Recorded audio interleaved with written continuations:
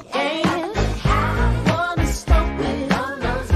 What I'm looking for is ecstasy, ecstasy, ecstasy.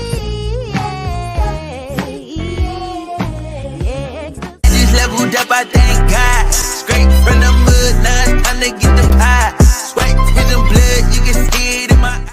So yeah, what's your sign? Into home, what's a fire? Just your phone, what's to let your intellect, what to get? You more than sex, wanna drink and I get drunk. Wanna smoke and wanna smoke with others. What I'm looking for is ecstasy, ecstasy, ecstasy, ecstasy. Just leveled up, I thank God. Straight from the mud, now it's time to get the pie. Swipe to the blood, you can see it in my eyes. So yeah, what's your sign? Into home, what's a fire? Just your phone, what's to let your intellect, what to get? You more than sex, wanna drink and I get drunk. Wanna smoke and wanna smoke with others. What I'm looking for is ecstasy, ecstasy, ecstasy, ecstasy. Just leveled up, I thank God. Straight from the mud, now it's time to get the pie. Swipe to the blood, you can see it in my eyes.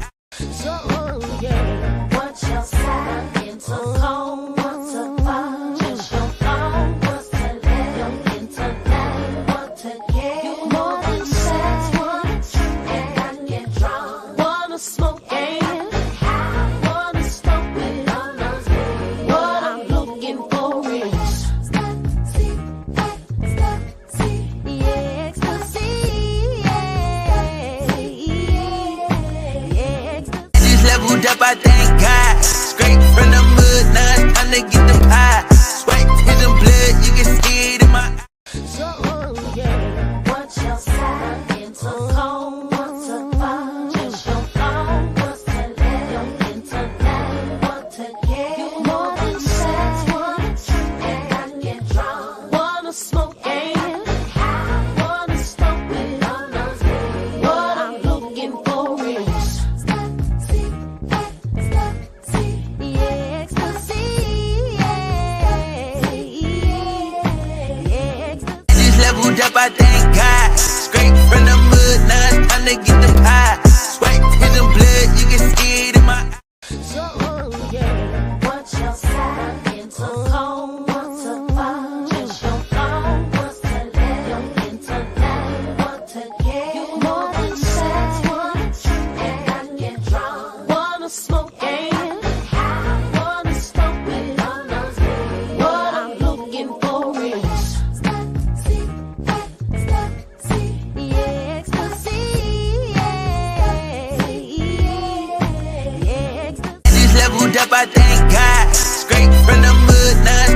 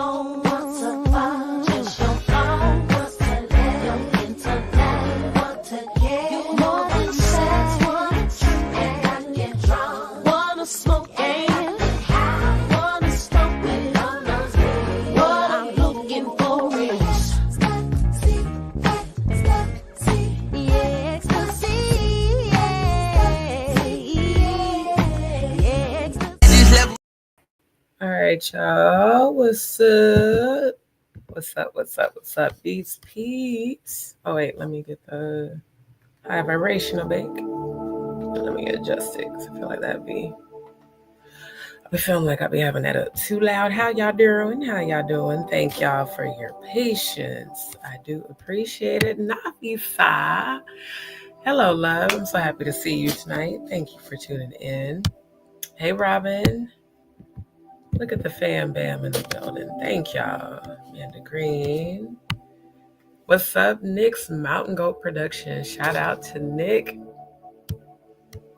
One of the dopest animators by far. Crystal, hey, how you doing, my love? Alexis, Ginger, what's up? Fam bam in the building. Sam, what's up with y'all? Grand Rising, Ella. Thank y'all for tuning in. I do appreciate it. And DzPeepz, we are growing. I just want to tell y'all, thank y'all for your liking, sharing, and subscribing. I really do appreciate it. Yeah, we're at 6725. So thank you to everybody who's been subscribing.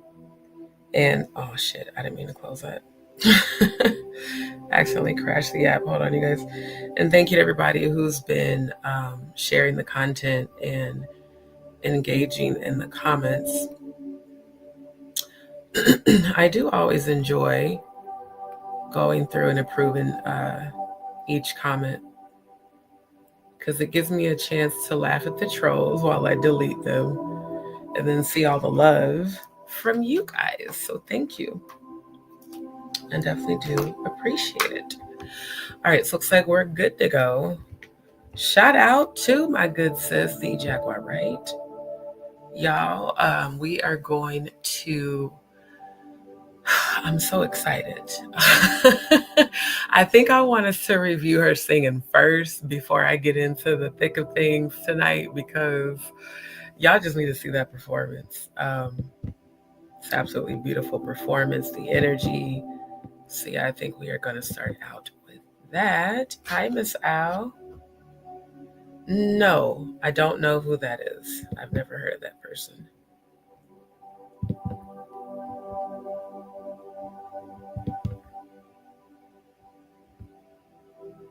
Yeah, that's because I turn on slow mode. That way it's not, a ton of chats all at once. Amanda, hello. Thank you guys for tuning in. And shout out to my DzPeepz. I do appreciate all of you. Thank you to everybody who's been sending emails. Thank you so much to everyone who is on board with the new initiative. I've got to solidify some things, but that's something that I want to get started as soon as possible. I genuinely, and for those who don't know, I'm on my yoga ball. So if you see me rolling, I'm actually stretching my legs out. I want to get started on that as soon as possible, just because of the premonition that I had last night. And then today I had more when I was doing my prayer and meditation. So I'm going to do some investigating. To those who sent emails that want to be involved, I'll definitely keep you updated. I definitely want to start with a, separate petition just in honor of people who want to get on board, because it's going to take a lot of us. Like we're going to have to literally start from scratch, get things figured out for facilities, get things figured out for staff, security, psychologists, therapists, spiritualists, healers, all of that.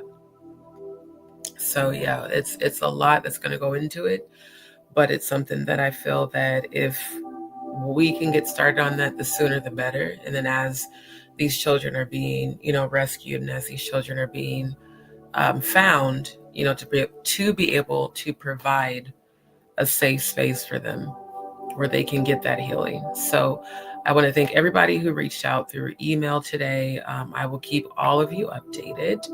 And then, of course, as I, find information and things start to move, then I'll be updating the community wall as well. So Thank you again. And shout out to all the DzPeepz and JagaDz in the building. What's up, aliens, love Earth? Just by the way, I do like your name very much. So hello, D and DzPeepz. Hope you all are doing good today. Right. Yeah. Because I mean, of course, we're going to continue to bring attention. Thank you, Antoinette. Thank you so much. And if you are a new subscriber, thank you and welcome to D's World. I do appreciate all of my JagaDz and my DzPeepz and the fam bam in the building. Shout out to my good sis, Jaguar Wright. My God, this woman's gift is amazing, and we're going to have to continue. I don't care what nobody says. I think damn near every live, we need to be watching my reaction, because as an artist and a musician and someone who just loves music that brings healing and reaches my soul, I feel like every time I do a review, we all receive help by the end of it, and we all leave here feeling uplifted. And that's what I want. No matter what subject we talk about, it can get heavy and get serious, but when it comes down to it, when you leave, I want you to feel uplifted. That is the whole objective. Hey, Anita, thank you, my love, for tuning in. Appreciate y'all. So yeah, I'm going to give my live reaction. And of course, I'll flash the copyright disclaimer before I get started.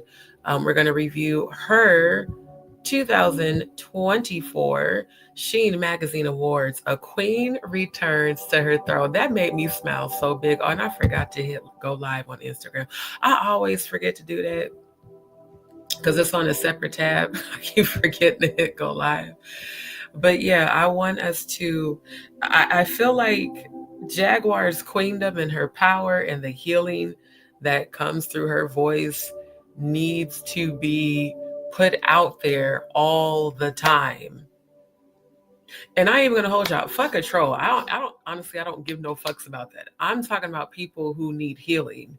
People who are going through shit, people who are still healing from trauma, all of that. When you listen to her, especially her live performances, that's why I keep specifically selecting the live performances, you can feel the healing through the screen. So I just feel like, I know I need it. We all need it. So we're going to continue to uplift and celebrate our good sis. Plus, personally, I'm just really proud of her. Having watched her on this platform for over 6 years, to see where she was when I first found her on Storm Monroe's channel to where she is now, she deserves every blessing that she's receiving, that she's going to receive. And so does the entire Soul Vibe tribe, because that's what I'm calling us as a family. It's a Soul Vibe tribe. So, I want us to stay in a space where, yes, we're aware of what's going on. We're aware of, the bullshit, because we have to be. But we're also having a good time. We're also elevating our energy. We're also celebrating. And since I love music so much, I really decided that this year, my channel, I want to focus overall more on music. My music that I'm writing, beats that I'm making, melodies, Jag's music, the collective family's music, everybody's brands, everybody's initiatives.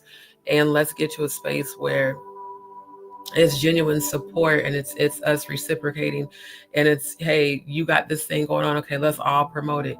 You got this going on, okay, let's all promote it. And then at the end of the day, let's come together and figure out a real way to go and get these kids and put them in a safe place. Because that series that I love so much, Stranger Things, y'all, that's some real shit, bro. Like, it's more to it than just freak offs and satanic sex rituals. It's also that shit, the very diabolical side of scientific MK Ultra on children. It's a broad range of shit that I've studied over the years, and I'm just like, yo, everybody kept saying conspiracy theory, all of y'all are crazy, and now we're seeing this shit really manifest. People actually coming forward and with their truth and saying, yo, this shit happened to me. So what are we going to do to stop it? Now, talking, bringing awareness, we have to do that. That's a no-brainer. But physically, what can we do to stop it? And I feel like the first stop is figuring out a way that we can create multiple fundraisers and really start putting the money into securing the healing facilities. That's what we need to start with first, and then make sure.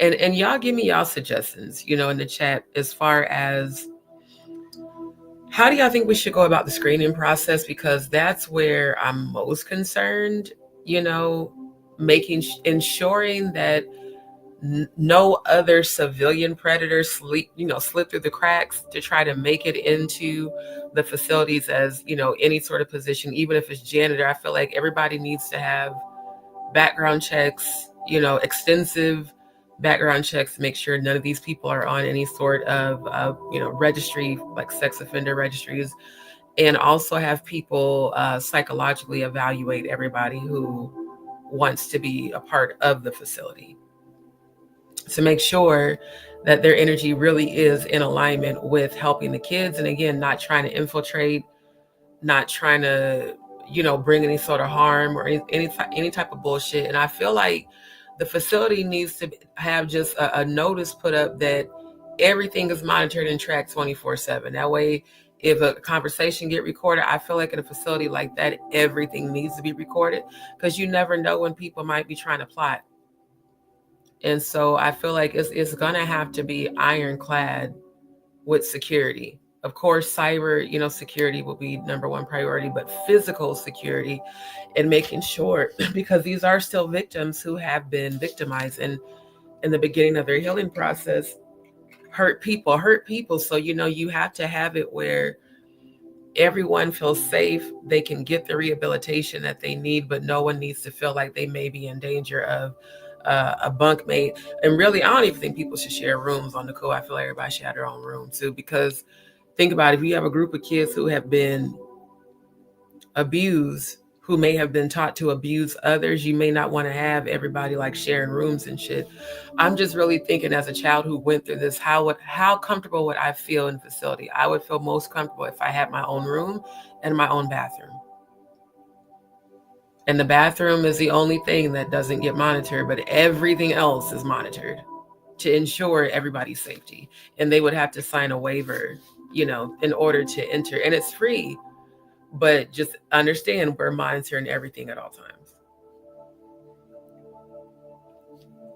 And I feel like we need to have like a headquarter in every part of the country. So, we'll have a headquarter in the South, we'll have a headquarter in the North.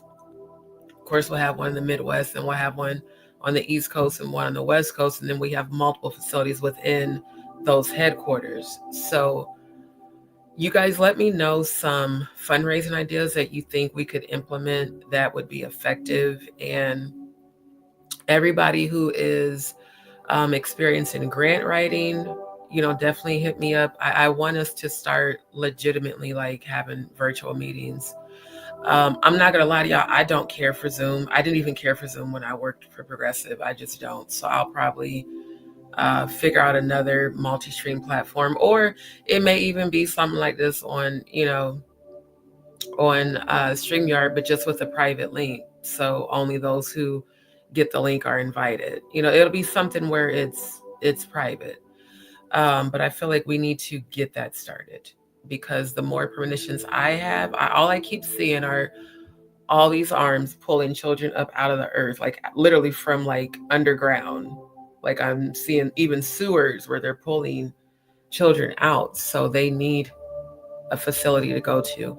I'm not gonna lie to y'all, I don't trust the governmental systems. I don't care if that's not the right thing to say. That's just how I feel.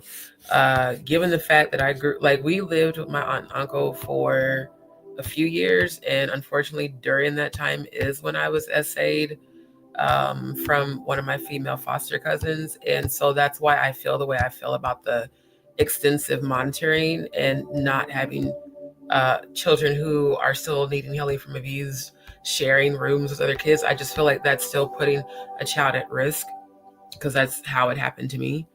And I feel like if we can come up with some ideas, I looked into the cost for the trademark and the copyright and all the registration.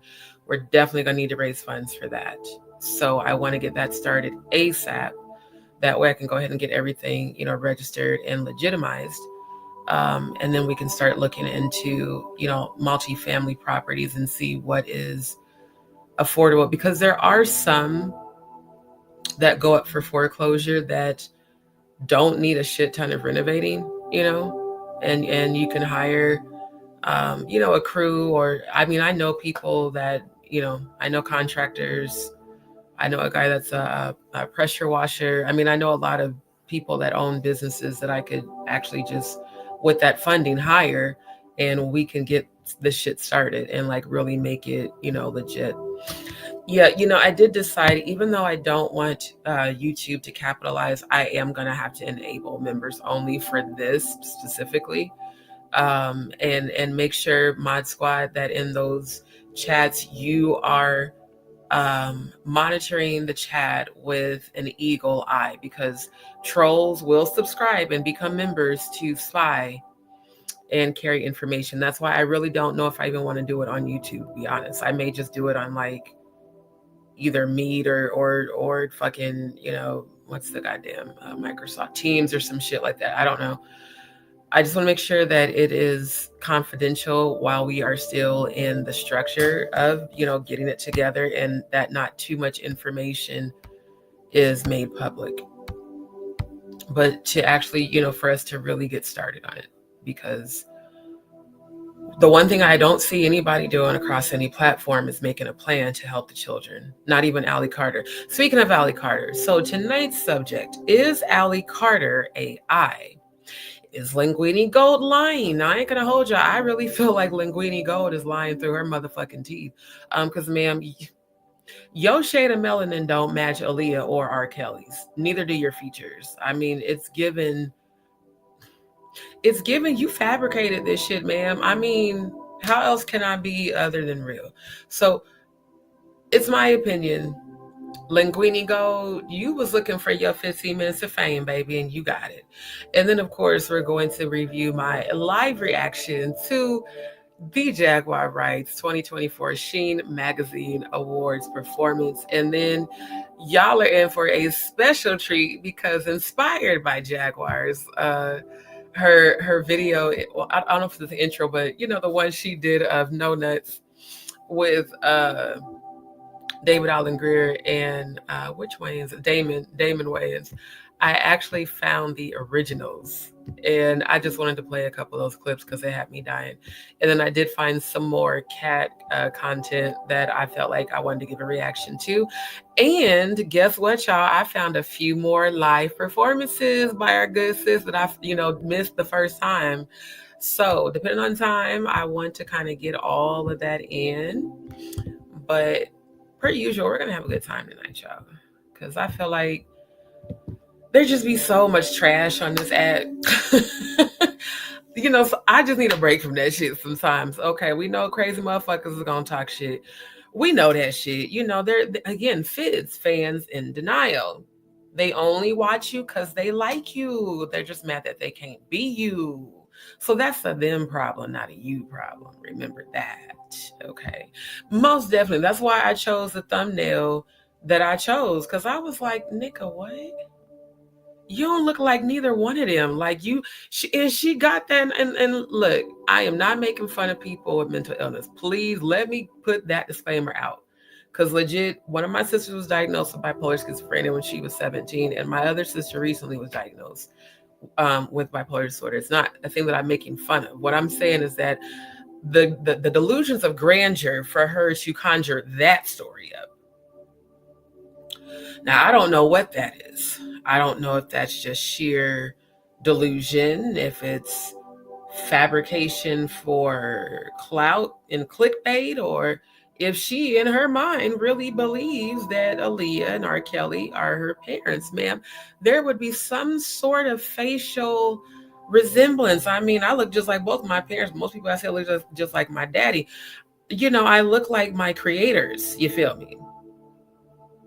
That's like me picking a picture of Jada Pinkett and saying Jada Pinkett is my mama. Jada Pinkett, let me think, and The Rock.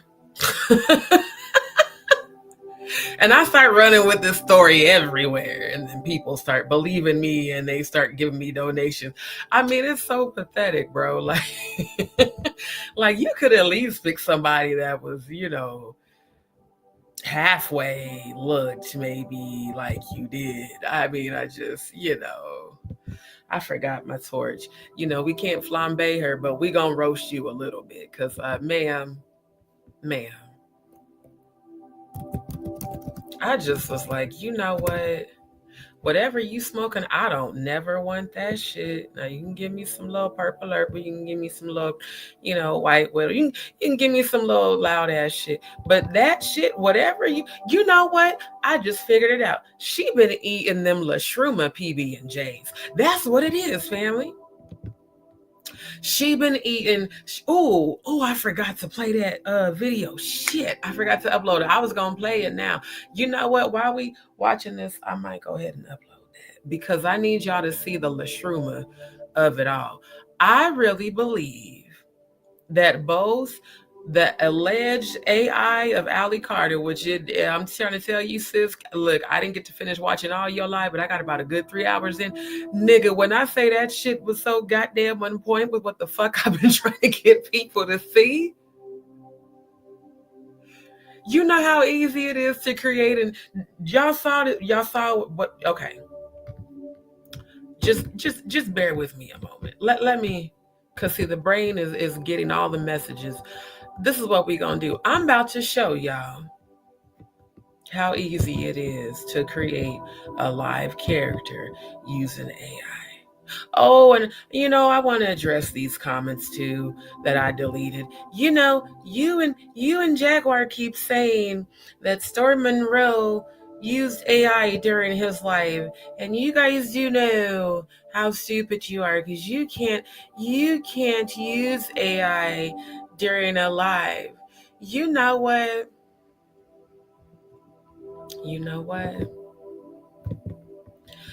You be hollering at a whoop-de-whoop. I don't give a fuck what y'all think. Bitch, I spent over 5 hours proving that shit. If dumb motherfuckers want to believe the bullshit, yeah, you can believe the bullshit. I am not going to try to convince your ass. The fuck I look like wasting my energy trying to prove some shit I spent. And you know what? And I want y'all to consider this too.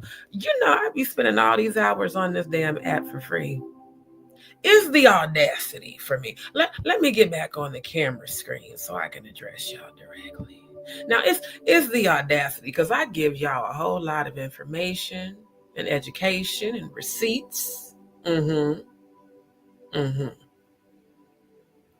And you still want to come to my comments after my live and talk shit. Because, see, you too much of a bitch ass to come while I'm on live and just drop down. See, you don't want to subscribe for 20 minutes and have to wait the 20 minutes to give your little commentary in the chat and expose yourself. So you wait until after, and then you say all this shit about how me and Jaguar were scammers. I'm crazy. She's a liar. I seen the live where I'm like, when the fuck are y'all gonna stop being stupid? I'm talking to the trolls right now. You feel me? Like, when are y'all gonna stop being stupid? Because you know what? Let me just receipts. Okay.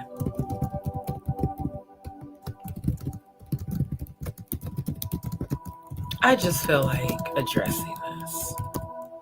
Because I'm just like, when are y'all going to drop this shit? Like, I've already addressed it. Y'all keep coming to the comments with the bullshit, and I don't never respond. I just screenshot and delete and, just get the fuck on. But I'm just saying, because one thing I decided is I'm not finna be bothered by a bunch of dumbasses. What the fuck for? When I know the truth. Hold on, because I found the site the last time and I meant to show y'all. Oh, I think this is the one. Give me a second.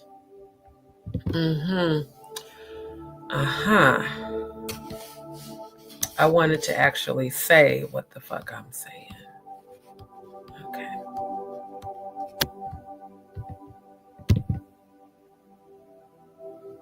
And the other thing about it is, it's always the people who have never done any sort of research that just swear it's a damnable lie that Storm Monroe could have allegedly used, Stormisha Bussy, Alizé Jenkins, and Trasha K, aka TK Opioid, and all of her little trashy ass crew, you know, I'm a fucking dumbass.com. You know, they stupid motherfuckers. Yeah, and then it's the body language. So I'm like, you know what? The definition of insanity is doing things the same way and expecting a different result. If y'all don't want to believe a 5.5 hour analysis, a fucking fine-tooth combed analysis, then you just want to be ignorant as fuck. And you know what? You gonna be less. You gonna be less and you gonna be stupid. I'm gonna be smart. And I'm gonna believe what the fuck I seen with my own 2 goddamn eyes. Y'all can be dumb if you want to be. Fucking, you want to believe Linguine, Alizé, stupid ass up here.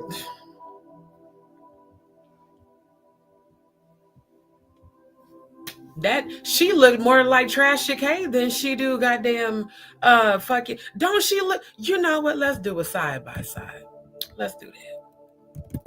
I swear to God, she looked like she could be one of Tasha. She could be one of Trasha K, aka TK Opioid's kids. Maybe that's the real T. Maybe that is the real T. Oh, especially in this picture. Okay. Oh, this is a good one. You know, let's just do a little bit of lightweight roasting. And as far as the AI, I'm not finna pull up the software. I already did that shit. Y'all, look, believe what you want to believe. I don't give a damn what you believe. I know what the fuck I know. And I know what the fuck I researched. And I know if you a dumb motherfucker that want to look at that shit, if your stupid ass believes that a goddamn broom dustpan flaps in the wind like the wings of an eagle, you a dumb motherfucker. I don't give a damn. I said what I said. You stupid as fuck.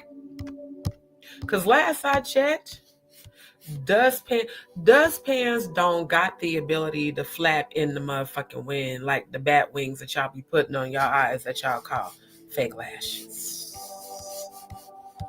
So if you could watch that shit and you could see that shit and you still think that I made it up or some of y'all said I edited the shit, I showed you the raw screen recording, didn't even put my damn outro on the end of it, didn't even put my damn watermark of my DMP Studios, you know, didn't do none of that shit. I just screen recorded it off of his channel, saved it, and transferred it from my phone to my laptop. And that was it. But y'all believe Linguine Gold. And then you listen to people like Trasha K. Okay. The same woman that sit up drunk all the time. The same woman Cardi B sued for $4 million. And she says she ain't have it because she was broke. And then next thing you know, she's living La Vida Loca in other countries. Allegedly living La Vida Loca in other countries. Allegedly with offshore accounts. Allegedly. That's what the streets are saying about your ass, Trasha K. No matter of fact, that's what Cardi B said about your ass. That's why she's trying to come and seize your assets. Because she like, oh, this bitch ain't broke. She on vacay. Looking like, you know, Trasha K, you look like you mean with a strap. I bet you be dicking down your husband. I swear to God. I feel that the more I look, let me share a screen so y'all can see. The more I look at these pictures, child. This explains the dynamic. I'm just saying. Ma'am, this is giving Bull Dyke vibes. I just want to say, as a bisexual female who's dated lesbians for 4 years, yeah, it's giving your face is scary, and I would never let it anywhere near my queendom, nor me personally. But for that face to have ever, ooh, child, and my granddad voice, And then one has to wonder, why did she choose a first name called Legina? Doesn't it sound an awful a lot like vagina? From the first time I heard her name, I was like, that don't even. You know how some people create, alternate realities because they live in other dimensions. They just live in other dimensions in this dimension. I mean, don't that just, I'm just saying. Legina sounds a lot like vagina. I'm just wondering why you chose that as a first name. It's odd, man. It's odd. That's all I'm saying. Okay, why are they only showing thumbnails of YouTube when I'm looking up her actual photo? I want the photo. Oh, I forgot to hit share this tab. Okay. Oh, this is the one. This is the one right here. I wanted this for the side by side. Trashy K. Legina Gold. Ooh, roasted them hoes. Ooh, bars. Oh, we've got Trashy K, TK Opioid. Let's do the close-up on the roast. That nose is looking awfully similar, ma'am. I think I just busted the real story. Maybe this is Trashy K's long-lost daughter. Maybe Trashy K put her up to this shit. If y'all think that Trashy K, aka TK Opioid, put Linguine Gold, I can't even say this shit without laughing, yo. If y'all think Trashy K, aka TK Opioid, put Linguine Gold up to making this story to be a distraction to take away from the real victims, please put a Y in. No, put a trash can emoji for Trashy K. Yeah, that's gonna be our our family woody woo. Whenever you see a trash can emoji, if I pop up on your live and I put a trash can emoji, you know I'm talking about Trashy K, aka TK Opioid. Y'all put a trash can emoji in the chat if you think Linguine Gold could possibly be Trashy K.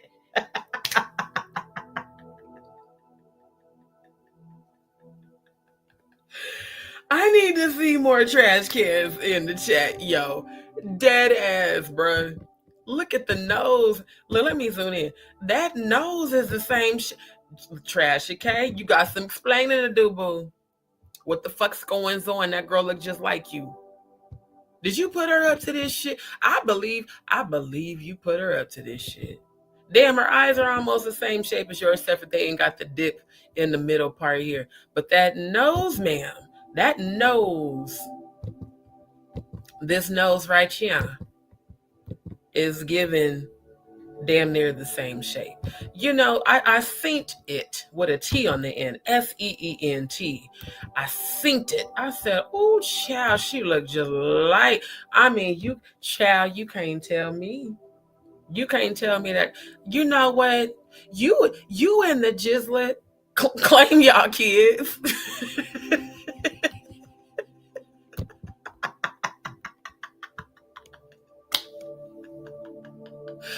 Holy shit. Claim your kids, child.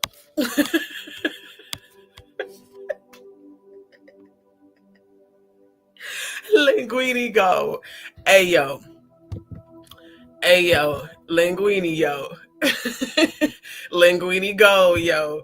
You looking a lot. And child. Okay. We switching back. Let's switch back. Now you can't. Come on. And you know what? let's pull up the other receipts right quick. Let's finish.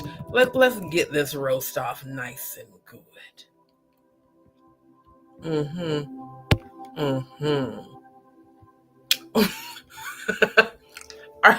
Yo, R. Kelly's face, bruh. I'm gonna use this picture on purpose.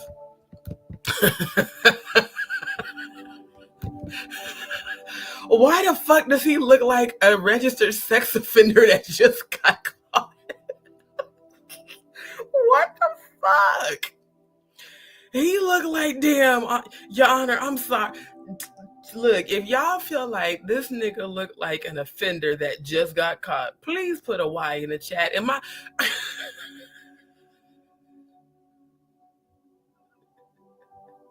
Your Honor, I didn't pee on her. I swear to God, yo. Oh my God, why is roasting so funny? Cause I be for real, I be so serious, but then the shit just come out like I'm joking, but I'm serious as hell. This nigga look like he look like the motherfuckers on to catch a predator. Holy shit.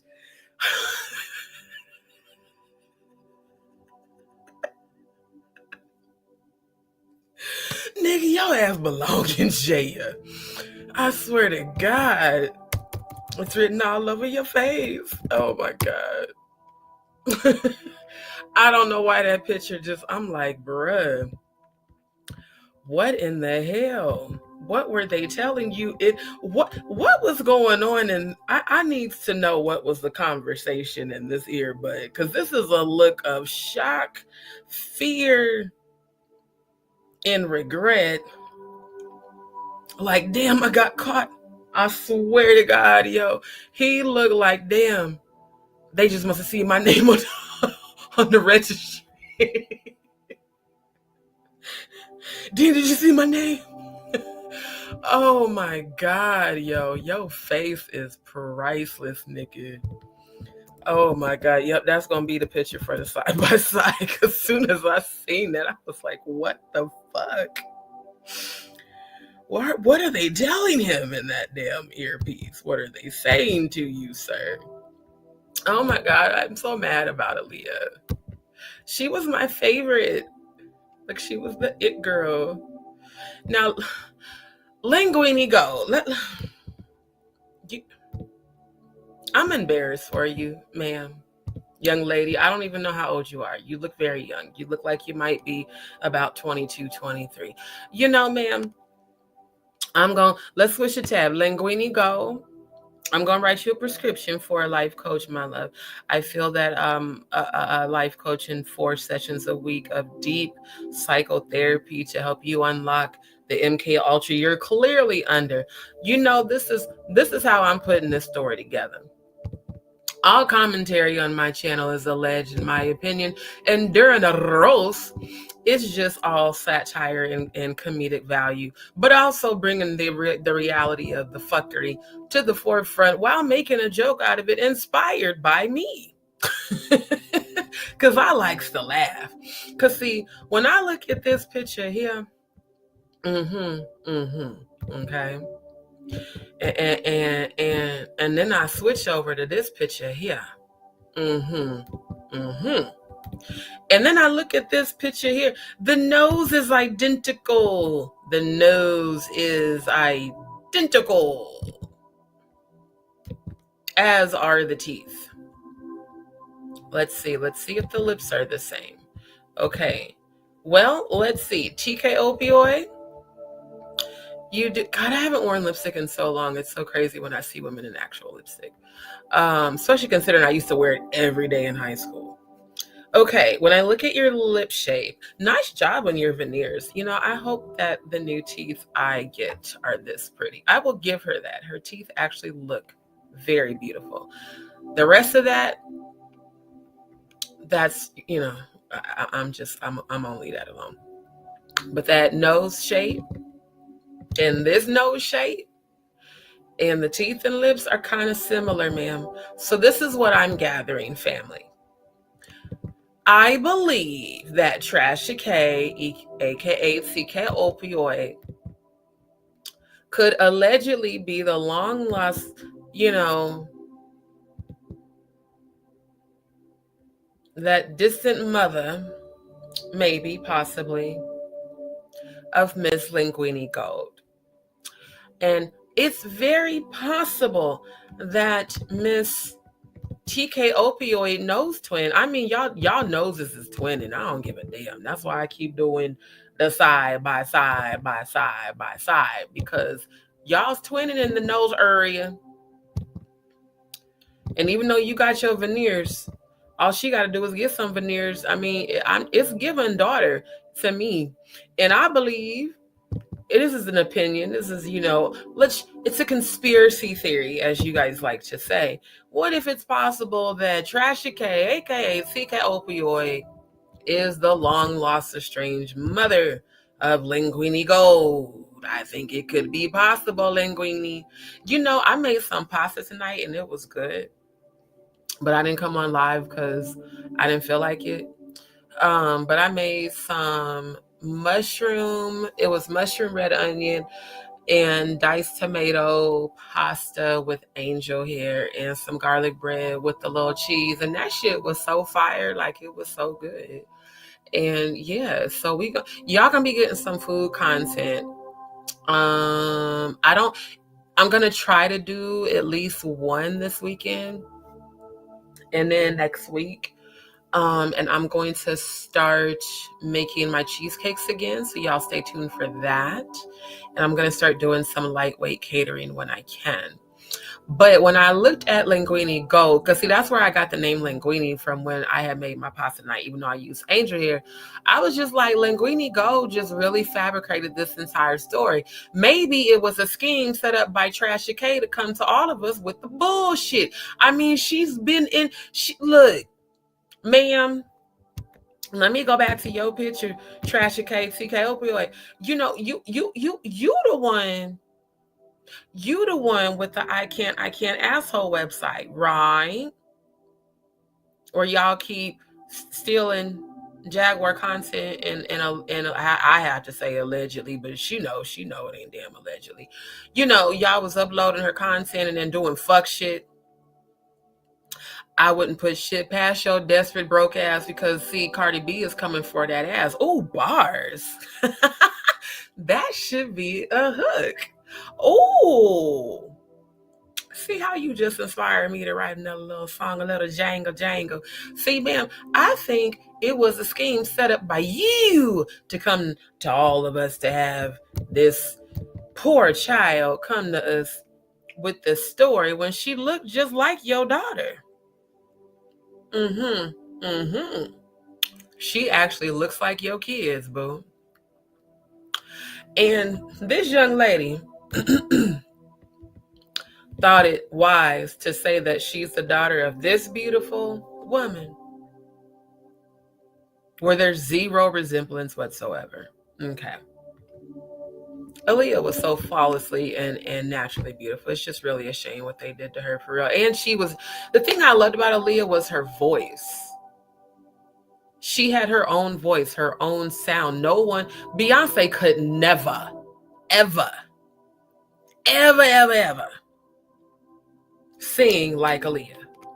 She couldn't even hit a run like Aaliyah. She couldn't even hit an octave, a note like Aaliyah. Aaliyah was a natural beauty and a natural talent. She was what every young girl my age wanted to be. And it's just sad. I really cried when they announced that she passed away, and she was only 22. She was hella young. And I even said back then, I was like, bro, that wasn't no accident. And my friend's like, what are you talking about? I'm like, bro, like, why would she get on the plane that's faulty, knowing that it's faulty? You know what I'm saying? As well known as she was, as intelligent as she was, as smart as she was, Aaliyah was like the super pretty hood chick. Like, she was the one all of us from the hood was trying to be like. And then you got Miss My Husband Taught Me How to Be a Woman looking ass coming in the picture, and all of a sudden now she being her limped body is carried onto a plane. Can we ask why? Who said to stop that investigation? Why? How do y'all release footage of the girl being carried onto a plane unconscious after the fact, not before, which implicates premeditated red rum?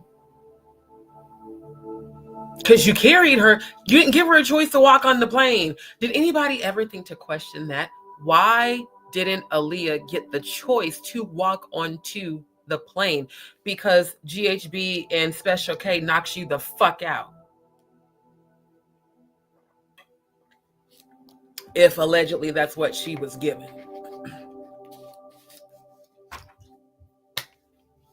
Seems like that was, the cocktail, allegedly, of Mr. Carter and Mr. Combs and their whole, crew. Oh, and Danny Masterson too. Yeah, he actually got convicted using that. So, it's so crazy that the very beautiful, naturally talented one is the one that gets carried onto a plane that just, the pilot obviously was, a willing sacrifice, allegedly.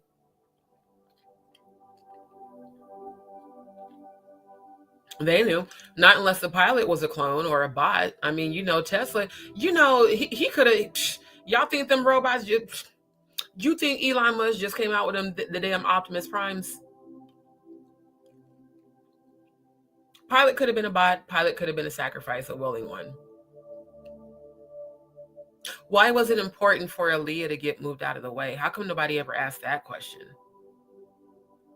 What was going on in Rock Nation when she met her untimely demise? Was she a willing sacrifice? I don't think she was. See, when she passed is when I started studying blood sacrifice in high school. And the friends that I showed it to was like, dude, you are a huge conspiracy theorist. I was like, no, it's very possible after seeing footage of her being carried onto that plane that was planned. And now you've got Miss Delusions of Grandeur, aka Linguine Gold, claiming to be the daughter of her. Zero fucking resemblance. Like, literally, ma'am, I think it's time that you and Miss TK Opioid Trashy K, y'all just need to go on and just say she your daughter. I bet you get more money like that, Trashy K, if you just go on and admit, you know what, y'all, it was a scheme set up by me to come to y'all with the bullshit. I sent Linguine Gold to y'all with that bullshit ass story. Bet money we'll hear about that later down the road. She gonna be like, yeah, I told her to go, so they could distract everybody, to just get Jaguar all, riled up. And you think it's a coincidence that they sent her to the blue couch with Jaguar? Come on now. And you think that the same woman that wouldn't shut the fuck up after Cardi B asked her politely to, them some cute ass earrings too, Cardi B. You think that this same woman who got sued for $4 million, who still ain't paid Cardi her shit, what's up with you and the Jizzler not paying up? How you and Adria and Courtney, Uncle Ruckus, don't trust them new niggas looking ass. Y'all some stupid motherfuckers, in my opinion. Because how do you post on social media you being out the country, talking about you living in luxury, after publicly telling the whole entire world that you ain't have no money to pay Cardi? I mean, it's just like when the Diddler, we might need to watch that for a laugh. When the Diddler, implicated himself on the video where he admitted to waking up with Usher when Usher was 10 years old and fighting over the frosted legs, and went on to say pause and went on to just continue to implicate himself with the whole silver dildo on the bed. Y'all some stupid motherfuckers. Then you got Adria, publicly displaying all of her Diddy ganja. Miss She Diddy herself. No Diddy weed. You know, Adria, who's your target audience? Let me ask you some marketing questions. Who's your target audience? What is the age group of the target audience that you're trying to reach? What's the demographic and the race, age, and color and geographical location of the target audience that you're trying to reach with your product?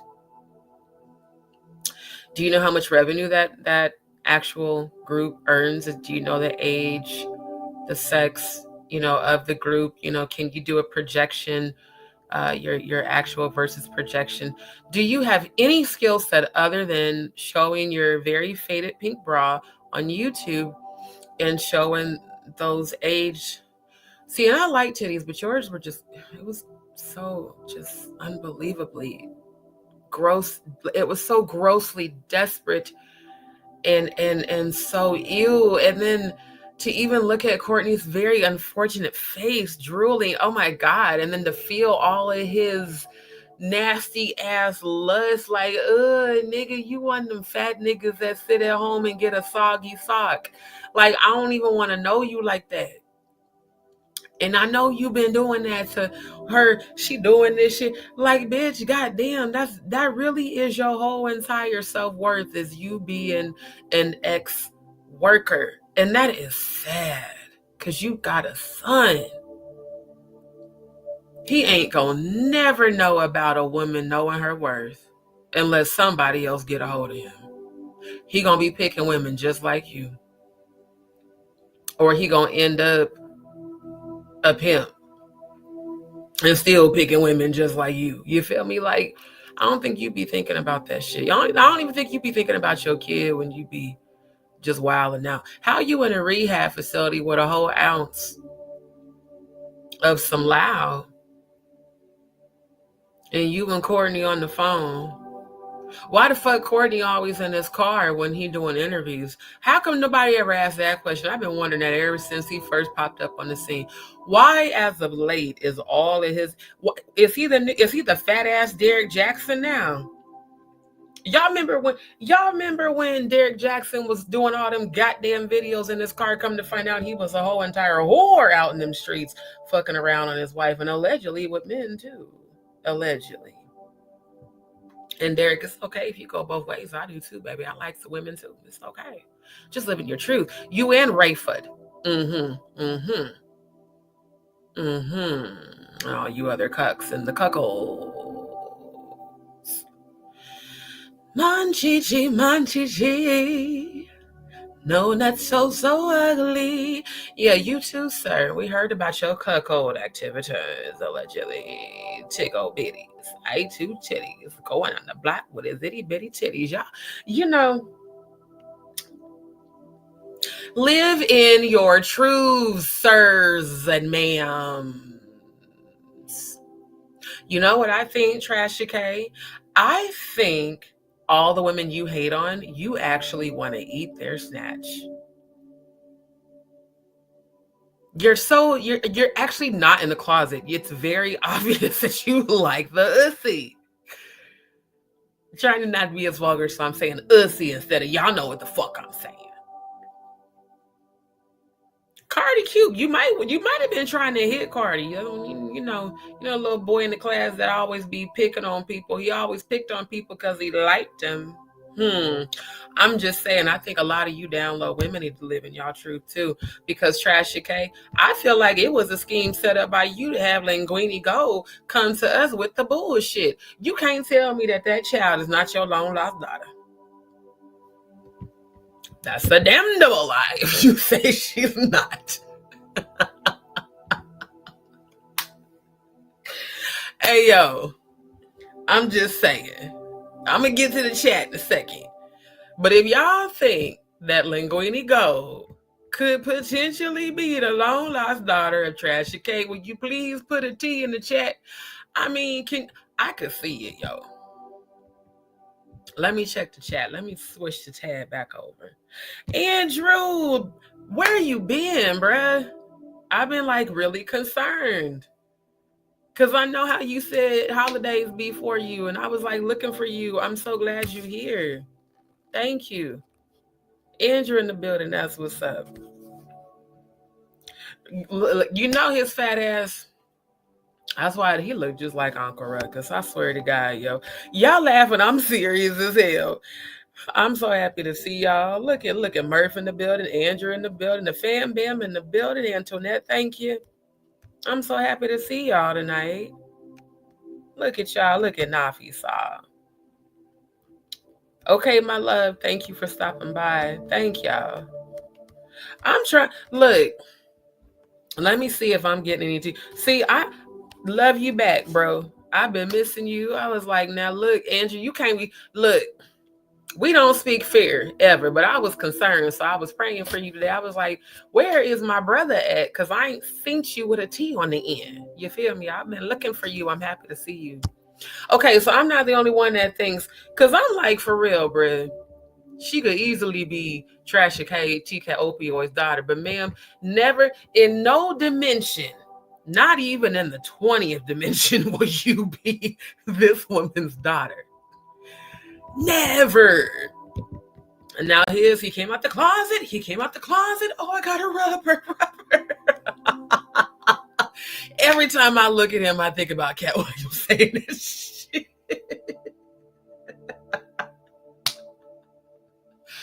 Holy shit.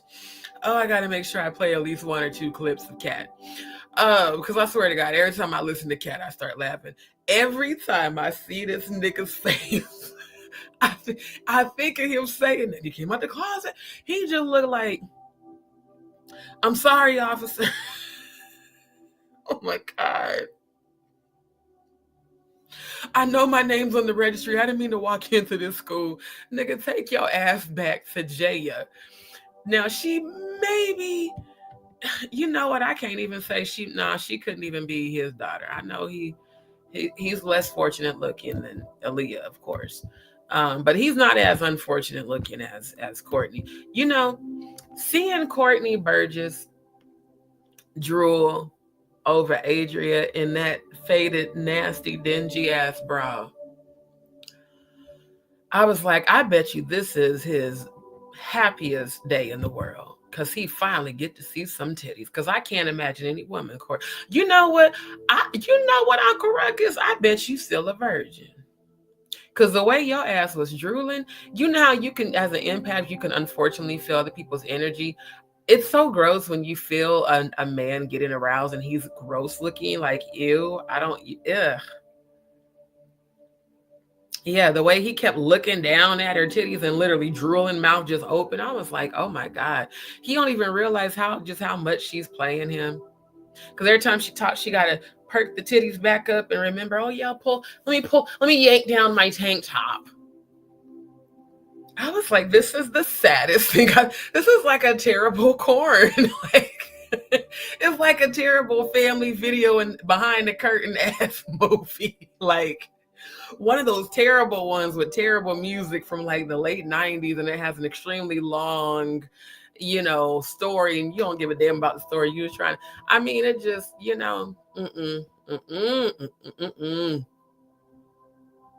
Then the whole She Diddy shit. I feel like Trasha K, you behind Adria. The fact that Adria gave you a shout out during her live, Adria, are you trying to out the people that's fucking with you? I mean, are you getting money from these motherfuckers and intentionally putting them on blast by giving them the shout out? Because the minute you give them a shout out, motherfuckers is looking at you sideways. You gave a shout out to Tasha K. You said, shout out to my girl, Tasha K. Oh, and shout out to Lionel B. Thank you, bro, for sending me my money. We good. Didn't you just fire him a month ago? After doing the interview with Courtney where y'all was bashing Jaguar. Now you're in a rehab, holding up a whole entire ounce of loud in a rehab facility, okay? That's your story on the twin size bed you're on. Now, shout out to you for taking yourself to rehab, if that is true, because we ain't seen no, you put out a template for a fake cease and desist sent to Jaguar Wright stage name. If Stupid was the villain, it'd be you and the Diddler. Maybe that's why you named yourself She Did, because you just as stupid as his dumb ass is, admitting the goddamn pizza boxes over the fucking prison phone with his dumb ass, and then admitting to waking up with a 10-year-old in the fucking bed. Birds of a feather with no brain flock together, and they do stupid shit like advertise weed allegedly from, no, you said, I can't even say allegedly, you said you inside of a rehab facility, but you got a whole ounce of loud because you said it was loud. This is the No Diddy strain. What was the other one called? It was No Diddy and She Diddy, I think, or some shit. Oh no, Freak Off. Yeah, Freak Off and No Diddy with your name as She Diddy. She didn't ever actually file a lawsuit against Diddy. She didn't follow through with the lawsuit like she told Natanya Rubin and Jaguar during the lie that she hustled all them people out their damn money. I'm so sorry to tell y'all, you know, the Nerd Herd and the JagaDz and the JagaDz. I'm sorry she hustled y'all. I really am. That's when you know a motherfucker is not only desperate, but has no shame and no sort of, you know, conscience or class or morals. I mean, one who has class wouldn't be yanking. I mean, I ain't gonna hold y'all. I hate bras, so I don't wear bras at home. But I'm not finna jump on live and pull my tank top down to where you can see my areolas and shit. Meanwhile, fat ass is sitting there drooling like a goddamn dog and just looking disgusting and despicable. The more his bottom lip hung as he drooled,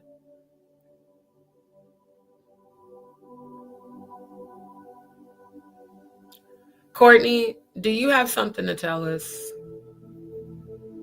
It's okay if you had to write the short yellow buzz. Don't be ashamed of that. Because that's what it gave, the look on your face. Meanwhile, you like, yeah, man, whatever you need.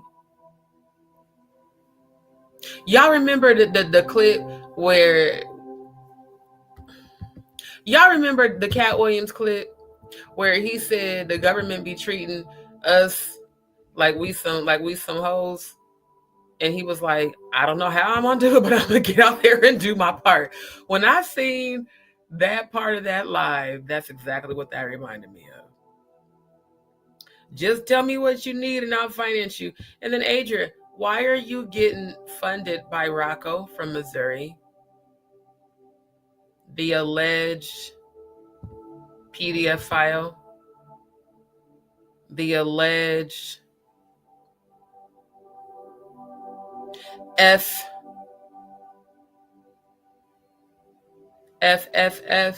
Fetty, you know, so many people have talked about Rocco over the last 20 plus years, and no one's done anything about it, not even back home.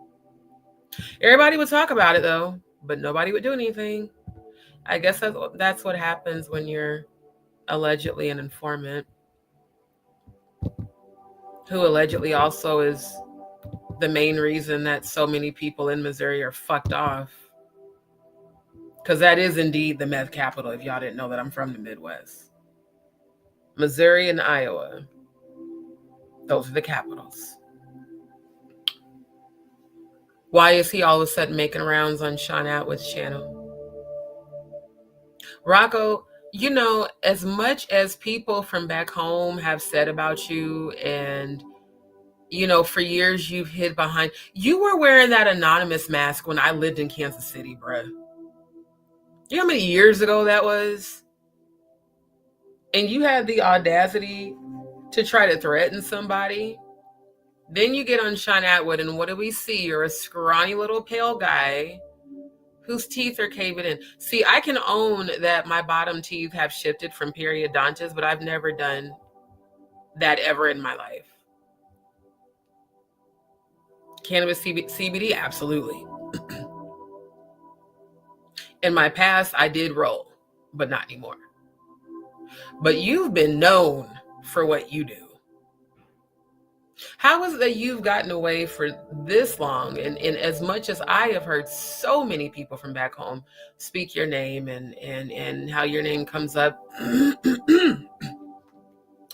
in certain transportation situations, in certain neighborhoods, in certain communities, in certain counties, how have you stayed under the radar this long? And then all of a sudden, after all these years, you take the mask off and you pop up on Sean Atwood. Not too long after you saw Jaguar on Sean Atwood. Rocco, what you and your little band of misfits from back home need to know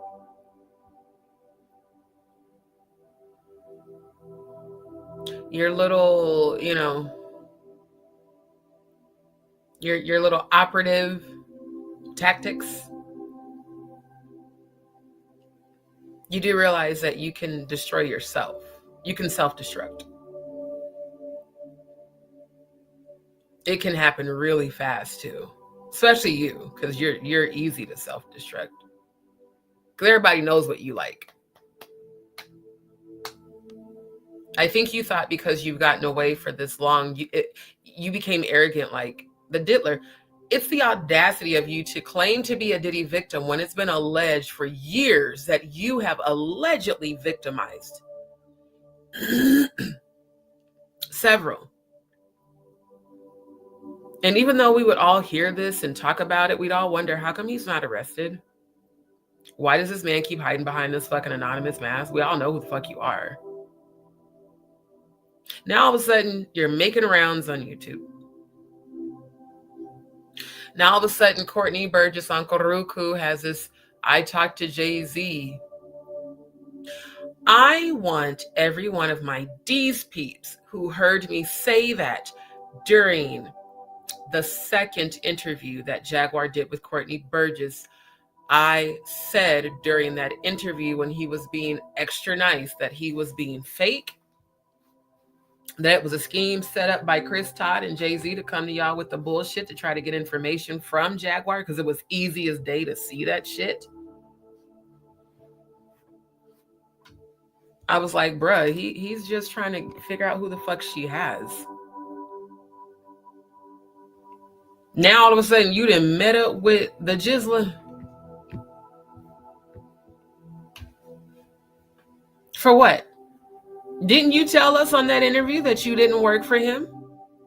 Didn't you tell us on the interview that Ariel Mitchell Kid was on there popping off and talking off of them? You know, Ariel Mitchell Kid, you know what I want to challenge you to do? I want you to keep that same energy when you see Jaguar Wright in person. I'd love it if she keep my name out of her mouth. Folks be real bold online, don't they though? But in person, because as soon as she got on stage, your ass changed up. You were, oh, hi, Jaguar. Because you ain't know. See, that's what I like about Sean. I bet you Sean didn't tell her Jaguar was coming. Because I don't think she would have been talking that kind of shit if she would have known Jaguar was about to come meet her ass on the stage. I love how Jaguar said in her live, she said, you got to be prepared to meet your opposer face to face and challenge him. See, the reason I don't like to do that is because motherfuckers get mad when I call them on their shit. And I could do it calm as hell, but I'm going to call you on your shit, bruh. Because Ariel Mitchell Kid, you was never for us meeting the melanin women. You for damn sure was never for Jaguar. Jag, it was a blessing that she didn't answer your text. You know that, sis. That, you know, rejection is God's protection. Do y'all remember me saying that though? I said Ariel Mitchell Kid seemed like she getting paid by the Jizzler. Seemed like she might have had I feel like she could have potentially had a threesome with Jay-Z and Diddy at the same time. That's my opinion. That's my theory, rather. Allegedly. And I don't trust Busby either. But I feel like this is an orchestrated thing. Intermedia scene. Ariel Mitchell Kid. I ain't gonna hold y'all. Initially, she was racially ambiguous to me. I was like, is she black? Is she mixed? Is she like, what is she? Because she kept saying she represented the sisters. Really? I didn't see any natural melanin look from you. I saw corporate European look from you. You know, it's funny, these characters that keep popping up on the tube.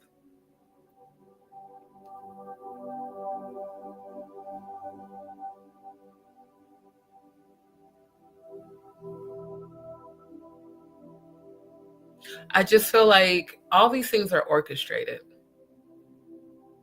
I do. I feel like it's all orchestrated. Trashy K comes with her I Can't website with Psycho Robertson. Then we got Official King Primate. We got Linguine Gold.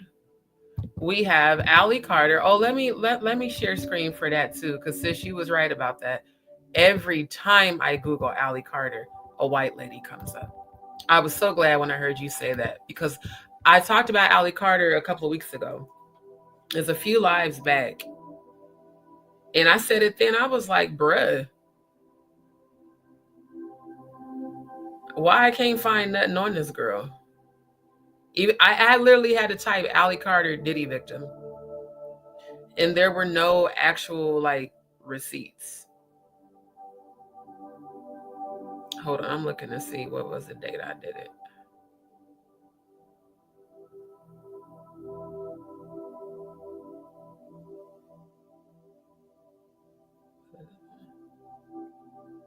No, it wasn't. So it was a couple of weeks ago. And I was just like, because everybody, I mean, a lot of people before I started putting it on subscriber only, a lot of, trolls would come in and be like, why don't you never talk about Allie Carter? Because I never believed her story. The same reason I never talked about Lamisha. If I don't feel that person's being genuine, I'm not finna pick that up and put that on my channel for what? I could feel that Lamisha was lying. And everybody was like, oh, you need to go watch Live with Lamisha. For what? Once Adria turned, I really wasn't interested in no more new victims. I ain't gonna hold y'all. Once she turned her back that quick on Jaguar and Natanya 6 days later and was on Lionel B talking shit with Courtney Burgess, Courtney probably been financing her this whole time. I wouldn't be surprised if the Jizzla was giving Courtney the money to give to Adria. I wouldn't be surprised that Jizzla was giving the money to Rocco for Rocco to give to Adria. She got two pimps. One's a meth head, one's a fat ass, allegedly, both of them. But I know that's what everybody says about Rocco back home. Rocco, the fucking meth head. The white boy in the trap who allegedly kept getting caught with little boys. Allegedly back in, fucking the early mid-2000s, bruh. How you been getting away allegedly with this shit this long? Who's protecting you? Is it maybe the master mason that calls himself Jehovah? I'm just saying. Hell of a theory, isn't it? Now all of a sudden they both financing this bitch as she yanks her tank top down to reveal her dingy ass bra, as she can't sit still. See, cannabis, all of us 80 babies, we do have a certain amount of ADHD. I know that I do too. And one of the symptoms from Graves' disease, autoimmune disease I was born with, is nervousness and tremors, like hand tremors. So there's times that I get fidgety, and then there's times that I want to stretch because, I want to alleviate some pain that I'm feeling, or just, stretch out a muscle. But the way she's fidgety, she be rolling. That's just she be rolling. What did Mac Miller say? She crushing down that powder, fucking it for hours. I still ain't got my nut. Hey, you fucking with that Molly, she ain't gonna let you bust. Blah. Yeah. I'm just saying, when you've been around it, you know what it looks like. You know what it looks like. And ma'am, y'all pray for her son. I'ma just say that, because You know what? I ain't even gonna hold y'all. If we really get this facility up, I want to be an advocate for her son. All bullshit aside, like no jokes. I'm dead ass serious right now. I feel like if we get the right healers, the right people, they could maybe save him, because if CPS gets him, it's a wrap for that little boy. I'm so serious. Like, I don't want that to happen. And given the way that Adria is making moves, that could very easily and quickly happen. Like, for real, for real. I really want us to be able to be an advocate for her. So, not for her, for her son. Because it's not fair to him that he has to, go through all this shit because of his mom. How the fuck, and that's the other thing. How is it even in your mind to put Diddy anywhere connected to you? I can't fathom the she Diddy shit unless you really were there with him doing that shit. Like people have been saying you allegedly were. You did all that exposing of Kris Jenner, and I heard, ma'am, that you allegedly participated in some shit too, allegedly. Because you ain't did shit with that lawsuit. You straight up sat on YouTube and lied to Natanya, to Jaguar and everybody else on that fucking live and said, I need the money so I can go, finish filing the lawsuit in New York. I was in the live. And that for damn sure wasn't AI, bitch. You said that shit. Okay? We're now in 2025. You still haven't followed up on that. You have used the clout to promote no Diddy freak off weed. A real victim wouldn't want to stay connected to that in any way, shape, or form. They for damn sure wouldn't name strains of weed after their trauma, alleged trauma. Because at this point, I don't believe you. And that sucks if it really did happen to you, because I don't believe you. I don't believe you're a victim. I believe you're a willing participant and all that shit. That's my opinion. And I believe that the reason you know so much stuff is because you're not as innocent as you pretend to be. See, I heard that you were there, allegedly, when that shit happened to your alleged homegirl. I hope to God that's not true, but I've heard that in these YouTube streets. I've seen other content creators talking about it. And you're in pictures with Aaliyah too. Did y'all know that?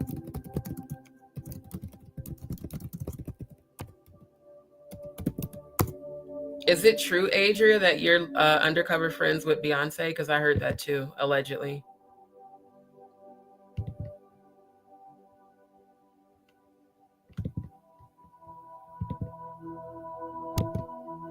I'm trying to see, is this the picture of y'all? No, that's Aaliyah's family. But yeah, I seen on your Instagram, you posted pictures of the two of y'all together hanging out. Yeah, because this is what you looked like in the photo. Not unless you photoshopped it. I remember specifically seeing this photo in a picture with you and Aaliyah. Now, you could have photoshopped it. You definitely could have did that. Because funny, now that I've typed your name with Aaliyah, I don't see any pictures of y'all as friends. But you said that she was your bestie, right? Why don't I see no pictures of y'all on the internet? I'm just saying, it's weird. It's weird because all these people who love and look up to, the Jizla have all been coming for Jaguar and Natanya and Jonathan A. and Ronnie Bo especially. What is it that they have on y'all that y'all don't want exposed? Everybody involved has something that they don't want exposed, especially you. And I'm addressing you because I actually did initially believe you. And then it's like, you was geeked the fuck up during the interview with Natanya and Jag. You was geeked up, motherfucker. Your ass was geeked. That's why Natanya even had to keep getting you to calm down and stop saying that. I was so embarrassed for Natanya, bless her heart. She really meant well though. Then you go and you trash them both. And then and even the video where you're on here with Courtney drooling like Fat Albert. Oh, that's who the fuck he looked like. Courtney is Fat Albert meets Uncle Ruckus. Nah, gonna have a good time. Hey, it's Courtney Burch.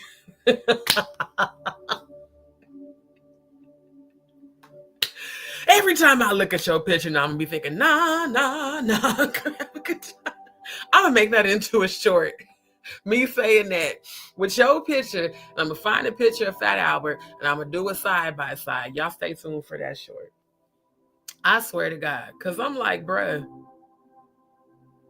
you and Courtney online, forward looking, goddamn hot dog forehead looking ass Lionel B talking cash money shit about Jaguar. Because without her, y'all ain't, I mean, your content is whack. You got a dingy bra on and, you know, some alleged loud in a rehab center. You would have just did better to say you was at a homeless shelter than a rehab center, you know. I think more people would have felt sympathy for you because it doesn't make sense that a woman in rehab has weed, not even in California. I looked up the law. That's not legal for that to happen. So did you borrow someone's bed to advertise that? I mean, because I heard that when you was doing the interviews in the van that you had a house you were going to, just like Derek Jackson. Y'all remember that? He constantly did all of his content. He filmed it in his car. Then we found out he filmed it in his car because he was outside of the side chick's houses, because it was more than one.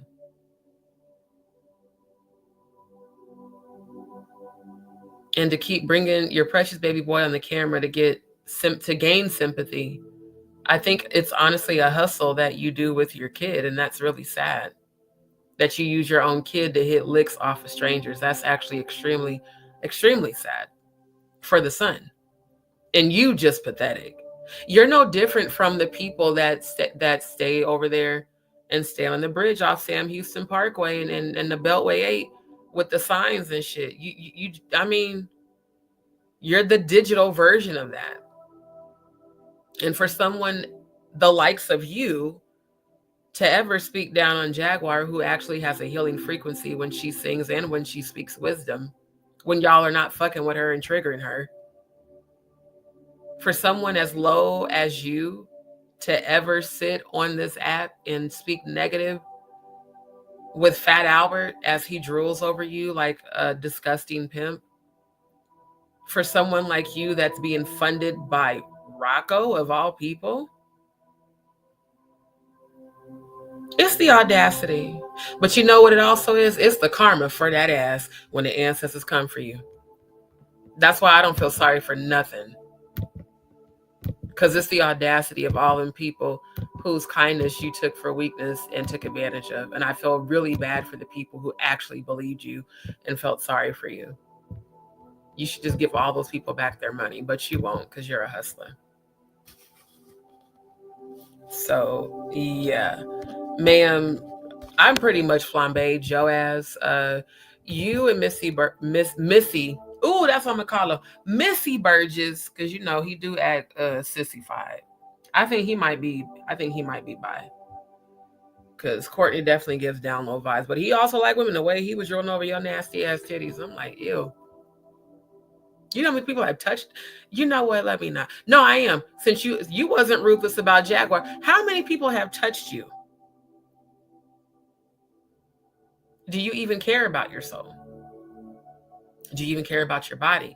You know, you had all that to say, lying on Jaguar, saying that Jaguar Wright said I had HIV. She never said that on any live, any video, because I'm on him as much as I can be. Only time I miss her live is if I'm asleep when she's on live. So she never once said you had HIV.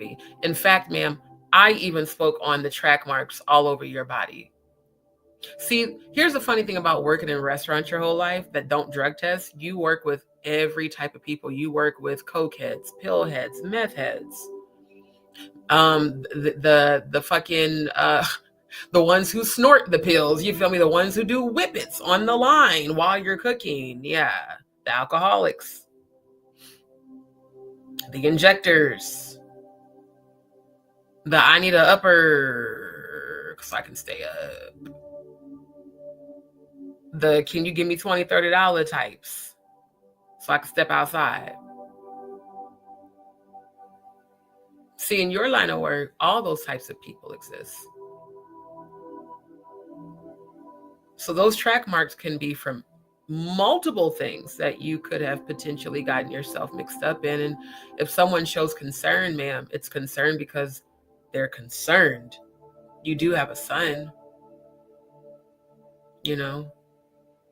I really, Adria, I want to encourage you to start thinking about your baby boy and not as a source of income.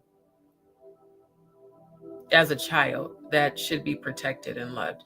And if you don't, when I do get my facilities up, we're going to be an advocate for your son. And I want him to be with someone who's going to make sure he's safe.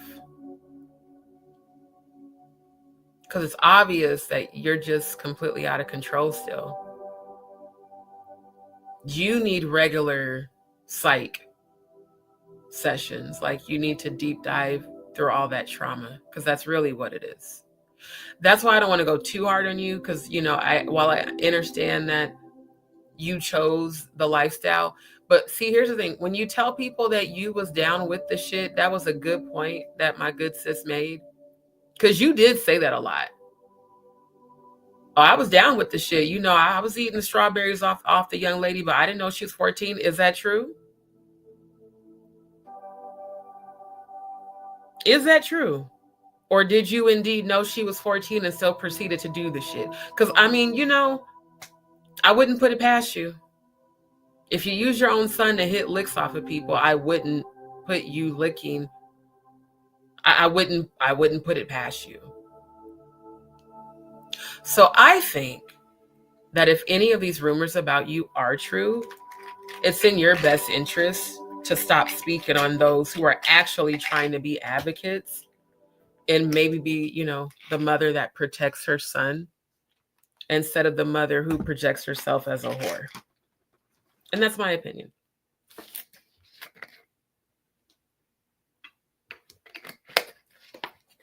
Now, if people get offended by that, well, oh, well.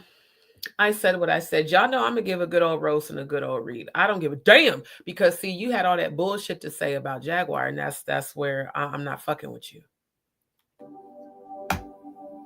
You or that fat ass nigga that y'all stupidly sitting on the tube, you know, just putting all y'all dumbass business out there. You a dumbass motherfucker. You just as delusional as Linguine Gold sitting up here saying that R. Kelly and Aaliyah is her goddamn parents. You just as delusional as Ally Carter trying to blame the black community and the Black Panthers of all people for being the people responsible for her transportation and teleportation. But yet, ma'am, I have said even during my own live, because, see, y'all remember when I did the first live about her, when I said my reaction to the Ally Carter versus Jaguar shit, and initially I was like, I don't think she was speaking about sis. I said, but it does make it seem like, since she didn't say her name, I had to give her that, okay? She didn't say Jaguar's name, so therefore I can't say she was talking about Jaguar, okay?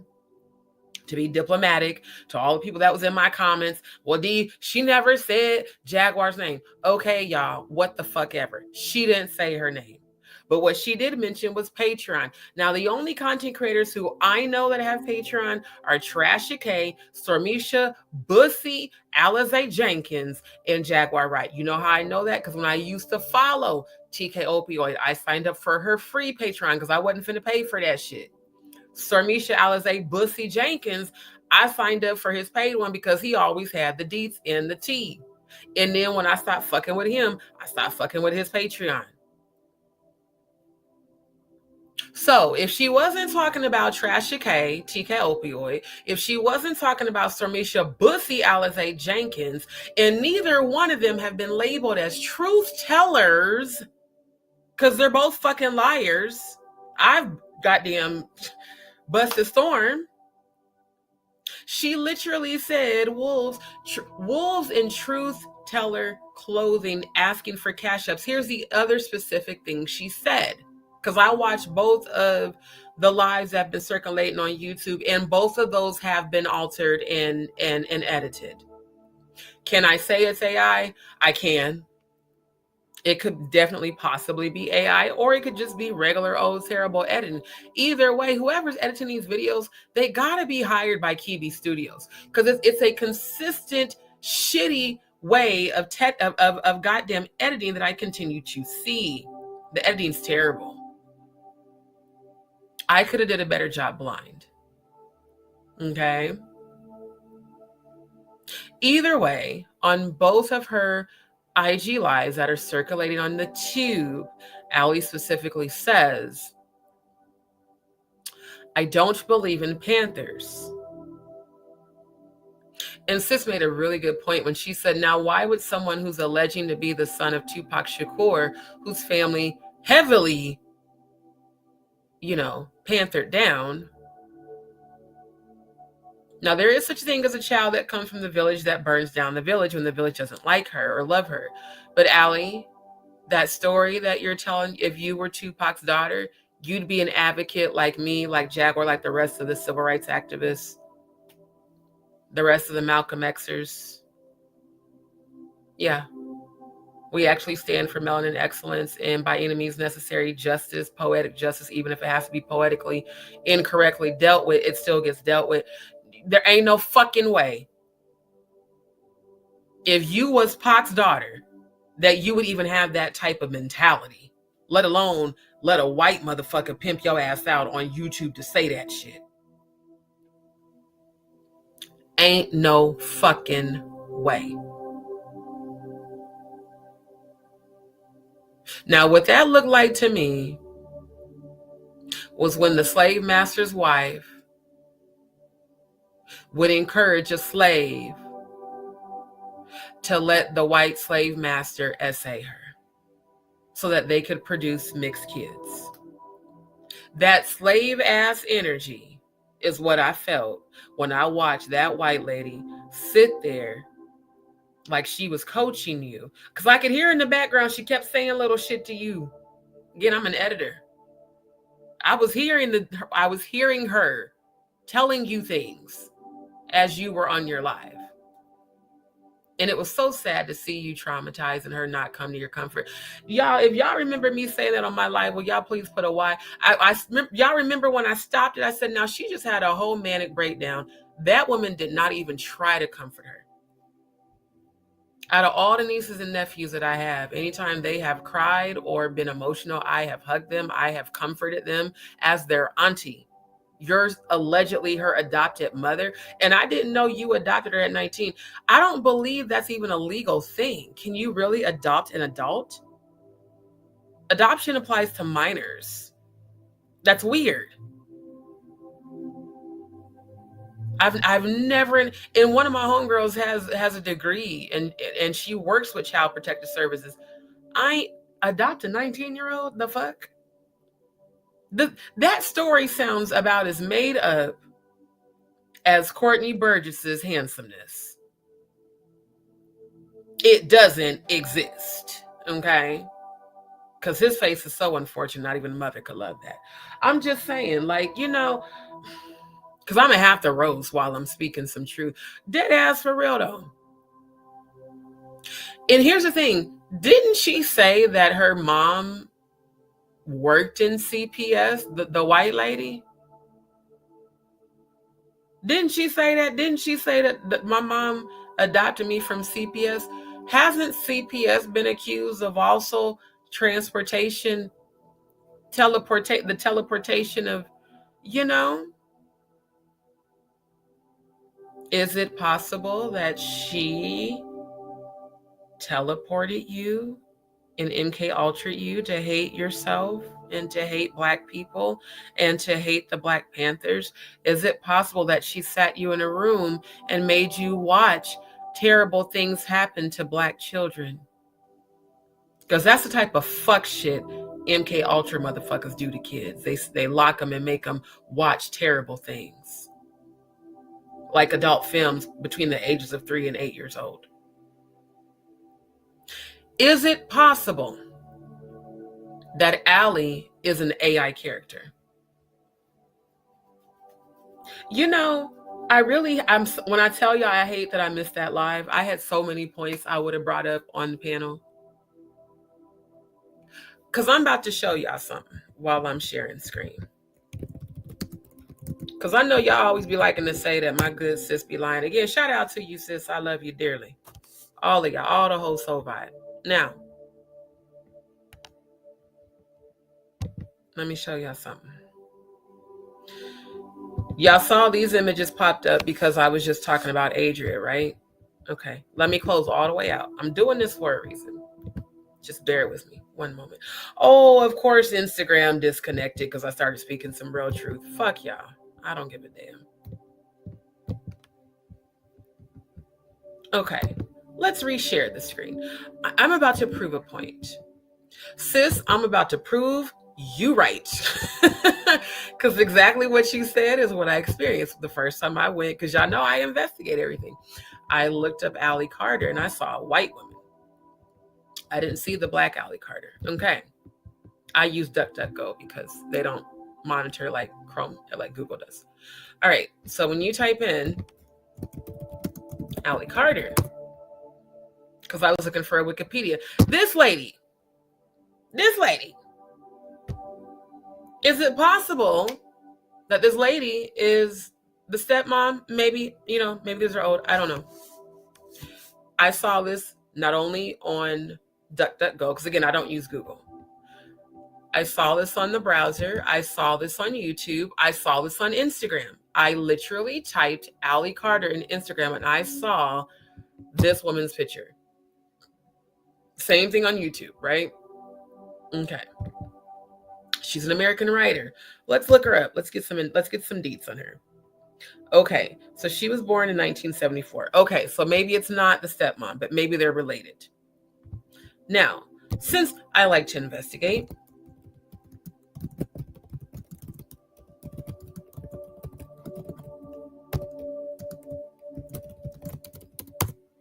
I'm going to find a picture of her stepmom. And let's do a side-by-side.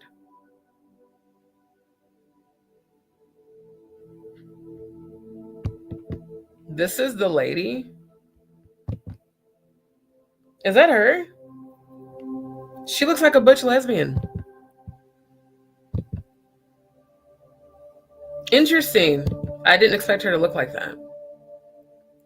Even more interesting than I see the word Karen and trafficked right behind her face. I'm just saying, I don't know if that's a coincidence. The body language is interesting. She's looking down with a smirk and Allie's looking up laughing like I've been rescued, and she's looking like, and I just cashed in. If y'all see that or feel that energy too, will you put a Y in the chat?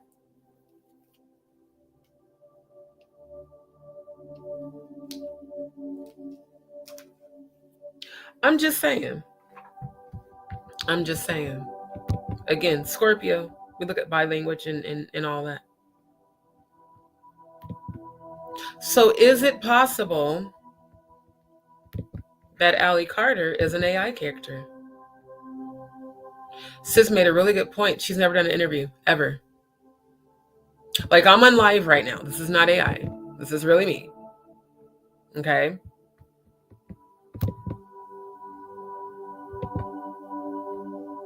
I couldn't, because I'm presenting. I just now clicked over and saw the StreamYard actual page. I'm just saying, like, okay, I'll look on my phone to see if I missed something important. I keep telling y'all I can't pay attention to the chat when I'm presenting, but at the time I don't trust. I don't believe in giving out my account information to anybody to allow someone else to control it.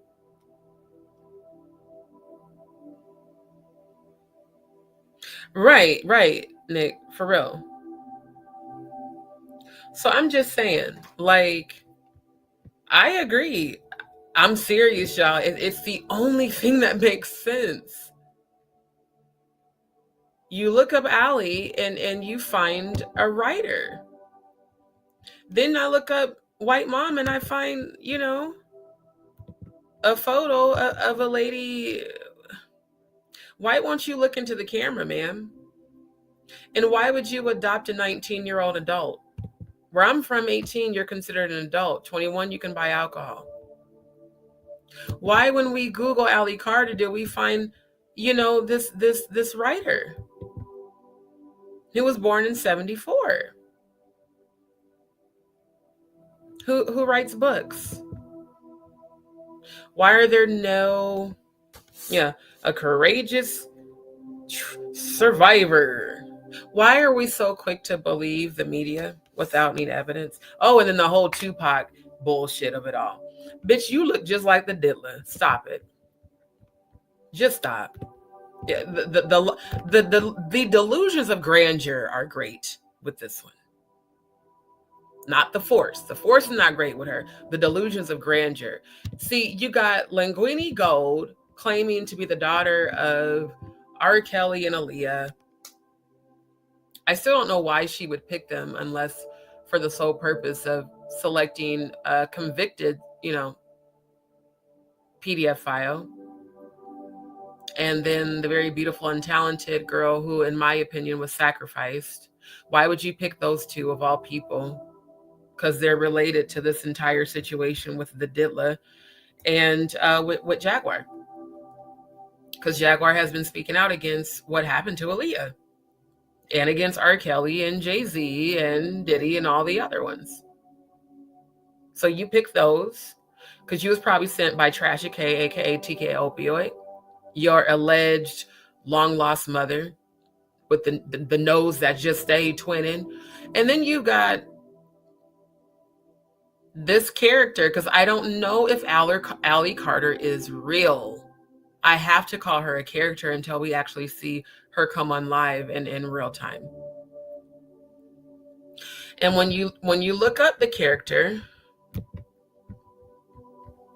you don't find any. There's no. This is the most I found was this website put together by Squarespace, brought to you by Squarespace, and it looks like someone who has zero knowledge with web developing, like they just did the drag and drop and just made this stupid shit. Allie's Army, peaceful protest. How in the entire fuck does a peaceful protest stop the transportation of children? Ma'am, if you've gotten so much money, how come you didn't start the idea that I just got yesterday? If you know where kids are at in tunnels, why in the goddamn hell haven't you told anybody where they're at? If you're on the run, you can tell somebody else. Yo, I'm on the run, but these kids is in XYZ location. Go get them. The fuck you mean? You know where goddamn how do we know you ain't a part of this shit? That don't make no sense, Allie. That makes about as much sense as Courtney Burgess' ugly motherfucking ass allegedly holding on to them goddamn tapes and shit since 2000 and fucking, 2008? Why does somebody hold on to receipts of people being abused and hurt for 16 years and wait until they can get capitalized and have to get subpoenaed to surrender the evidence? Why in the entire fuck, if you know where kids are at in tunnels, you ain't told no fucking body? Why haven't you tried to rescue the kids? You yelled to the top of your lungs, "See the children!" I mean, yeah, that shit looked like some damn trigger. That shit was weird. Like, that was weird, yo. Like, for real, that was weird as shit. If, like, I get premonitions and stuff, if I get an actual physical location, you know who the fuck I'm gonna tell it to? The people that can go get the goddamn kids. Go get them. I'm not finna jump on Instagram and TikTok and YouTube. And you did have a manic outburst, if you're even real. Everybody got mad at Jaguar. I seen all the comments under her live. People talking shit. Jaguar, you're disgusting. You're so gross. I can't believe now you're trying to discredit Allie. Have you seen this woman on a, like, for real?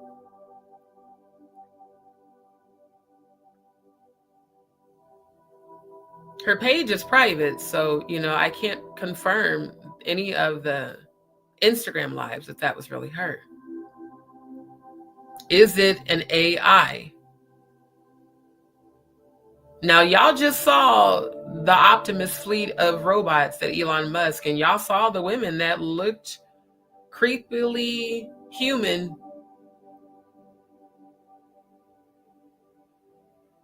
I've seen Jaguar on live. I've seen Odell Wolfgang, shout out to you, bro. I've seen him on live. I've seen Maggie on live. I've seen Natanya on live. I've seen Jonathan Hay on live. I've seen Roro on live. I've seen Ronnie Bowe on live. I've seen Sean Atwood on live. Human faces, see. That's why I started doing my face more. People were like, why are you always behind the avatar? Because sometimes I don't feel like picking out my afro. Sometimes I might have on my raggedy ass, you feel me? Around the house clothes, just like I got on my old ass tank top right now. Because it's comfortable. But I'm a real live human being. I'm not an AI altered image programmed to say shit to trigger people with MK Ultra trigger words.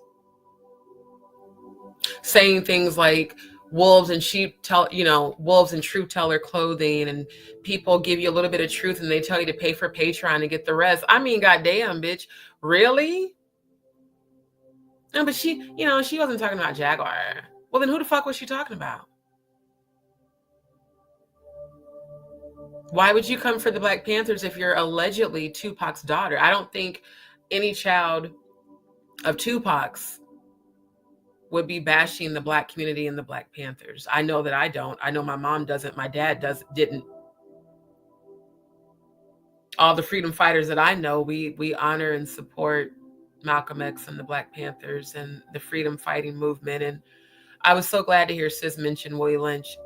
Shout out to you again for that. I've been trying to educate my people back home about Willie Lynch since middle school. And I'm not even bullshitting, since I was 13. I literally printed out the Willie Lynch letter and passed it out in class and got made fun of by my white teachers for trying to make the class be racist. No, bitch, this is our history that y'all ain't teaching in this goddamn school. I got into it with my actual sociology teacher, like and even my social studies teacher. They got mad at me because I was passing that shit out. When I was 13 and 14, passing that shit out. I'm not even bullshitting. The whole book. That's also why they got mad at me at school, because I was using the printer a lot. I said, did y'all know this is where the light skin versus dark skin complex came from? Did y'all know they taught Black men and women to fight against each other and not trust each other? Mother against daughter, father against son.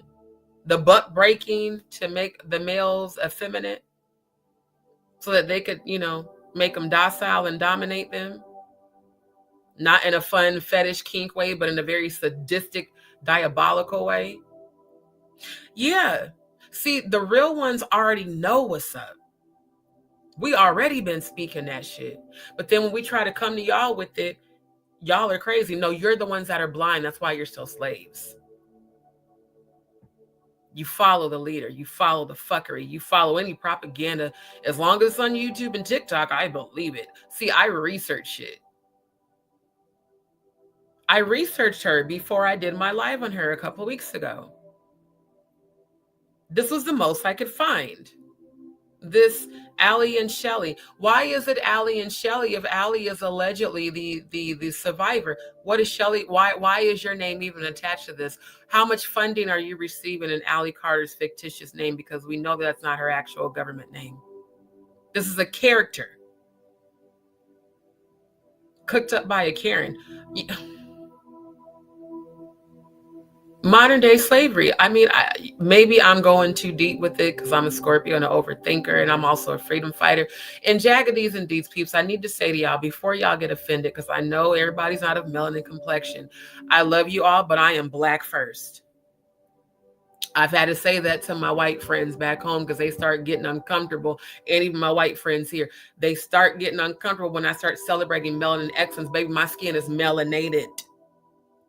And I come from the home of Malcolm X. And I grew up being called nigger and colored and gal by my white teachers. So you have to forgive me if I celebrate us. Actually, you don't have to forgive me. I'm always celebrate us. I don't give a damn what you think. I'm just being honest. I'm just putting it out there so that people don't be like, oh, you're racist. No, bitch. I celebrate melanin excellence. I come from by any means necessary. We celebrate us. We uplift each other. We support each other. I don't know at what point. Let me stop sharing screen because I need y'all to see my face for this message. Melanin people of my generation, that means the 30 to 40 plus age, okay? When did we lose our way as a people that celebrating one another is now considered suspect? What's wrong with y'all? Especially here. I'm speaking directly to my people. See, when you go to Omaha, Nebraska, on the north side of Omaha, where Malcolm X was raised, you see melanin excellence. You don't see racism. You don't see, when did we stop supporting one another?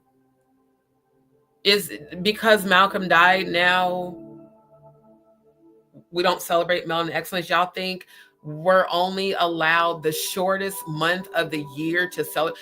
Did y'all ever think about that? They gave Black people the 1 month with the least amount of days to celebrate Black history. But where I'm from, we celebrate it every day. That's why I stopped wearing the straight hair weaves. I stopped relaxing my hair and I started wearing my natural hair. This is my real hair. See, a wig and a weave, you can't see the scalp and you can't put your fingers through.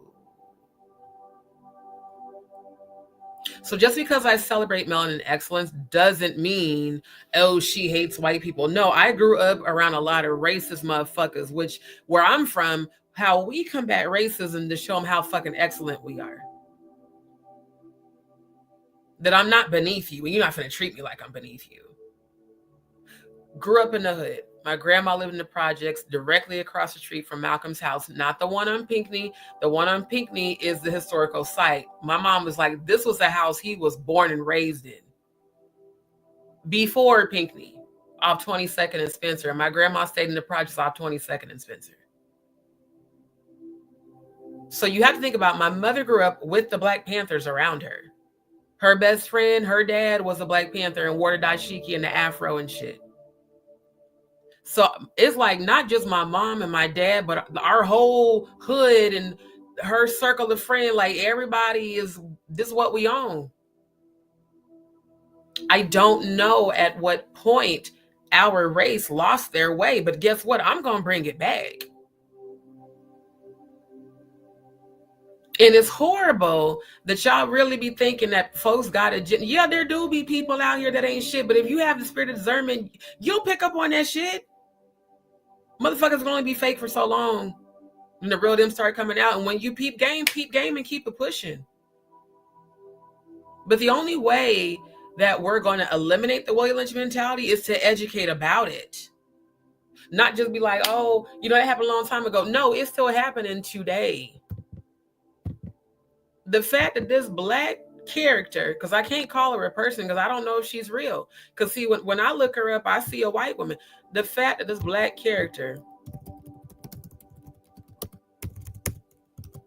has now started so much confusion over the Black Panther Party, as my good sis said, the government has been... Hell, the government was trying to... When I was a kid, they was fucking with the Black Panthers back home in Omaha. Free them all is a movement.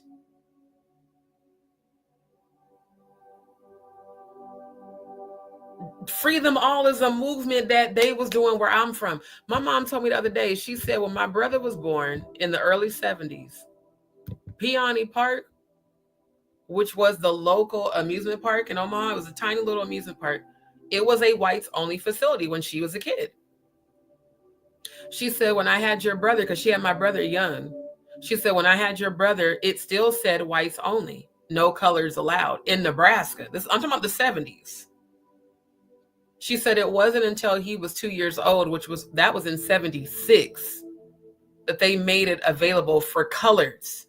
So I need y'all to understand how I grew up, why I am so pro melanin excellence, having to face that type of racism where teachers could just call you a nigger to your face and it was normal.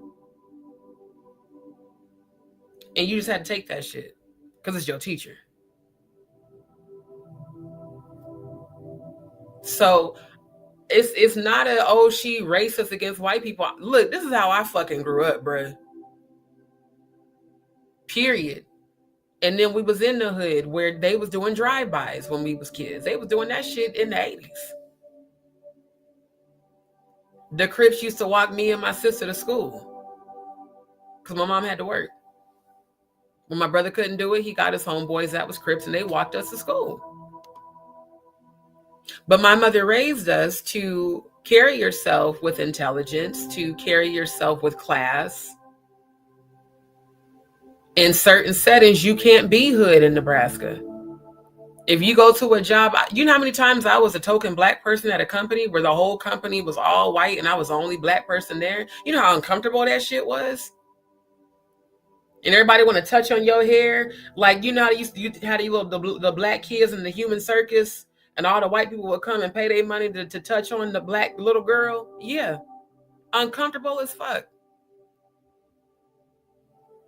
I need y'all to know my history so you understand why I go so hard for uplifting our people. That it's not a racist thing.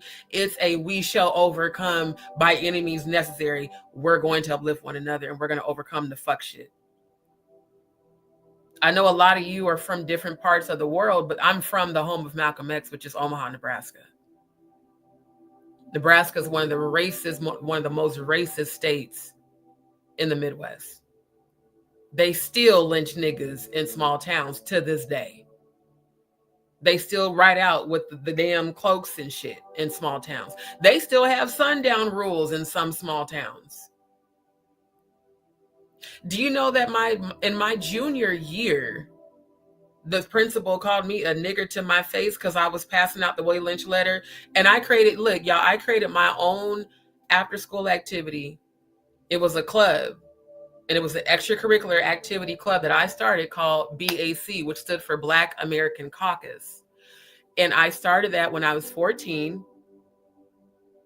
When we moved to Hastings, which is a super small town in Nebraska, I was 15 turning 16. I was a sophomore. And I had my BAC there. I started in Lincoln, moved it to there. My junior year, I continued and it grew. It wasn't just the students that would come, their parents, it was a meeting after school. This was back when they had those old school projectors, like the really old school ones where you had to, and put the projection onto the wall. I went and got the encyclopedia from the local library that showed all of the Black Madonna, all of the Egyptian, God and goddess stuff, all the Black excellence. And I went and printed off the entire Willie Lynch letter, like every single page of the book. And I showed it on the overhead projector in my class. My little group went from me, two of the girls from my church and my two homegirls, my two Mexican homegirls. It started with us. By the time they shut my group down, the principal that was racist, I had about 30 people come into my meetings after school. Damn, I've been made to speak. I just realized that. That's crazy. Wow. Because I was that kid. I'm like, for real, the female Huey Freeman in real life. Like, I would be showing them all the shit they wasn't teaching in school. And they were like, how did you know all this? Because I studied it. I even showed them the Apocryphas. And then, the parents got mad at me because they were religious. And my parents, they were religious too. I was like, yo, this let's make a nigger Christian shit is still happening now. Like, I literally showed them.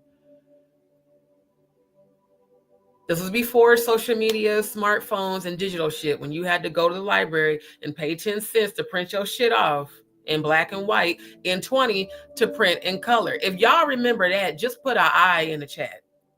When you had to go to the library to print some shit off in black and white, and it was 10 cents for your black and white prints and 20 cents for the color prints, I printed the entire Willie Lynch letter and passed it out and showed it to them on the overhead projector. In my junior year, we got a new principal, and he was racist as fuck. And he said that I was inciting division by teaching about Black history after school. It's an extracurricular group. I don't even got to be doing this shit. I'm not getting school credit for it. And we had a church, and I worked at McDonald's, and I was in marching band, which means I had to be at school at 5 a.m. every day. And we had a catering business. And I still did that shit on my own after school for 1 to 2 hours.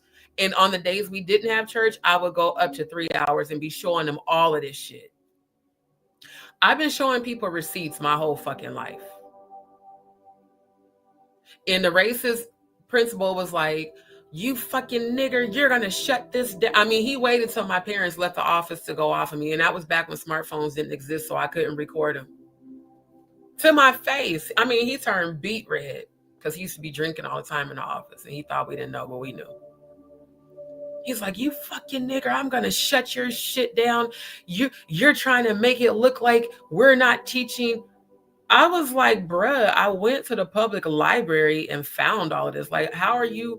And how the fuck you calling me? The fuck? See, I'm from the hood. We don't. I can't even say this because this goddamn YouTube. Motherfuckers that would call motherfuckers niggers to their face would get dealt with afterwards in the street. To ensure that they never said that shit to you again. Including adults who were teachers. To my face, he told me that. And I was so mad. I told my mom and them, they was like, what can we do? I was like, man, I don't know. He took everything. He took the projector out of the room. He threw away all of my copies of the Willie Lynch letter. All the shit I had printed out, he threw it away. He made an announcement. The BAC is no longer in existence. Don't ever come back for that meeting with his bitch ass. And you know what I used? Damn, I didn't realize that back then that was a logo. So y'all remember the So Dev? Let me bring this up. I hand traced this, the So Dev afro, and I use that as the emblem. Yeah, let me share screen. I use this as the emblem for my BAC, and what I did where the So Dev typography is, I wrote in BAC because I did it for one of my art projects. And I lost all of my art in my storage about 10 years ago, but I have photos of it. And I'm going to find the photos and share screen when I get them. They're actual manual photos because that was back when you had, the Kodak shit. I took pictures of all of my art that I did. And I took this image, and where it said So Deaf, I typed BAC. And I remember it took me so long because what I did is I did the outline, but then I did freehand all the detail. So this was back when it was manual, like pen and ink. I did pen and ink drawings in high school and in college. But in high school, I did it first with the pen and ink. And then I did it with just like my felt pen, because they had those felt pens that would release the ink more finely. And I wrote BAC in the afro. And I took the chain off. So it was just the face with the goatee and the BAC. And I would draw it and I started making manual copies until my homegirl was like, just use the copier at school. So then I did. I took my drawing that I did freehand and made copies. And I would always post, BAC meeting after school at whatever time. So even in Lincoln, I was a part of the Black American Caucus, and we would do the step dances, all the, like with the fraternities doing shit. I mean, I was always about that shit. Always, since I was 11. Everything to do with Black excellence, Blacks coming together. That's always what I was involved in. So that's why, like, truly connecting with Jaguar is like so crazy, because she is a Black Panther. And I'm from the home of that. You feel me? And I didn't even know that until recently. Like when she said it, I didn't even know that. Because like I would listen to them all back in the day, but I was a gospel kid. So there was only so much, we were allowed to like listen to. I didn't do that much research back then to know that's really who she was. But then when I look at her, it's like, damn, everything about her says melanin excellence and Black Panther, even down to the African earrings. I used to wear that shit in the African colors. We used to like rock and be proud of who we were, especially the late 90s shit. that was when everybody was proud. You know what I'm saying? I rock rough and stuff. Like wearing your natural hair was a thing.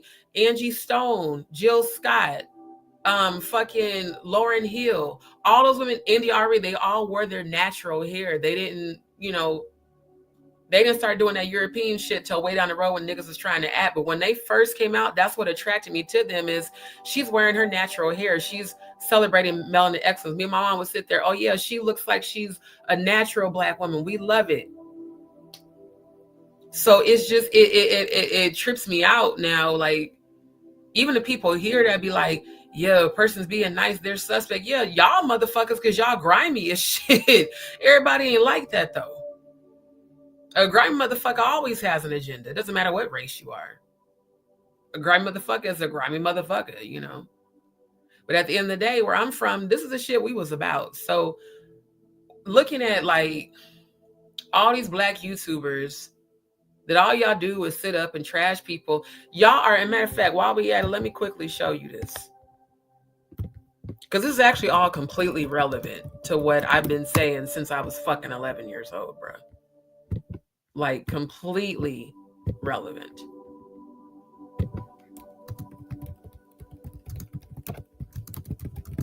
Let's make a slave. Let's give you some education for those who don't know. The Making of a Slave, Gathering of Christ. Oh, and by the way, for those who don't know who Willie Lynch was, I'm so glad we have the internet because that was so much work. That was so exhausting, printing all that shit and trying to do it on the sneak and not get caught by the librarian, because then if she seen me printing too many pages, she would keep charging me extra fees. So yeah, the Willie Lynch speech, also known as the Willie Lynch Letter, is an address purportedly delivered by a William Lynch to an audience on the bank of James River in Virginia in 1712 regarding control of slaves within the colony. In recent years, it has been widely exposed as a hoax. It's not a hoax. See, Wikipedia, y'all can eat a dick with that bullshit. It's not a fucking hoax, stupid motherfuckers. The letter purports to be a verbatim account of a short speech given by a slave owner. A slave owner. Willie Lynch is a slave owner, in which he tells other slave masters that he discovered the secret to controlling Black slaves by setting them against one another. What was the lyrics that said on that last night? They give them chemicals and they kill them for entertainment. Computer red. That shit is deep, bro. I almost want to play that performance again. I might. Just because it relates to this so much. Computer red. As far back as Willie Lynch. And Willie Lynch said that it would work for well over 400 years, and it still is working today. The document has been in print since at least 1970, but first gained widespread notice in the 1990s. Exactly. So I'm so glad that Wikipedia just confirmed what the fuck I just was saying. Because I graduated in 2000. So imagine 13 and 14, that was early to mid 90s when I discovered this shit and was showing this shit in fucking middle school going into high school. So it says when it appeared on the internet. Exactly. Since then, it has often been promoted as an authentic account of slavery during the 18th century, though its inaccuracies and blah, blah, blah, blah, blah. At the end of the day, this is some real shit. I want to find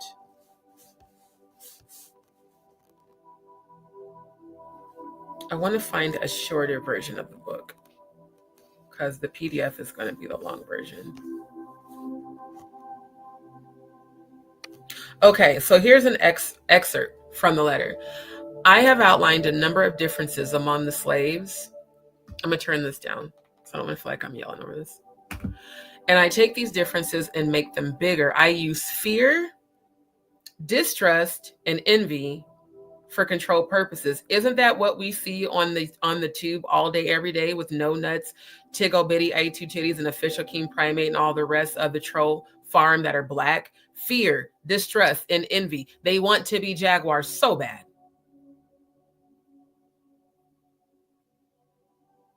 They want to be Natanya Rubin so bad. They want to be Ronnie Bowe so bad. And they want to hate Jonathan Hay so bad. All the truth tellers. Cat Williams too. I use fear, distress, and envy for control purposes. These methods have worked on my modest plantation in the West Indies, and it will work throughout the South. Take the simple list of differences and think about them. On top of my list is age, but it's only there because it starts with an A. The second is color or shade. There is intelligence, size, sex, sizes of plantation, status on plantation, attitude of owners, whether the slaves live in the valley, on a hill, east, west, north, south, have fine hair, coarse hair, again, good hair and nappy hair, that's where that shit came from, or is tall or short. Now that you have a list of differences, I shall give you an outline of action, but before that, I shall assure you that distrust is stronger than trust, and envy stronger than adulation, respect, or admiration. So when someone shows you respect or admiration, if your immediate response is distrust, you're still a slave. I really need our people to see this right now. I have been saying this for well over 30 years. Because I've seen it all in our race for well over 30 years. It's actually sad to still see it. The Black slave receiving this indoctrination shall carry on and will become self-refueling and self-generating for hundreds of years. Why do you think we're taught to live in survival mode so much? I got me. I don't need nobody. I'm guilty of that too. It's a self-defense mechanism so that no one can ever have control and try to make me feel like shit. Still healing. Not perfect. At least I can admit it though. Don't forget, you pitch the old black male versus the young black male, and the young black male against the old black male. You must use the dark-skinned slaves versus the light-skinned slaves, and the light-skinned slaves versus the dark-skinned slaves, hence the term colorism. When Nene Leakes said that didn't nobody want Claudia because she was a light bright half-breed. Nene, you a slave. And we know you have low self-esteem with the 50-11 face surgeries you've had, and you still have not found the proper phase. Now, I may not care for Claudia because she's shady and two-faced, but at least she didn't call you no dark-ass monkey. You was wrong as shit for saying that about her. Dead ass for real. That was wrong as hell. Honestly, that was when I stopped watching that show. I was like, not the Willie Lynch shit, bro. Because according to the racist white folks from back in my mom's day, an 1/8 drop of melanin in your skin, they gonna still call you a nigga. For you to have ever said, don't nobody want you half-breed, light, bright, the fuck? Do you know I've been called that a lot growing up by women of the deeper melanin complexion? I know what that shit feel like. That right there, I did agree 1000% with Claudia a year ago. Because I was like, I know what that's like to be called color, Oreo and you mix and you a nigger bean and a nigger spick and just stupid shit that people would say. And it would be our own people saying this shit. That's where y'all got this shit from your slave master, Willie Lynch. Light skin versus dark skin. Every melanin person here in this live, I'm gonna need you to stop using that terminology now. I don't ever want to hear you say ever again that light-skinned nigga or that dark-skinned. Stop saying that slave-ass shit. Because every time you say it, I'm going to call you a slave to your face. Okay, slave. Okay. Willie Lynch is slave. That way it brings that awareness to stop saying that shit. Now, one thing I know Malcolm said was that bullshit. Stop with the division amongst our brothers and sisters. That I know. We can't get ahead being divided. That's why this is important. That's why I was printing this shit out in my teenage years and passing it out. I really wanted this shit to stop. But when it reaches a level of reality TV, that's, I mean, what it right. Huey said, a private nigga moment shames you, a public nigga moment shames the whole entire race. Nene Leakes, you embarrass our entire race when your stupid, ugly ass got on Real Housewives of Atlanta and called Claudia a half-breed and told her that no man would want her because of it. But, ma'am, the only men that seem to want you are men that are married. And I can't even say allegedly because you publicly said your boyfriend was married. So, you know, I'm just saying. Claudia might be an alleged liar. I have to say alleged for the purpose of, yeah, I know her ass still be listening. She might be, she might be shady as fuck and fucked up her own show. But I never heard her call you a black monkey. Now, I have heard that she said that about other people. I did hear that. And Claudia, if you refer to any black person as a monkey from the perspective, because they are going to look at you like you mixed, which means you have white, they going to look at you sideways. Just like when Erica Mena called Spice, but she didn't call her a black monkey. She called her a blue monkey because, you know, Spice wearing all them ugly ass blue wigs. And Spice, I mean, you was given primal energy with that blue wig. I mean, I said it myself. If you have the feature, how are you mad at people for pointing it out, ma'am? Them blue wigs ain't helping your ass. They not. You're so much more beautiful with your natural hair. You're a prime example of the weaponization of this European-esque. I got to have my hair straight, but to look extra hella ignorant, let me make it bright ass blue. Now it'd be cute if it matched, you know, if it complemented, but it doesn't. See, these things that y'all focus on as, oh, Erica Mena's a racist. No, Erica Mena is a dumbass. She's ignorant. Like a lot of people who think they black but are Latina. Oh, we're going to speak on that too, Fat Joe. We're going to have to roast your ass tonight, rather, since it's already after 3 a.m. We roasting your ass tonight, sir. Mr. I'm black and I help the black race, a damnable lie. You're not a colleague, you a colonizer, sir, in the words of Kendrick Lamar. And you a fan, you a motherfucking fan. Who wants to claim melanin excellence but has no melanin or any excellence, you fucking fraud ass motherfucker. You will never be what Pun was. And the last time I checked, men that were Irish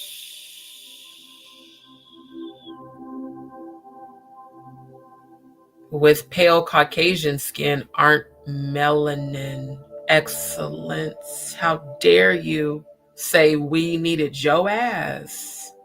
Nigga, you needed our culture to pretend to allegedly be black. If you come stand next to me, they would call you a white man.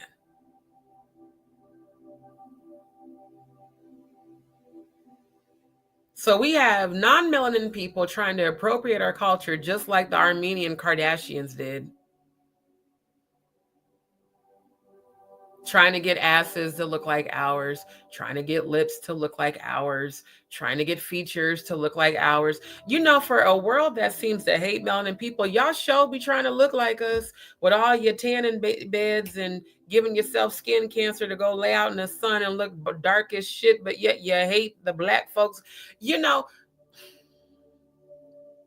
then it's our own race doing it too. Crabs in a bucket, fuck it mentality from this slave master here. Light versus dark skin. But Fat Joe, we gonna flambe your ass tonight. Y'all come back for that good old roast because I got so much to say about that. So you must have a white overseer who distrusts all blacks. See, that's how I grew up. The white women that would clutch their purse when you just was walking by a bitch in the store to go buy some shit. Bitch, I'm coming in here probably with more money than your ass. And just because I'm fucking got melanin in my skin, you gonna clutch your purse? Bitch, fuck you, you ignorant bitch. That's the kind of shit I grew up with. When I walk up in a store with my afro, I make them white people so goddamn nervous, and I give them a smile and say, have a good day. They are shooketh when they see the afro, because it says, I'm black and I'm proud. Say it loud, I'm black and I'm proud. Yeah, that's where I come from. You feel me? We rocks rough and stuff with our afro puffs. So how the fuck we got Linguine Gold?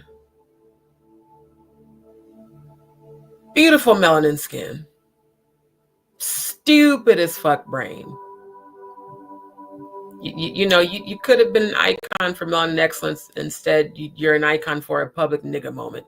You and the Aaliyah Carter character, because at this point, I wouldn't put it past if Aaliyah Carter is an AI character. I agree with my good sis. That is very possible.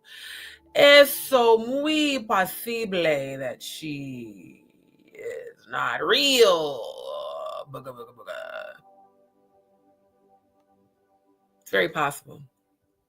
Now, Aaliyah Carter, if you happen to see this live and you are real, I would love for you to join the panel. Come on camera for a brief moment and let us see and hear that you're real and not an image being presented by a white woman who taught you to hate yourself and your people and the Black Panthers. Oh my God, why did you pick the Black Panthers? Tupac Shakur is a Panther. Jaguar Wright's a Panther. But yet you hate Panthers. But you're also Tupac's daughter. Make it make sense, because it doesn't. Not worth the damn. You know what, Aaliyah Carter? You blaming the Black Panthers and the Black race makes about as much sense as Linguine Gold claiming to be Aaliyah's daughter. You're some kind of delusional. Yeah.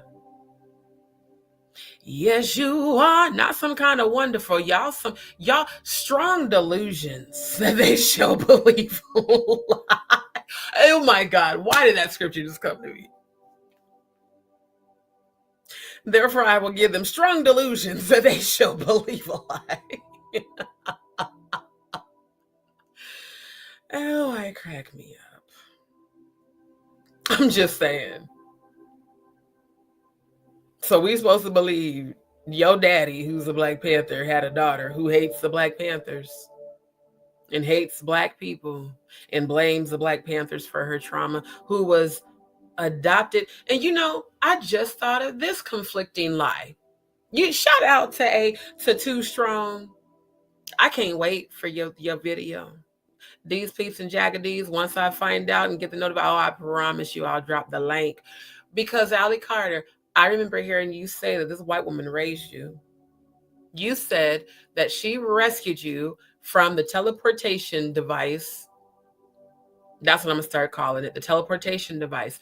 You said she raised you, which means that you said, I heard you say, this woman found me when I was 13 and she would thrust my legs open to make sure I had not been defiled. I heard you say that on the live that was on YouTube. In fact, I screen recorded it, just like I screen recorded Stormisha Bussy, Alizé Jenkins, AI altered, video that he has taken down off of his channel now. Interesting. You said that she forced your legs open and examined you. I'm sorry. Why would a caregiver force your legs open? No one thought to ask that question. Why would a woman who looks like a butch lesbian force your legs open to examine your panocha? Who you said also worked for CPS, who I've heard CPS has been allegedly at the heart of the teleportation device system. Yeah. So a very butch-looking white woman adopted you at 19, but you also said that she found you when you were 13 and she rescued you as you had that manic breakdown. Bless your heart. You said that she caught your tears and she helped you through your mania, and she examined you to make sure you hadn't been defiled after, being trafficked. Why did she have possession of you while you were being teleported? See, the story has so many different holes, and I'm a very attentive Scorpio who is a silent observer who watches and sees everything. Scorpios pick up on even the subtle change in your body language, the subtle change in your voice, the subtle change in your eyes, your demeanor, your energy. Then I'm also, chock full of spiritual, gifts as well. And energy definitely doesn't lie, but people do. I need to understand and overstand Allie Carter, which story is real. Was she the lady that picked you up when you were 13 and forced your legs open and examined you to make sure that you hadn't been defiled as you were being teleported? Or was she the woman that adopted you at 19? Never did trust Mims, but I need you to say, make it make sense, ma'am. Make it make sense. For all of y'all that was going in on Jaguar, because I know you trolls is listening, because you trolls just can't get enough. She got you fiending. You're always watching. How in the world do we have all these multiple stories? You know why? Because she has all those multiple demons on her, speaking through her. Just like the demon that spoke to her when she did her little kitty, maniacal laugh. And, that set of legion was on her that I saw and speaking through her. Yeah. So it's safe to say that Allie Carter is indeed full of shit, like Jaguar said. I love when my analytical brain breaks shit all the way down for the simple people in the back that was in the comments that I seen. I started to respond. I said, you know what? Let me publicly roast all you dumbass hoes, that all you trolls that trolled Jaguar's live that was in the comments talking cash money shit. I know y'all bitch asses is watching me right now. You can't deny that your ass was played by an alleged potential AI avatar. It's entirely possible. It's entirely possible. Now back to Willie Lynch. But it is necessary that your slaves trust and depend on us. They must love, respect, and trust us only. You know what? Let me show y'all. Let me show y'all something.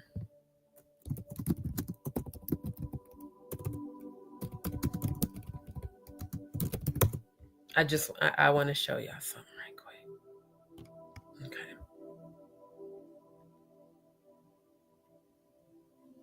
Let's share tab. Okay.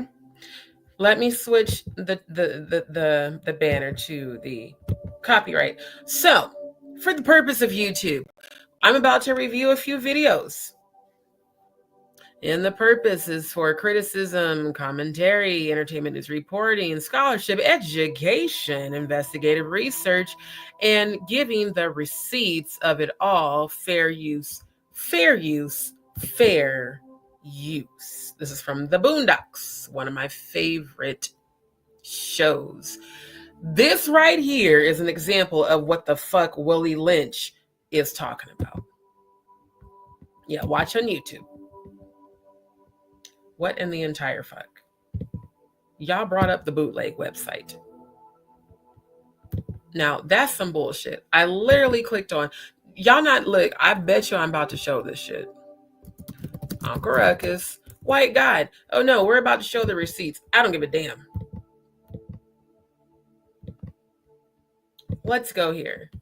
Let's go back. Add to stage. I genuinely believe that StreamYard and YouTube are one and the same, because it's just crazy. That was dumb as hell. clicked on the video and it played that instead. Again.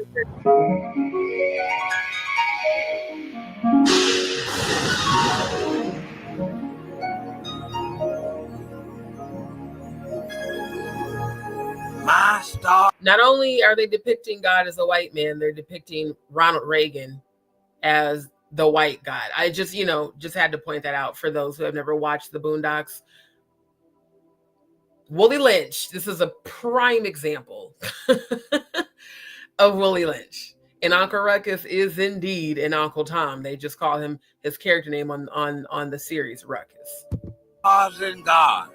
President Ronald Reagan, my hero.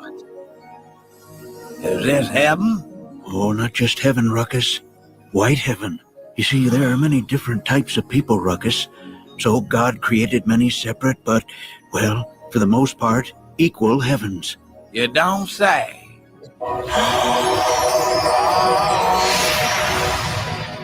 White heaven is for decent, good, God-fearing Christians who just happen to, well, hate everyone and everything relating to black people. That means no Muhammad Ali, no hip-hop music, and no fucking Jesse Jackson. What about Whoopi Goldberg? Nope. Oh, this is heaven. Turns out that God really doesn't have that much of a problem with racism. He doesn't even remember slavery, except in February. Personally, I hate black people, Ruckus. You heard how he said that he only remembers slavery except for in February. Again, didn't I just talk about how they give black people the shortest month of the year to, remember slavery? Because that's mostly what everybody talks about during Black history. And there's nothing wrong with honoring our ancestors that were slaves. We absolutely should do that.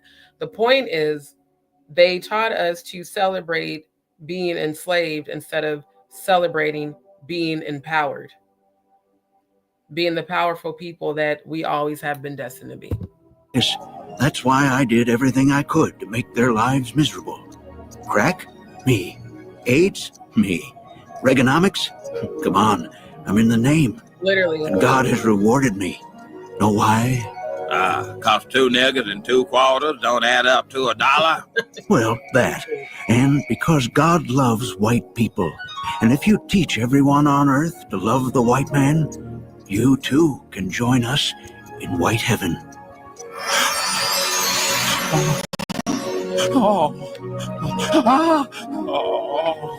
Praise white God. See how they turned them white?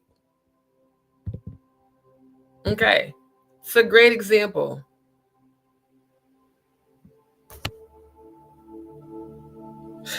They must trust us. But it's necessary that your slaves trust and depend on us. They must love, respect, and trust only us. Gentlemen, these kids are our keys to control. Our keys to control. So for all of y'all that got mad at me because I said that the white Jesus that they have all y'all black motherfuckers putting up in your church is the false God, Uncle Ruckus is a prime example of the conditioning of the Willie Lynch mentality amongst the slaves to picture a superior being that has no human form, no gender, no race, no color, to say that God is a white man. Even on everything we watch, when you type in God, it brings up a picture of a white man. Hey, Zeus, Z-E-U-S. They changed it to J-E-S-U-S. Yeshua, the true Christ, was not Caucasian. That live shall happen probably tomorrow because I have all those receipts. I even have all the old Black Madonna photos from the Vatican. See, even the Vatican knows what's up, and yet all their popes are white. Interesting. Just saying. Yeah, use them. Have your wives and children use them. Again, they must love, respect, and trust only us. These are the slave masters. Gentlemen, these kids are our keys to control. Use them. Have your wives and children use them. Why do you think children and wives, how do you think Emmett Till ended up the way he was? He whistled at a white woman and got beat to complete and utter shit. You know how many kids have tortured and aided and abetted in the lynching of other Black kids? I told y'all what they did back home in Nebraska back in the day. They would have a whole parade off of Farnham. Farnham is the main street going through the entire city, downtown, midtown, all of that, all the way over to damn near the south side, Little Mexico. See, south side, 24th on the south side belongs to all the Mexicans. 24th on the north side belongs to all the niggas. That's just how it is. It ain't nothing wrong with that. You know, you can go over to the south side. I go over there to Mexican stores and get all of my damn produce, all of my authentic Mexican food, and say what's up to all of my Mexican people over there. And then you go to the north side to the hood and go over to Time Out Chicken and get you a good 2-piece, you know, at Time Out with the biscuit. No, they had rolls. They had the Hawaiian rolls. They didn't do the biscuits. You know, and then you get your jalapeno pepper. I mean, we know what it is, the conditioning of it all. If used intensely for 1 year, the slaves themselves will remain perpetually distrustful. Thank you, gentlemen. Let's make a slave. A whole entire manuscript. And trust me, this is not the actual man. This is just a little lightweight excerpt from the actual letter. This is a short version of it. You know, this is the short and sweet of it all. The Negro marriage. The breaking process of the African woman. Cardinal principles for making a Negro. Let's make a slave. Let's bookmark this for future reference. You know, these things that they have never taught in school are quite interesting when you find them on the internet, like I did in the 90s.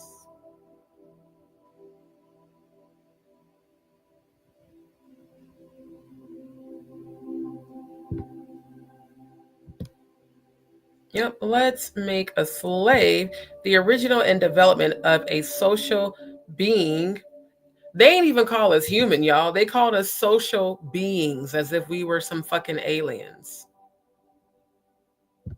Frederick Douglass, Let's Make a Slave is a study of the scientific process of man breaking and slave making. It describes the rationale and results of the Anglo-Saxons' ideas and methods of ensuring the slave/master. You know, that sounds a lot like a dominant submissive dynamic. Anybody who knows anything about BDSM, you know what the fuck that means.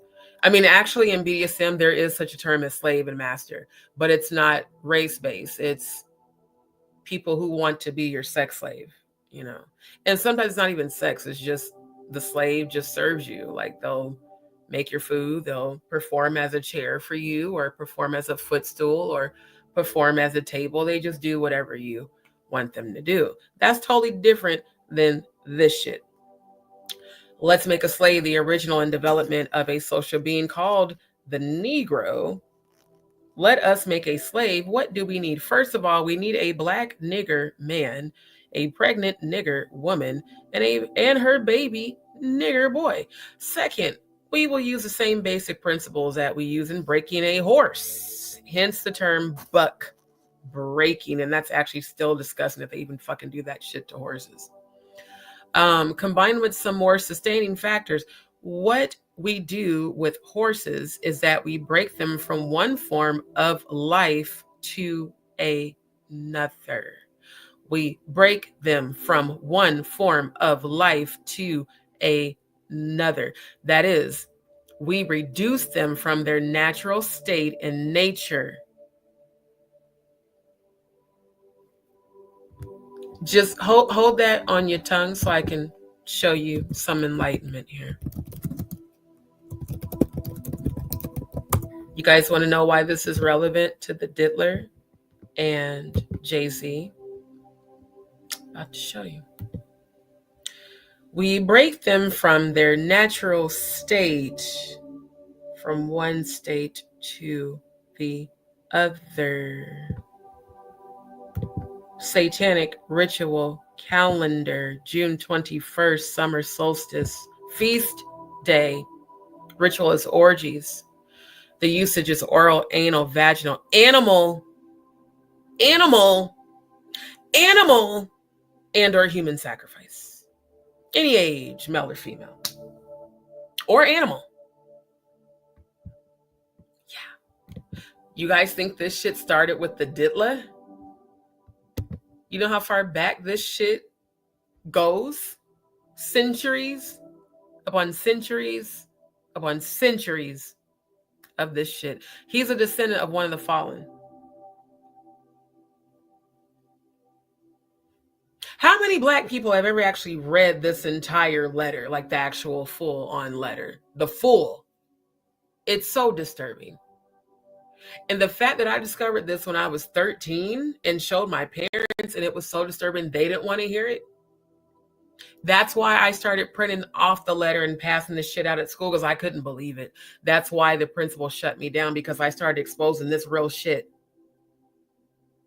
From 13 all the way to 17, every year. I was like, bro, this is so disturbing. What we do with horses is that we break them from one form of life to another. That is, we reduce them from their natural state and nature. What do you think happens to a man, a woman, or a child after they're sexually abused? They are reduced from their natural state.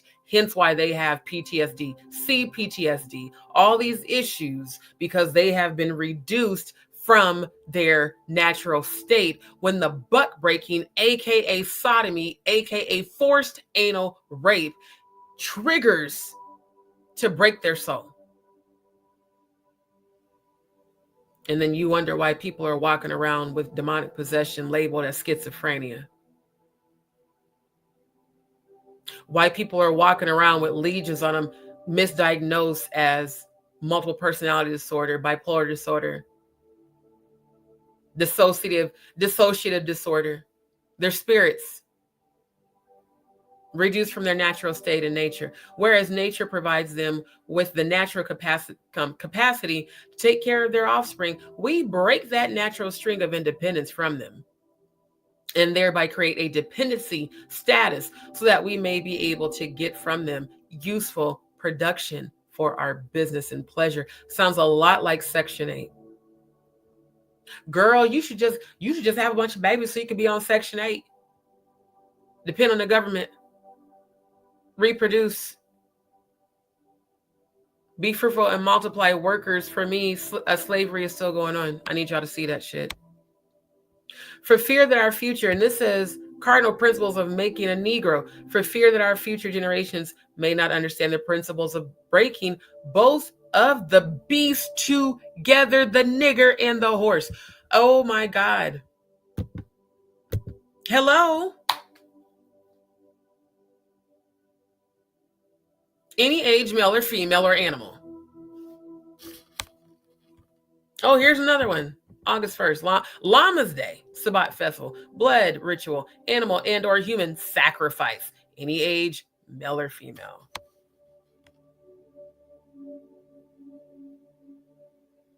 Oh, dismemberment and removal of hands for hand of glory, female. You know, D, you're a conspiracy theorist. When I posted that calendar on my private Facebook in 2018, you're nuts. You're crazy. Okay. I'm the crazy one, but yet I can see and you're blind. Okay. This just said breaking of both the beast together. They're referring to the black man as a beast. The nigger and the horse. We understand that short-range planning economics result in periodic economic chaos.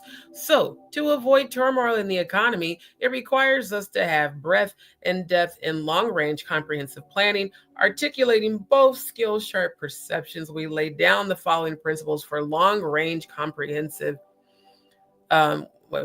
principles for long-range comprehensive economic planning. Both horse and niggers are no good to the economy in the wild or natural state. Both must be broken, capital letters, bold, and tied together for orderly protection. Broken and tied. Come to my party and change your frequency. Broken and tied up and got women locked up and hot as shit in these rooms. Tied together, blink twice. For orderly future, special and particular attention must be paid to the female and the youngest offspring. Both must be crossbred, aka white slave master grapes the slaves, to produce a variety and division of labor. Both must be taught to respond to a particular new language because they took away their African language. Kunta.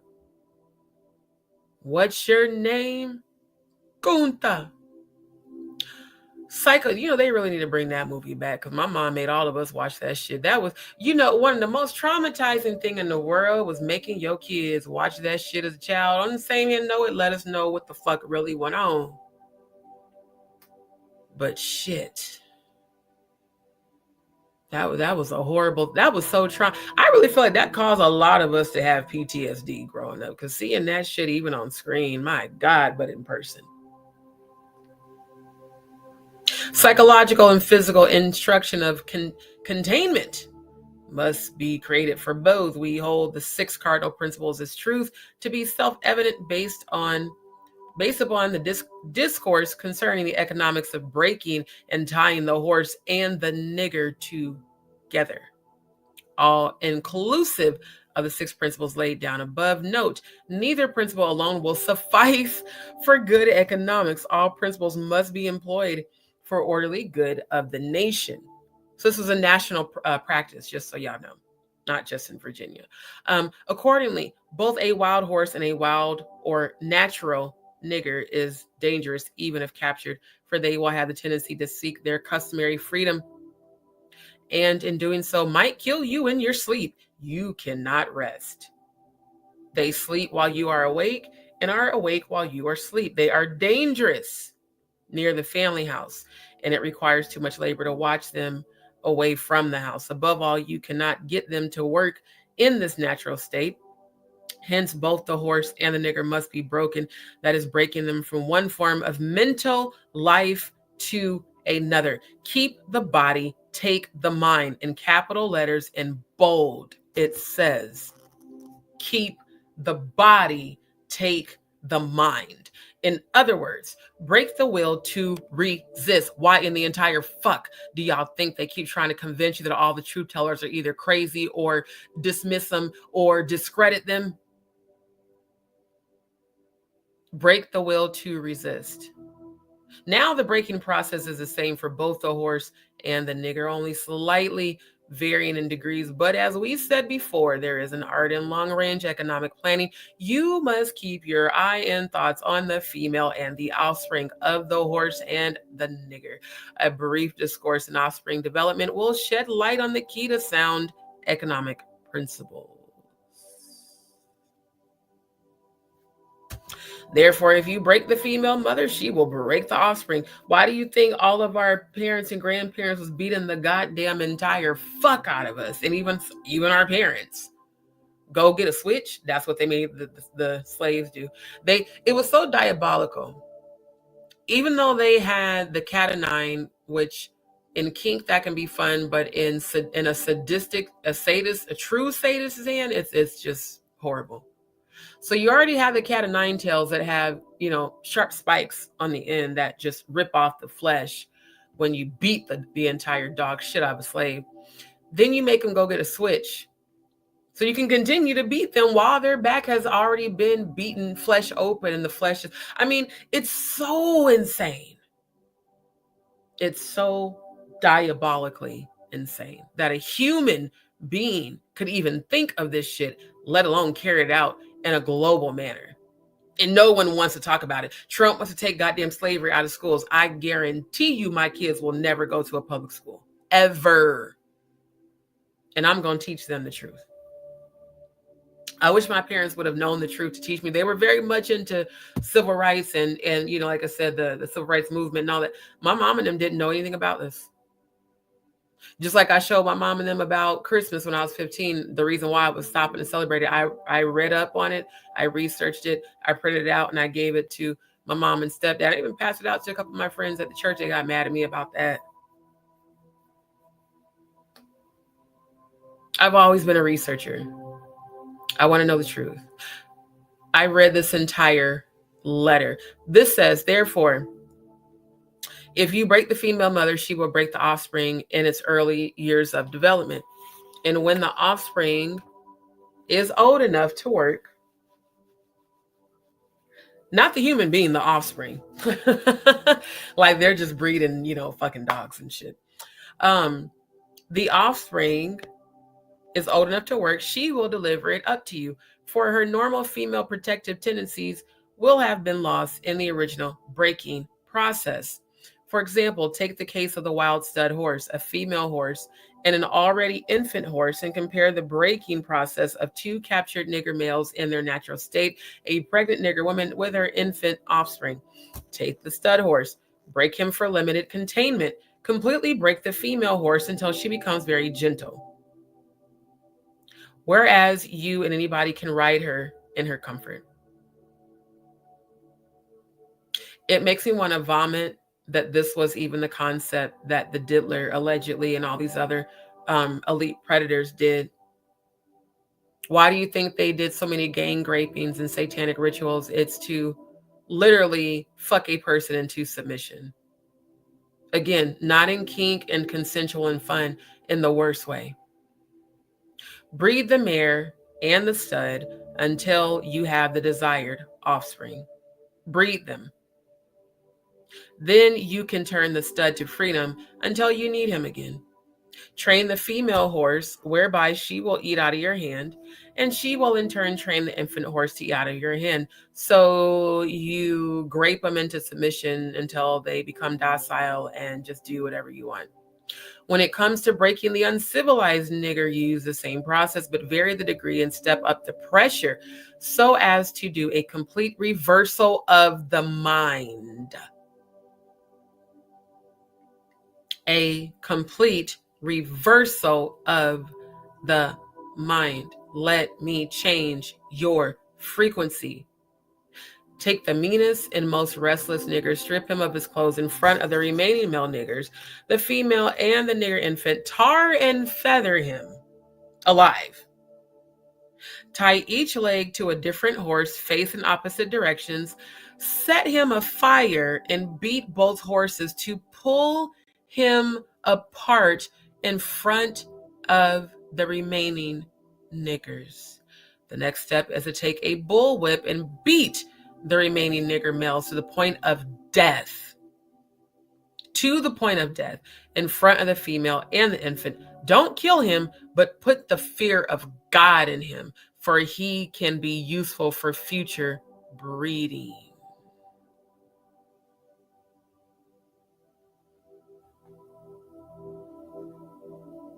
Now, do y'all understand why that principal was so angry at me for printing this out and passing it around?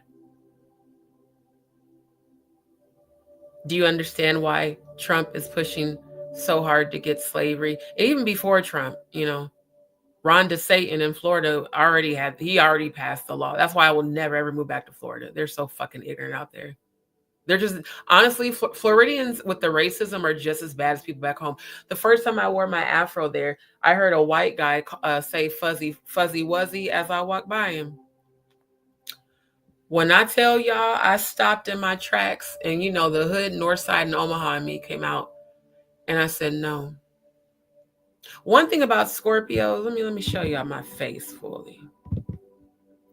There's a certain death stare that we give where I'm going to look you right in your soul.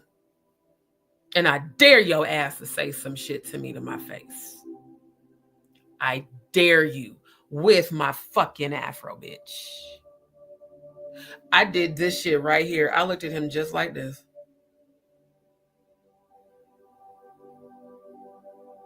I just looked directly in his eyes. I didn't say shit. I walked right up to him and he was laughing. And I said, oh, what's so funny? And I did this shit here. That white man started trembling.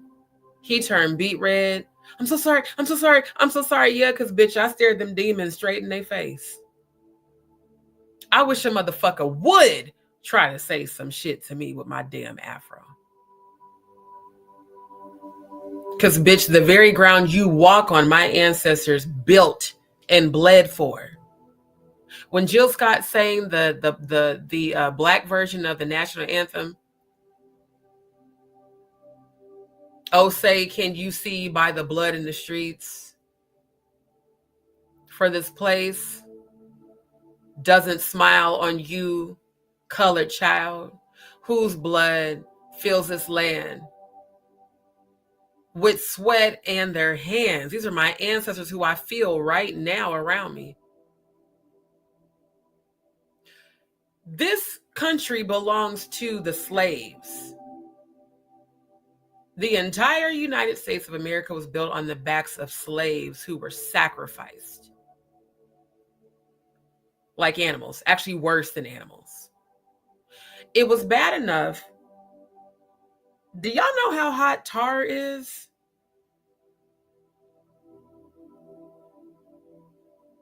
To tar and feather a live human being means you heard ear-curdling screams, because I can hear them right now, because my ancestors are right here with me.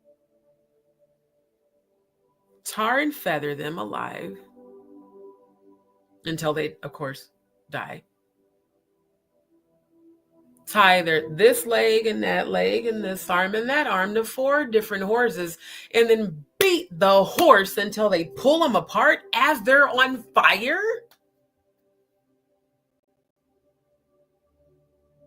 But y'all call us the dangerous ones? Why do y'all think? My mom said, look, she said, I don't have nothing against white people, but I grew up in the white devil time. She did. She grew up in the for whites only shit.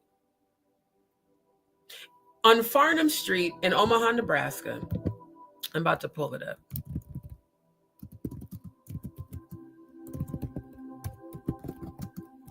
They had slave parades.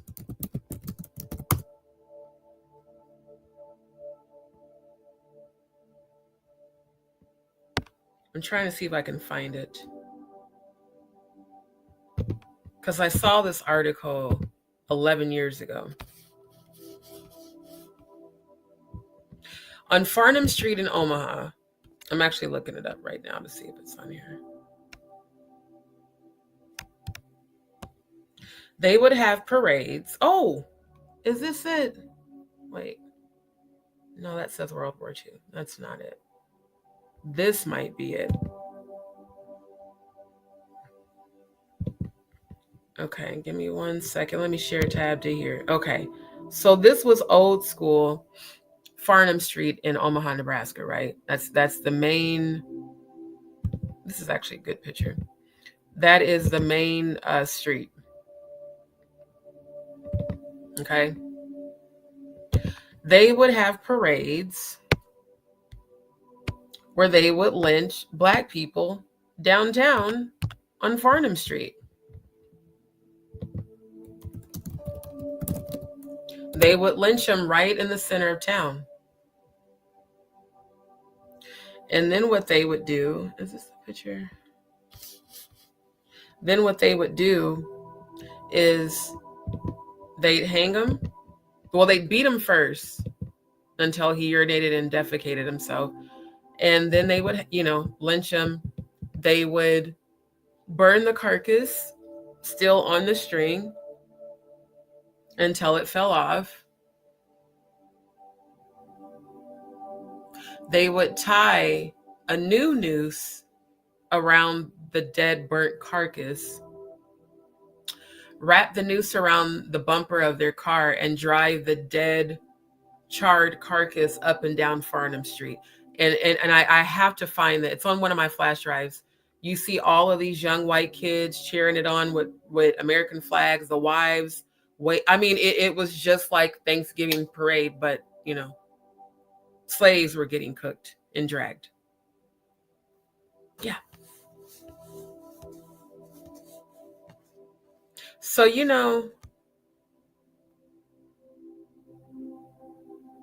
Oh, let's share tab. Here's some deets. Okay. So this picture says a mob of white men marched from South Omaha and converged on the Douglas County Courthouse where the jail was.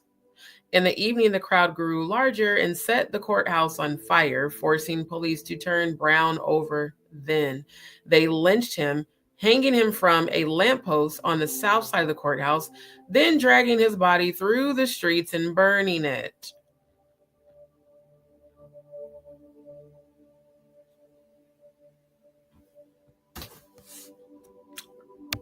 People be believing, they believe what they want. I've been talking about this shit for so long, it's ridiculous. In order to accomplish this, the Omaha Bee, which is was a local newspaper then, assisted at times by the other daily papers, began a campaign of slander and I've never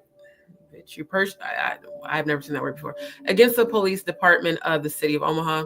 And in order to make effective, they chose a line of propaganda to the effect that Negro men were attacking white women. Rest the soul of Emmett Till. Assaulting them with intent to commit rape and actually committing rape with the connivance of the police department. They made a majority of the people in Omaha believe that all Negro men were disposed to commit crimes of rape on white women. Do you know how many people back home still believe that shit to this day?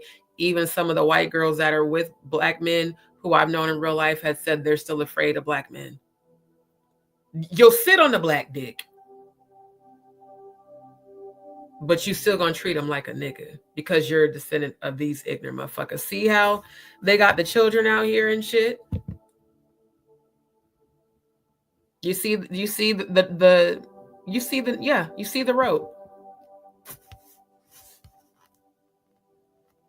Oh, let's take a look at this.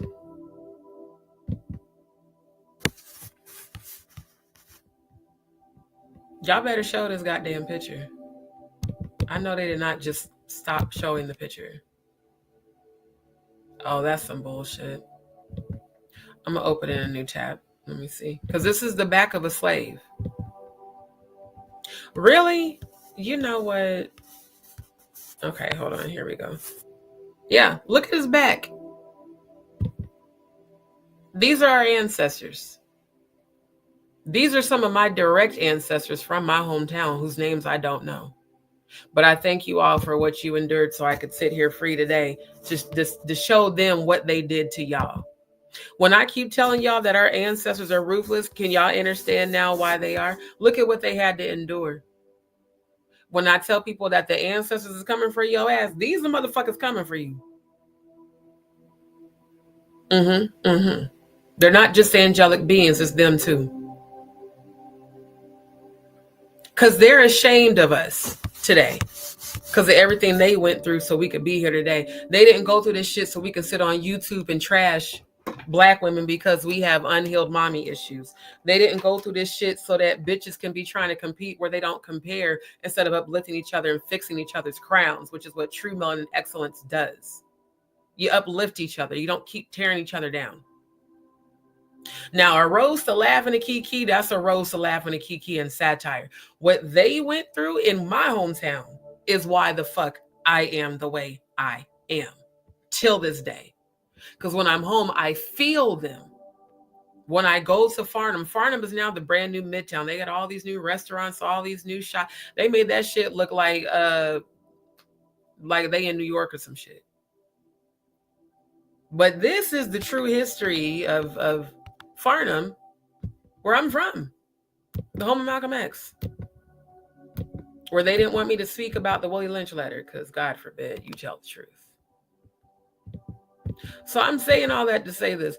If we can see that this conditioning of buck breaking, social injustice, we went from Rodney King to George Floyd, Sonia Massey, Nipsey Hussle, so many, Pimp C, so many, Mo 3, I mean, so many. So many. They had to go through this shit here. So I'm just saying, you know, when I speak about my ancestors and people say that's evil, no, ma'am. These are the ones who paved the way for me. And my mom's mother picked cotton as a living.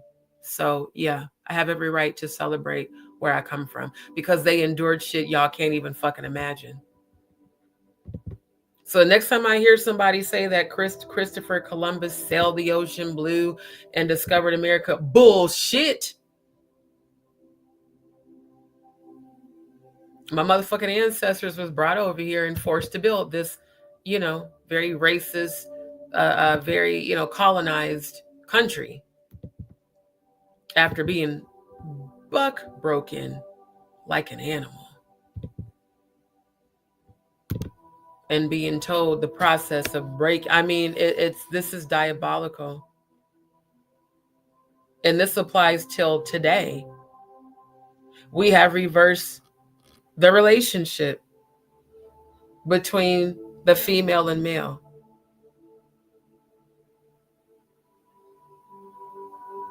We reverse nature by burning and pulling a civilized nigger apart and bullwhipping the other to the point of death, all in her presence. By her being left alone unprotected. Left alone unprotected. Every Black female to this day feels like that, especially those of us who are victims of rape and molestation. We are the least protected human being on this planet. By her being left alone unprotected with the male image destroyed, look how they put that in capital letters with bold. The ordeal caused her to move from her psychologically dependent state to a frozen independent state. In this frozen psychological state of independence, she will raise her male and female offspring in reverse roles. For fear of the young man's life, she will psychologically train him to be mentally weak. No nuts. This is your heritage. This is why you sit on this platform in your paper Burger King crown and bash Black women all day. You are a descendant of this female that produced a man who's mentally weak and dependent, but physically strong. Because she has become psychologically independent, she will train her female offspring to be psychologically independent. INDEPEDENTE. Do you know what that means? I don't need a nigga. I got me. Slaves, still. What have you got? You've got the nigger the nigger woman out front and the nigger man behind her and scared. This is a perfect situation of sound sleep and economics. Before the breaking process, we had to be alertly on guard at all times. Now we can sleep soundly, for out of a frozen fear, his woman stands guard for us. He could not get past her early slave molding process.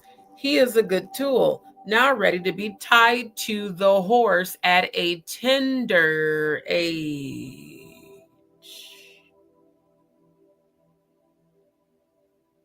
Sacrifice, human or animal, any age, male or female. By the time a nigger boy reaches the age of 16, he is soundly broken in. That's disgusting.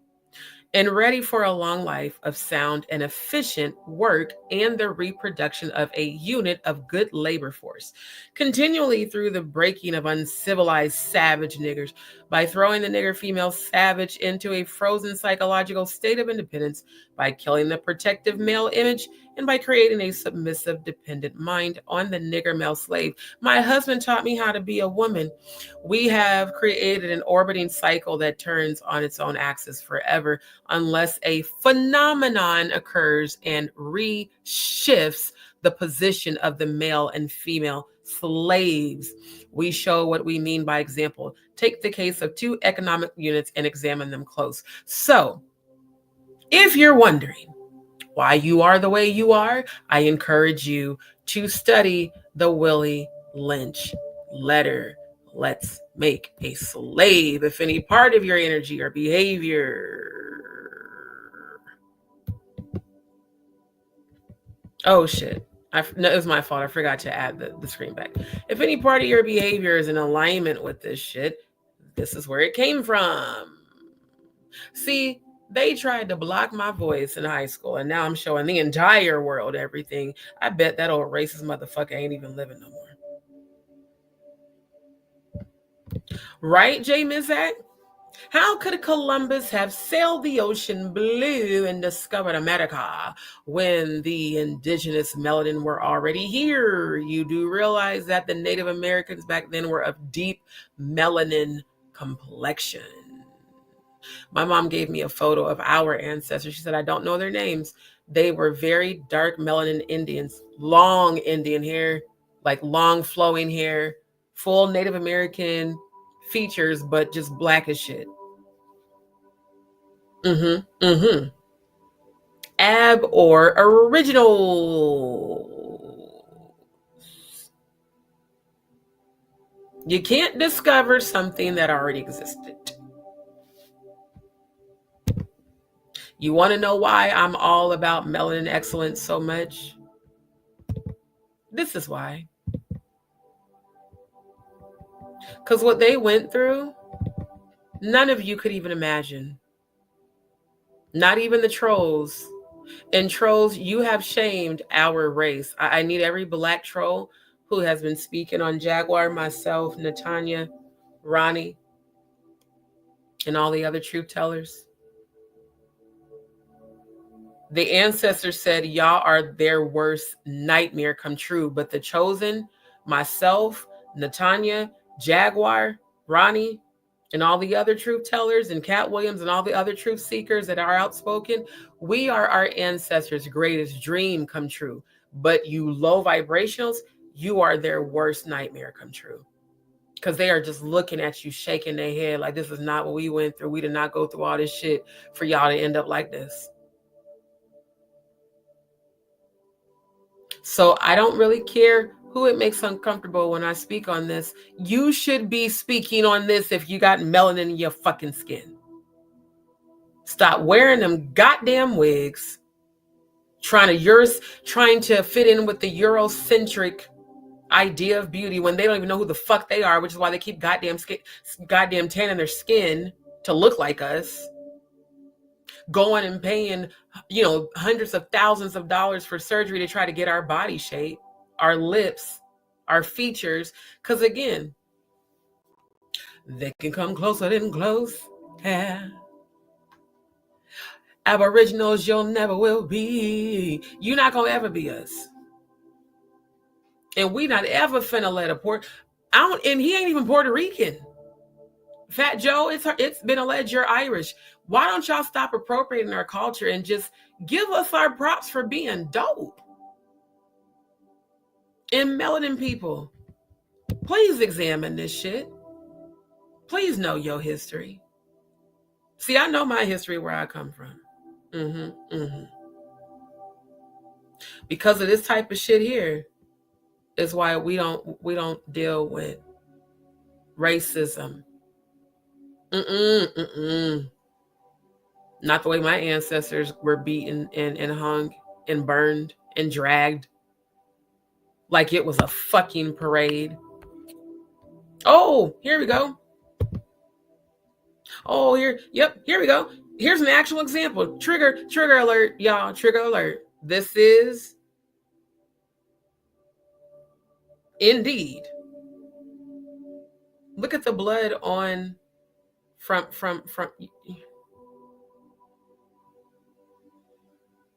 They're all wearing black. Then they got the Masonic white shirts with the ties. I mean, they got dressed up to do this shit. Look at this. This one looked like, this child looked like he all of maybe 14. Look at the smiles as they lovingly look down upon their nigger they just killed, lynched, and you can see the body still smoking. You can see the legs have been ripped apart, the arms have been ripped apart, and they're so proud.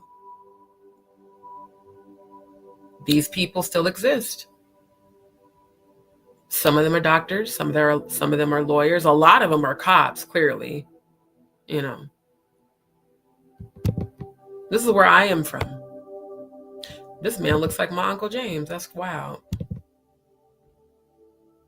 So yeah, this right here is directly related to me.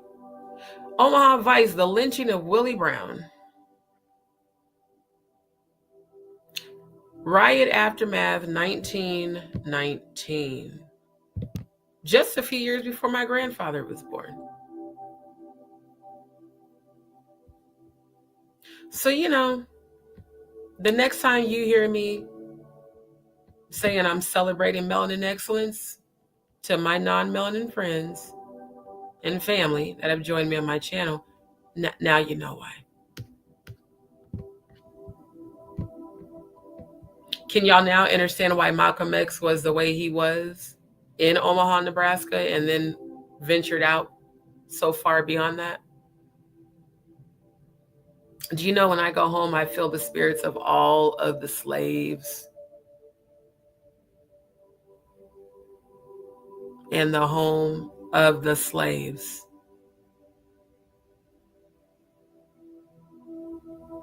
This is not the land of the free, but the home of the slaves. Every one of these slaves deserves our respect and honor.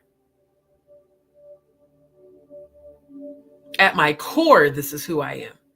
This is not something I'm doing for YouTube. Ask any of the people that grew up with me, that went to school with me, that, you know, all of that. Hell, my Mexican homegirls will tell you, they were at my BAC meetings. We were friends. I'm the female Huey Freeman. I keep telling y'all that, bro. That's why when I first seen Huey, I was like, yo, this shit is deep, because that nigga is me. So I'm just saying. This is why they don't want us teaching any of this shit in school. So you know where you teach it? At home. Stop letting the government program your children to believe a bunch of bullshit. If they take slavery out of the educational system, the next generation is completely fucked. They will have no identity. They will have nothing to look up to as an inspiration of what my ancestors went through. And if they went through this shit, then I can go through what I'm going right now. They won't have any of that resilience. They will be the modern day digital buck broken generation that'll be docile and do whatever you say, because don't take my phone away. Don't take my tablet away. Don't take my TikTok away. Don't take my Instagram away. Don't take my Twitch away. I'll do whatever you want. Okay, well, let's implant this little RFID chip just under the, just right up underneath your skin, so we can track, monitor, and alter your brain waves and see into your psyche and your memory. Just like they did during slavery. Let's just buck break them until they become submissive.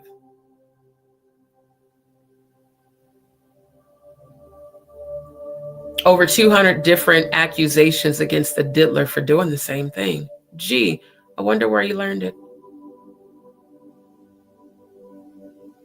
Seems like it's an ancestral thing. An ancestral thing within his family. So yeah, that is the reason I keep saying we need to come together. Melanin folks, you've lost your way horribly. You have horribly lost your way. I'm going to be the one to bring it back. Because this shit here shouldn't have happened to nobody. Help me to keep him pure. Please vote against the sale of liquors. Here's yet another parade of a lynching. Oh, and another one.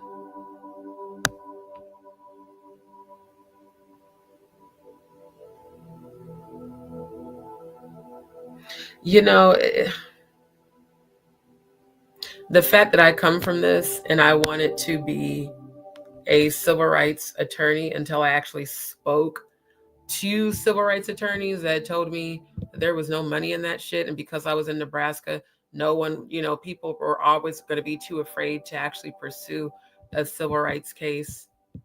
It was crazy. Yeah, this is what my grandma did for a living, you guys. My maternal grandmother, my mother's mother.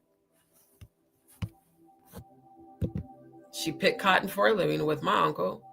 And my mom told me about how she sewed together a gunny sack for her so she could dump her cotton, her cotton into his gunny sack. And however much cotton they picked, they got paid pennies for. Look at these babies. Look at these babies. These are babies. These are kids. Little children.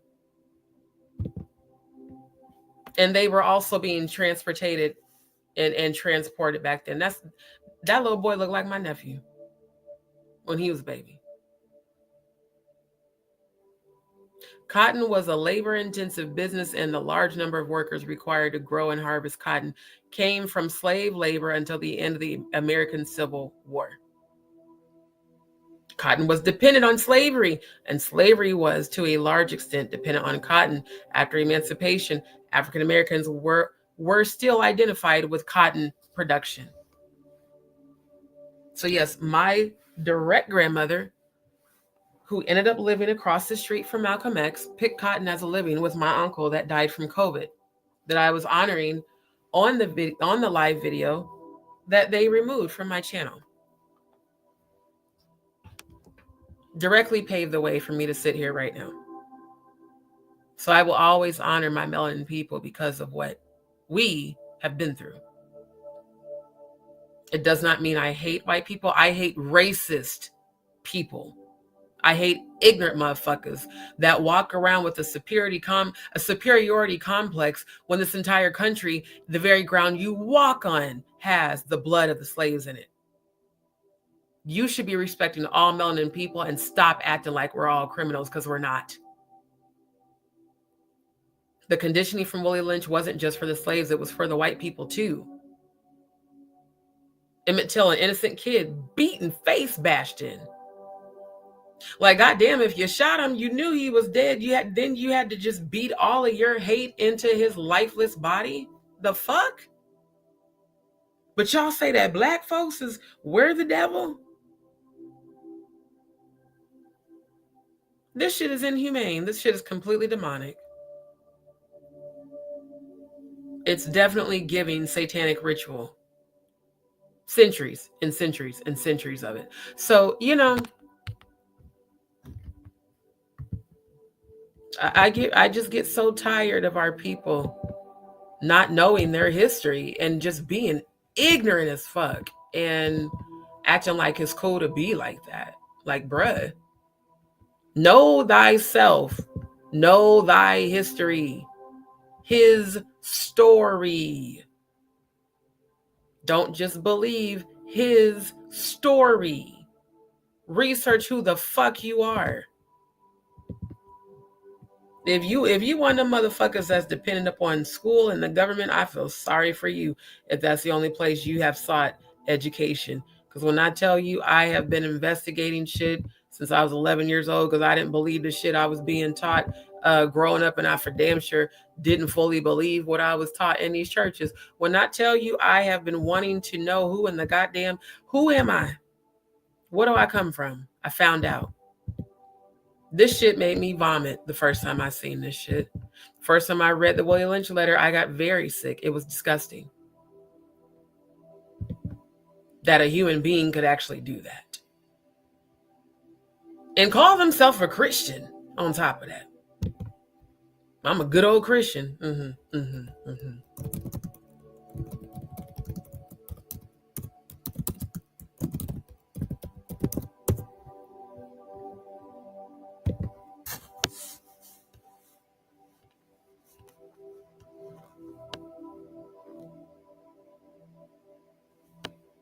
And I know for sure down within, there it is. Down within. Oh, is it? I don't want to listen to you talk. I wanted to show them the receipts. But I do know within the letter, it also goes into how to make them a Christian, to strip them to strip them of their actual African spirituality, and to condition them to believe that God and Jesus were white so that they could promote white supremacy, to make all the slaves feel that they are less than. Even like I told y'all, when I worked at Hy-Vee back home, I worked in the bakery department. And when I first started, there was an older white lady, older than my mom. I mean, and this was, what year was that? 2011. So that was almost 14 years ago. So yeah, she was about 70. So yeah, she probably ain't even living no more. She said, now, baby, I know you going to the culinary school, but at this here job, we got to work twice as hard to get half as far as these white folks. And I said, say what? Yeah, baby, I'm just telling you, you got to work twice as hard and, to get half as far as them, and make sure you get a good relationship with the manager. I mean, just a good old slave prep talk. And I said, respectfully, ma'am, I understand that that's how you feel, but my generation, we don't do that. I said, my work ethic speaks for me, but the whole work twice as hard to get half as far, no, ma'am, I'm not going to receive that. That's a slave mentality.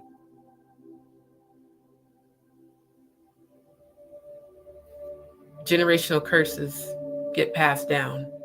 The lack mentality, the I'm less than mentality, the I'm always, in a negative energy. I don't want to trust nobody. I can't trust my brother and sister because they might shit on you. So will other people. Fucked up people are coming all races, shapes, and sizes, and families, and friends, and So yeah, I'm going to be doing a whole lot more lives, deep diving into the Willie Lynch letter. I want y'all to see the whole thing. I need you to see why we celebrate us. It's not to put you down. It's simply to celebrate us. Because we deserve it. You got, Linguine Gold making up that she's allegedly, she's allegedly R. Kelly and Aaliyah's daughter, major distraction from our race. Then you got, the Ally character pretending, pretending to be a live human, allegedly. And then you got all these niggas on YouTube acting like niggas. Ignorant motherfuckers. That's really all nigga means, ignorant motherfucker. Then you have people like me who actually comes from a real heritage of resilience and overcoming bullshit and fighting against the power, literally fight the powers that be looking at. You got my black ass educating our own race and the whole world and sending encouragement even when I'm going through my own shit, uplifting, supporting. Thought that's what we were supposed to do by any means necessary. Justice by any means necessary. Unity by any means necessary. The elevating the frequency of our brothers and sisters by any means necessary. Remember that song, UNITY? Why don't we sing about unity no more? Why don't we sing about coming together? Oh, and for those who asked me about the sounds of blackness, let me educate y'all on that too right quick. Because quite a few people were asking me about that. I'm still so shocked that so many of you don't know who the Sounds of Blackness is. But yeah, Hold On was one of my favorite songs by them. Black Butterfly is also another favorite song by the Sounds of Blackness. Yeah, they were from Minnesota. Active from 1969 to present.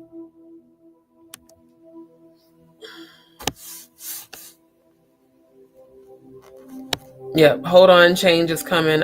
I remember Optimistic. I sang all these songs in high school at the the Black American Caucus, not only the one I started, but the one that we did in Lincoln. They were all about elevating the frequency of our people. I'm bringing this energy back. I am bringing this energy back to us. We perform and proclaim the music, culture, and history of African Americans to audiences all over the world. I mean, the fact that they are still going strong is amazing, because I got into them in the 90s too. And so much of who I am was influenced by this group. This is actually really amazing that they're still going strong. Look at all these beautiful melanin faces. Excellence, not ignorance. Yeah, Love and Hip Hop gets ratings. Yeah, Real Housewives get ratings. But what is it doing? It's the complete decimation and destruction of our people. Then you have all these Black women who have come forward about being sexually abused, and they get targeted. The Black woman is the most unprotected human being on the planet. And their children. Why is it that we have to prep our sons of what to do if you get stopped by a policeman? You know how my mom compared it the other day we talked. She said, when I was a kid, before my dad died, he would walk me to school. It was only 2 blocks away. And he would wait until he saw me turn the corner to go into the building of the school. And he would coach her, and he'd call my mom Gal. Now, Gal, because she told me this, she's like, Daddy would say to me, now, Gal, whenever you are in public and you see a white person, you put your head down, you don't look them in the eye, and whatever they say to you, you just say yes, ma'am, or yes, sir, because I want you to come home. Think about all the Black women who have to coach their sons about the police now,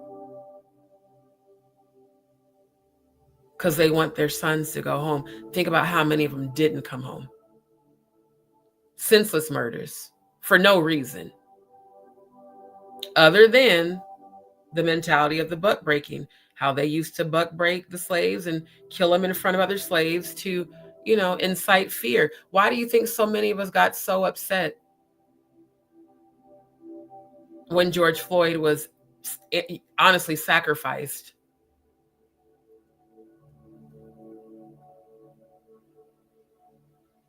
It's still slavery, modern day. It's just, instead of them using a noose and a cat of nine, they use excessive force and guns and bullshit reasons for shooting a woman in the face who had a pot of hot water, who said, I rebuke you in the name of Jesus. It's not a noose anymore. It's a gun. Same shit. So then you have groups like this, Sounds of Blackness,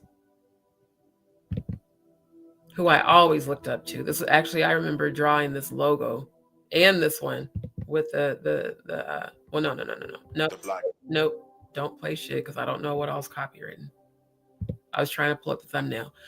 This group, if you are Black and you don't know about Sounds of Blackness, I'm gonna need you to get yourself educated. See the red, black, and green, my BAC, my Black American Caucus, that was our colors for my group. In fact, in addition to the so deaf, this was my, God damn, I didn't even realize until now, I was literally manually drawing logos back then. That's wild. I drew this freehand. The fist with the red, black, and green. Man, I hope I can find my old artwork photos. This shit is actually bringing back a lot of good memories. Yep. Woke, the concept of woke I found from Sounds of Blackness, because they weren't just a singing group. They would do spoken word. They would do, just little shows where they just really highlighted and spoke on Black matters and uplifting our people. So because this is at the core of me, this is my foundation, is why I keep saying We need to support one another. Our ancestors went through too much, y'all, for us not to. They went through too much. And the fact that they are here with me now and I can feel what they went through is insane. We don't have to go through that right now. We actually have more power than we realize. The first part of power is acknowledging the truth, spreading the truth, not lies, educating yourself and others, and then empowering each other. That was like my mission statement for my BAC group. I've been doing this shit my whole life. I was just raised in church, so I could only go so far with it. I asked my mom to join the Black Panthers when I was 16, and she said absolutely not. I'm going to join now, though. I'm fully grown. I'm going to definitely join. Because I already technically, as far as I'm concerned, I'm already one anyway. Always have been. So we wonder why Aaliyah picked, I don't believe in Black Panthers. It was a psychological attack on people like me who honor the Black Panthers and on actual people who are Black Panthers. You feel me? Like, Allie, I think if you would have saw what I just saw, if you're even real, if you're not actually an AI character, because the jury's still out on that. But if you're a live human being and you see this live, I want you to tell me if you've ever researched the Willie Lynch letter. I want you to tell me if you ever heard of Sounds of Blackness. If you were allegedly raised by a racist white woman, you won't know anything about you're Black. And your Black is beautiful. They can't teach you that. Your people have to teach you that. If you were raised to hate yourself, much like they raised the slaves to hate themselves, that explains why you targeted the Black community and the Black Panthers. The most prominent, most by any means necessary motherfucking energy group of people who have always been about advocacy and protection. Allie, you do realize that none of us who have educated ourselves on our civil rights and in our ancestors are going to believe you. You know who will? All these ignorant motherfuckers that blindly believe every fucking thing they see on this goddamn app. I was seeing them just go to bat for Allie. How are all these strangers going to bat for her? You don't even know her. And oh my God, Jaguar, you're just disgusting and gross. How dare you come for Allie, a whole perfect stranger I don't know, ain't never met, ain't never talked to.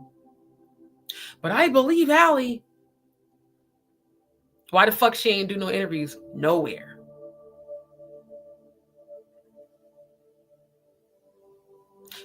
Since she trusts her white overseer, why you don't go on a white platform and do an interview? Since you don't like us, your own people, because you are, a slave. Distrust your own people. But let a white woman pimp you out for funding, allegedly, I gotta say that. Meanwhile, we celebrate melanin excellence and uplift each other, support each other, come together as one. It sounds a lot like an attack not only on Jaguar, but the Black Panthers and the entire community, not just the Black Panthers, the entire community. I'm just so disappointed with my Black race and my Black people. I really just can't stand y'all. Translation, I hate the skin that I am in. And I wish I could be a white woman. I wish I could escape from all the terror and turmoil and all the pain. So you know what? I'm going to hate my very likeness because it was someone of my same likeness that hurt me. So instead of me dealing with the trauma and seeking healing, I'm just going to say publicly that it's the Black race's, fault and the Black Panthers' fault. Start talking about Black kitties and shit.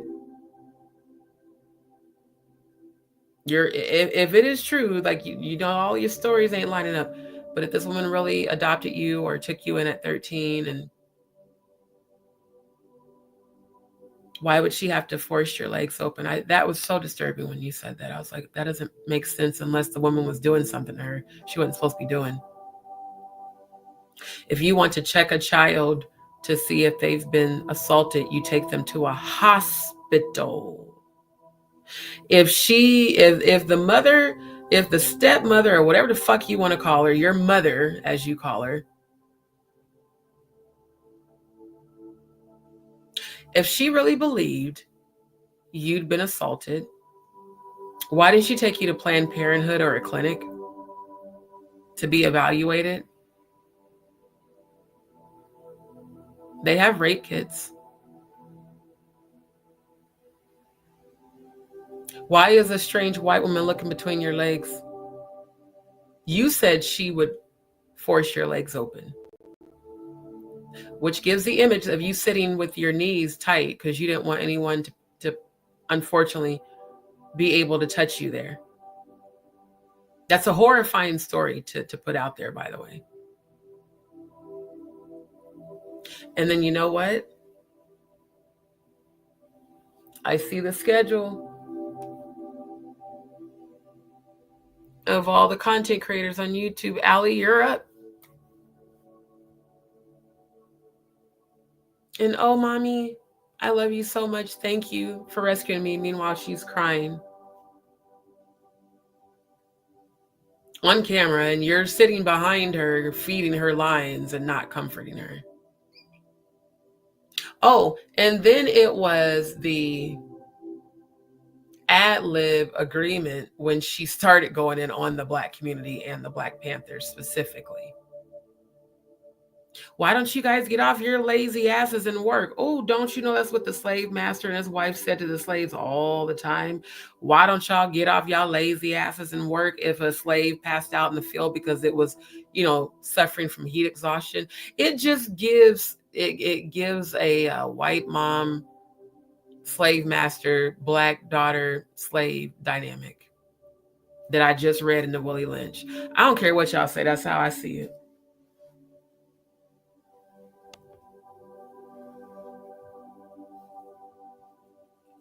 Allie, you could have said the person that assaulted me was of my own race, but that doesn't mean everyone is bad. Like I just showed y'all how they, condition the minds of the people, even from my hometown, to have them thinking that all Black men are dangerous and are going to rape you.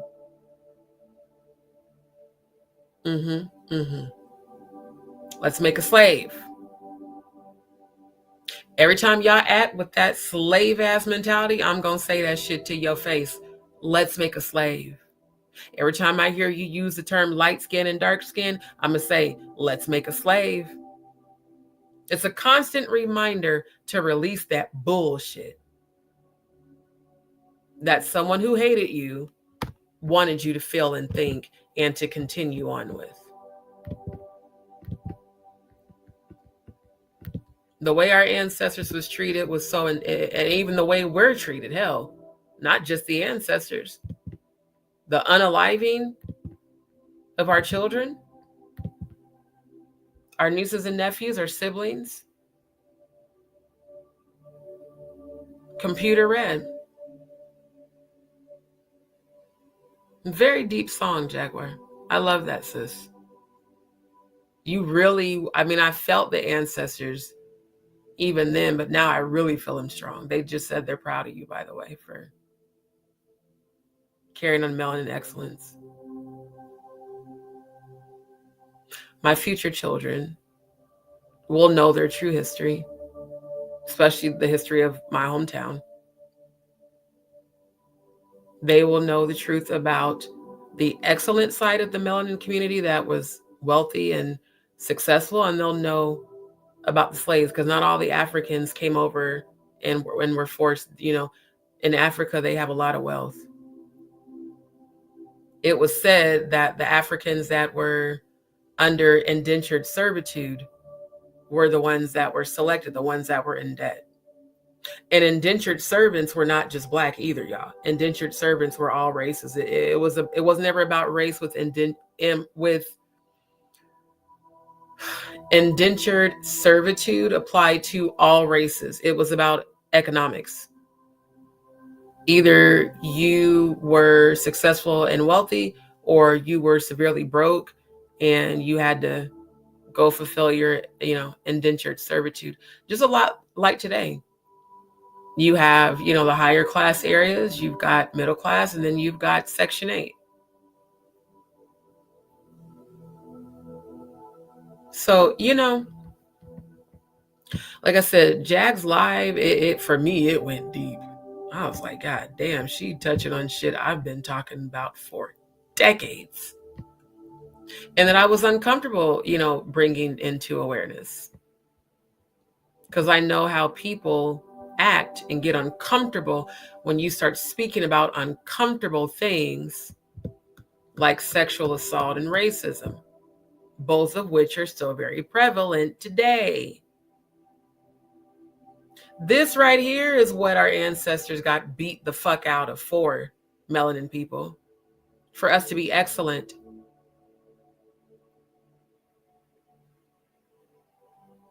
This is also why I always play Jaguar's music, because it shows melanin excellence, not just the healing frequency, not just the musical technique and the mastery of cruelty-free artistry, the melanin excellence.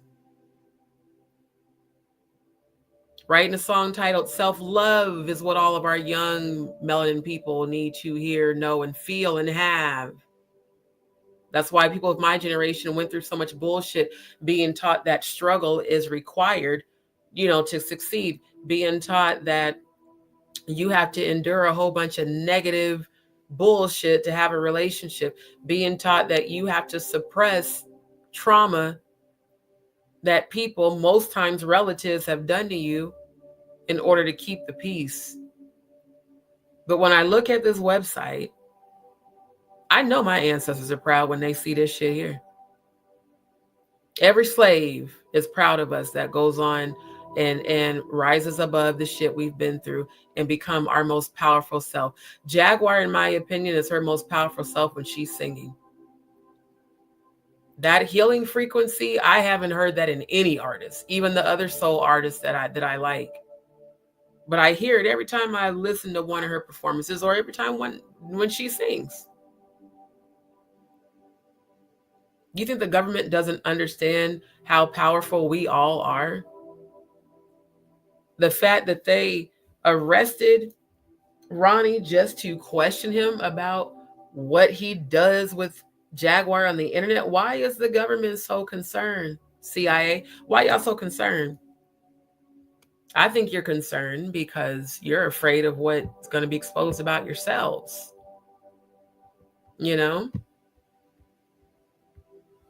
So maybe instead of living in fear, live in your truth. If you have done things to women, men, and minors, you should be held accountable for it. Period. You should be held accountable for it. And then I'm going to put the website for soundsofblackness.org. It's still the same. That's what it was in the 90s. For those who may want to research this.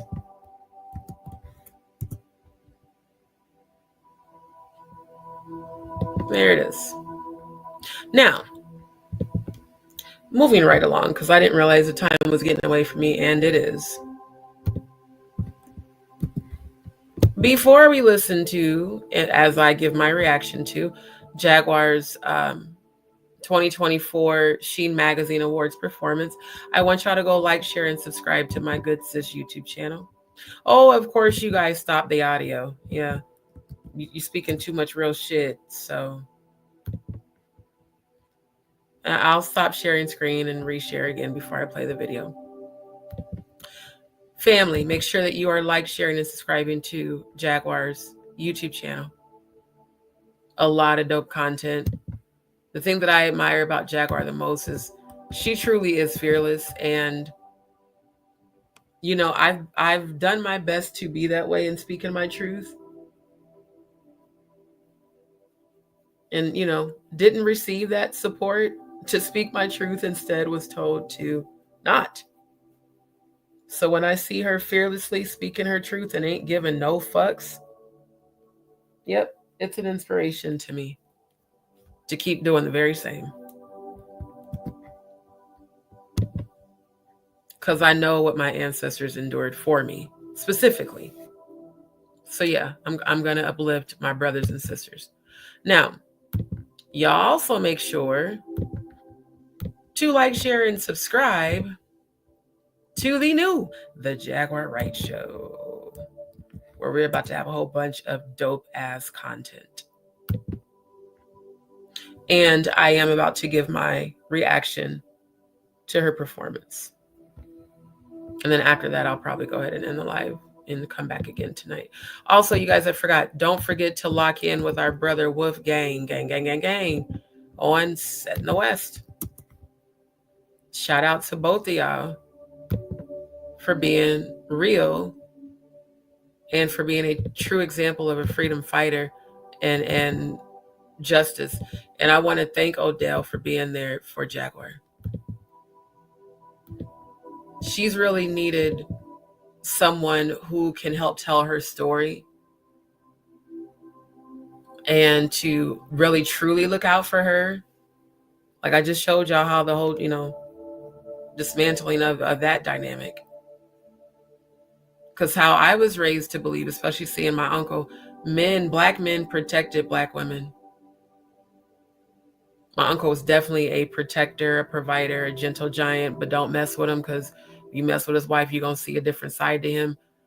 I pray over your guys' union so that the two of you can continue to be an inspiration to our community specifically and to the next generation, to show that they need to pray for their kingdom spouse to find them, and not a false bearded, arranged marriage where one nigga looks like Joe Camel and Donkey Kong and the woman looks like the dark wicked witch of the West, with a daughter that looks nothing like her at all. See, no, real black love, when it's a spiritual connection tied into it, there's always a specific spiritual purpose for that connection. Because when you come together with your kingdom spouse, the spirituality that they have individually and the power they have blended with yours creates a magnified energy that the next generation can see that example. So, I mean, I hope that in the extensive detail that I've given tonight, that our race can elevate its frequency, our people to elevate your frequency. Remember who you are, remember who your ancestors were, and walk in their energy of excellence. Excellence. By any means necessary. Melanin excellence. Let's elevate the frequency. Number one, educate yourself. Number two, stop bashing your brothers and sisters constantly because you're mad that you can't be like them. Sitting on this app bashing women that look just like the mom that gave birth to you. I'm gonna be honest with y'all. I don't believe anything Ally Carter says anymore. I don't. I have a really deep feeling that Too Strong is about to provide some receipts that are they can't be denied. I know he said it, but as he was saying it, when I was listening to Jag's live, I was feeling, I said, oh no, anytime you need extra time to make sure you got everything, is because you have more than enough to show that this shit was some bullshit. People can get mad at me for saying that. I guarantee you we're about to find out that Ally Carter is indeed an actress and or possibly an AI created character.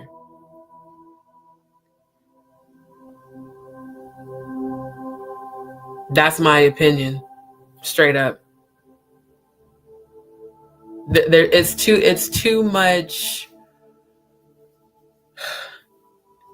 The planning of this is too precise that even though, yes, I'm an overthinker, I know that I've been told that, but that just means I'm a deeply analytical person that analyzes everything.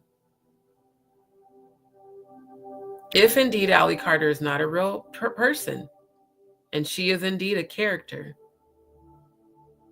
and her story turns out to be complete and utter bullshit, it still will not stop the victims who want justice from coming forward, y'all.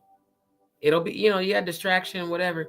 And what else it will help is everybody who's been vehemently, defending Allie and saying Jaguar's a horrible person and all this bullshit. Every last one of y'all gonna owe Jaguar and Too Strong an apology. And really our whole entire race, because Allie came for all of us, not just the Black Panthers. She came for every Black person while being a Black person. The Black on Black crime of it all. Why do all Black people have to,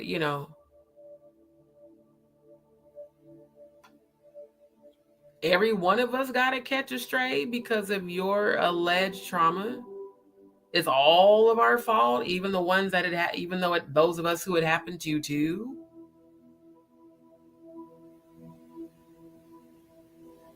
Sounds like covert manipulation tactics. Now, Allie, you get on there and make sure that you shame all them niggas.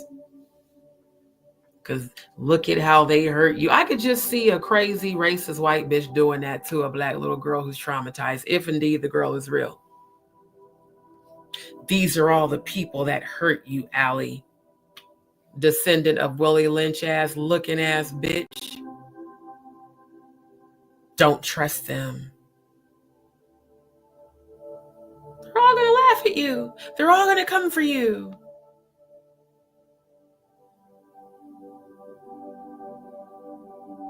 If your mom worked for CPS and she rescued you, that means she has to have known about the other kids. Nobody asked that question either.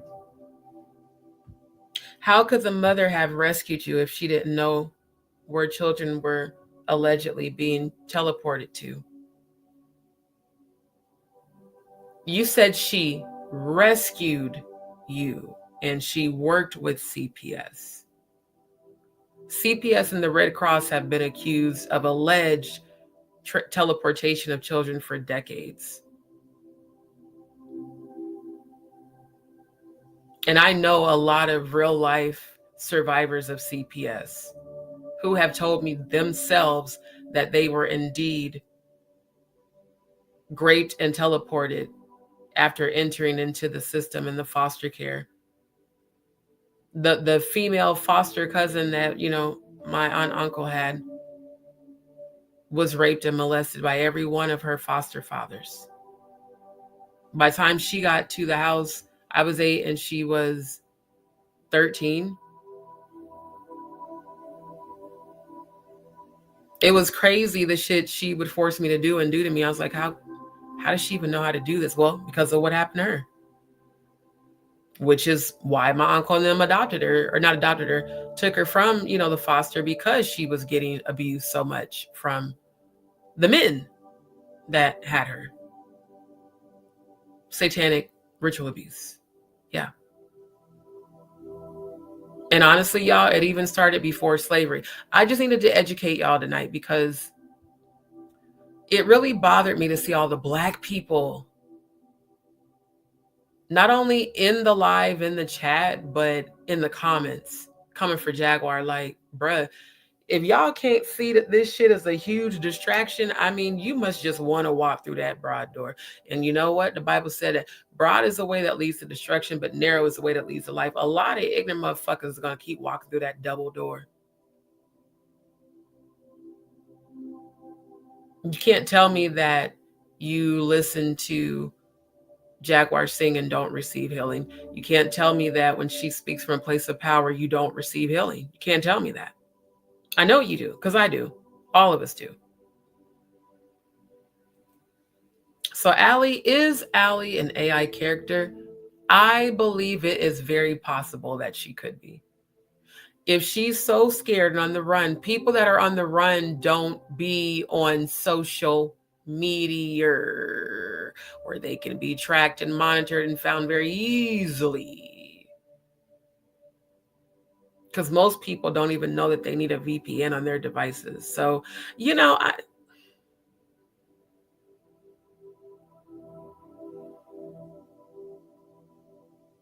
I feel like Huey. What's the point in even trying to tell them if they just don't want to believe the shit? Y'all just want to be ignorant, bruh. You just want to believe some bullshit because it's attacking Jaguar and why is she always telling everybody's business and why doesn't she tell hers and yada. You be hollering at a whoop-tee-woo. Blah, say blah. He said, she said.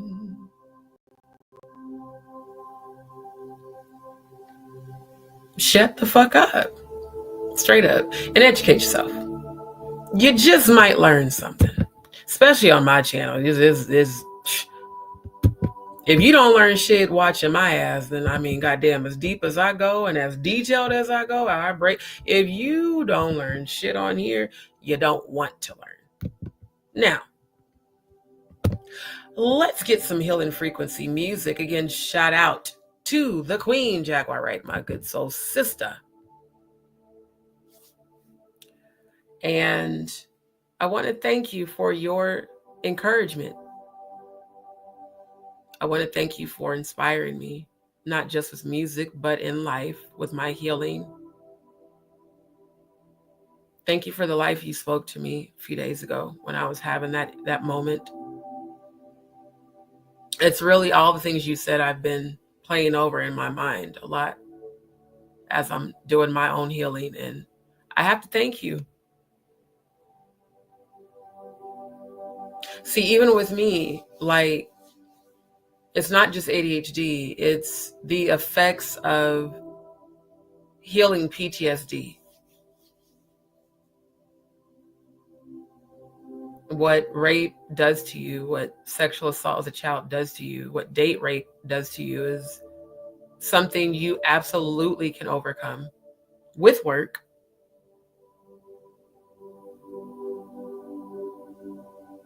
You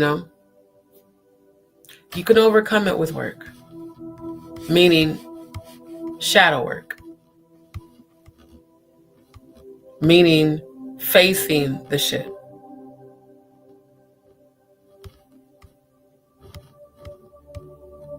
So that's what we must do.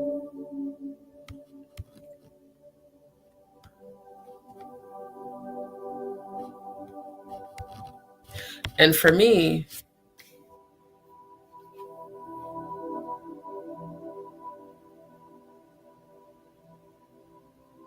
I owe it to my direct ancestors, to my grandmother, to my uncle that picked cotton with her, that took care of us, by the way.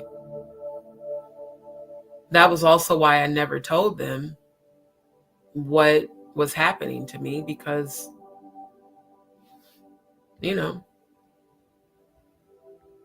they took care of me.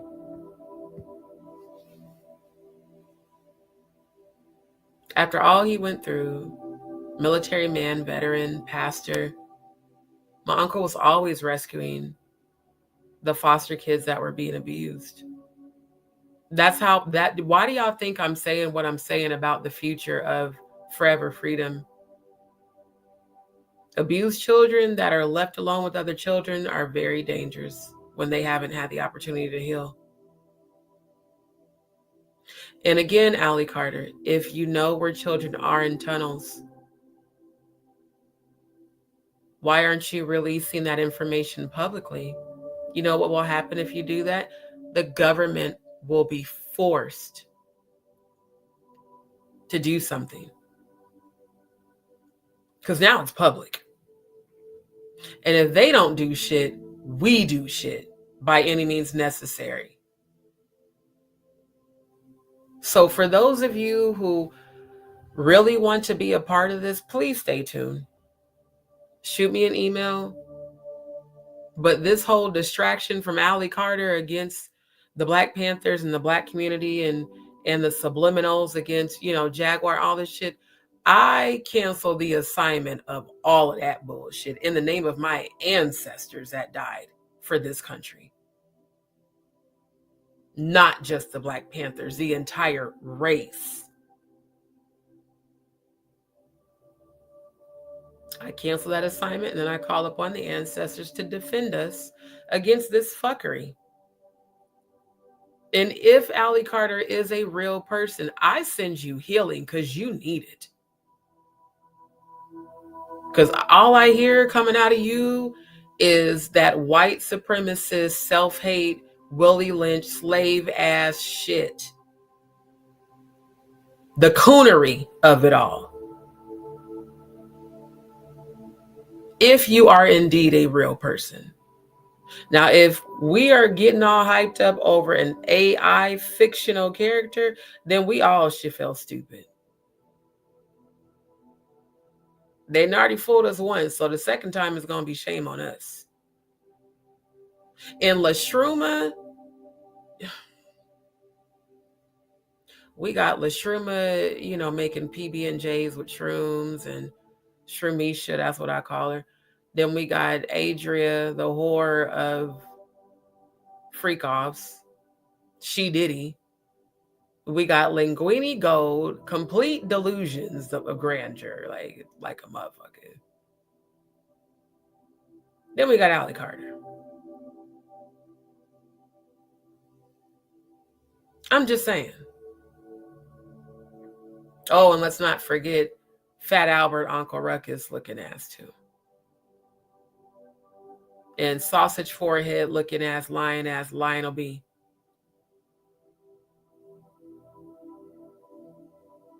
They have stripped you guys of your natural state digitally.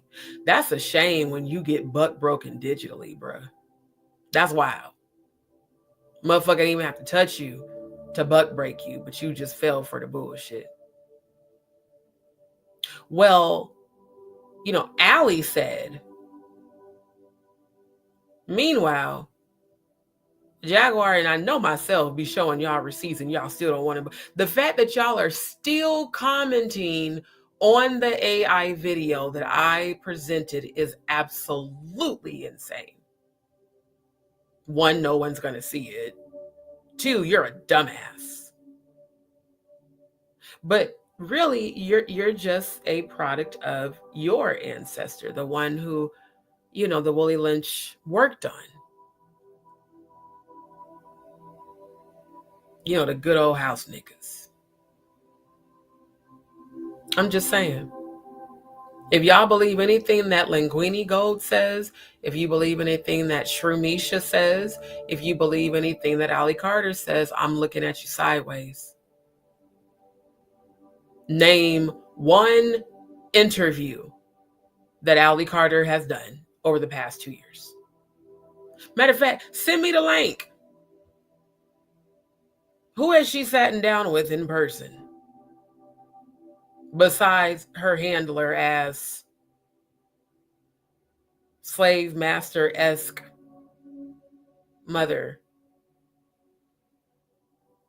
who actually carries the skin complexion of our ancestors' previous, oppressors. It's just reminding me of when they brought in the Anglo-Saxon missionary Christians to teach and indoctrinate a white God in the minds of slaves who they stripped of their natural state, i.e. stripped them of their spirituality as well. They handed them a Bible written by a Freemason and told them that God was white and that they should worship them because they're white and they are the superior race.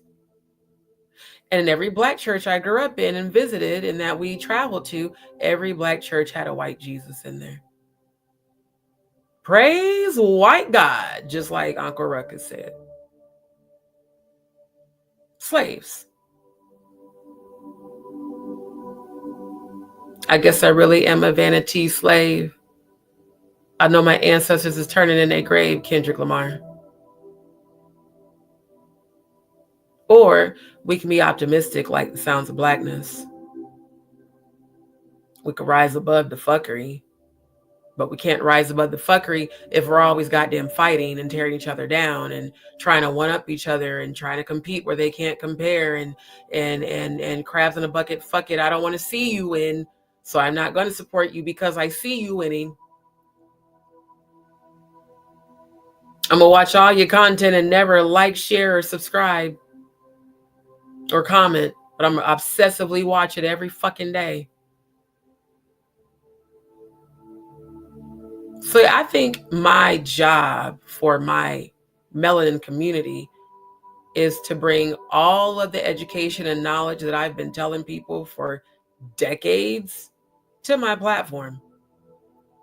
And shout out to the Soul Vibe tribe for the vibration, the confirmation, the education. Oh, that should be a song. Okay, I'm gonna write that into a song. But for real, I'm gonna name it Soul Vibe.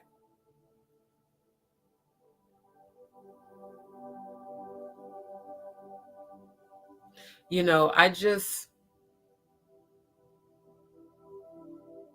be the new Malcolm. Got it. Ancestors, my right ear is ringing right now. They said, be the new Malcolm. Got it. Message received. Ashe. Oh, fuck, it's ringing. They never wanted any of us to have this knowledge, ever. They wanted you to keep hating yourselves and each other. Why does our race brag about murdering each other in rap songs all the time? Why did Drake produce a video with a boulder crashing on Triple X-Tion? Why did Rick Ross put lyrics in his rap, put Molly on her drink, she didn't even know it, took her home and enjoyed that, she didn't even know it? Have any of these ignorant motherfuckers ever read the Willie Lynch letter? I don't think they have.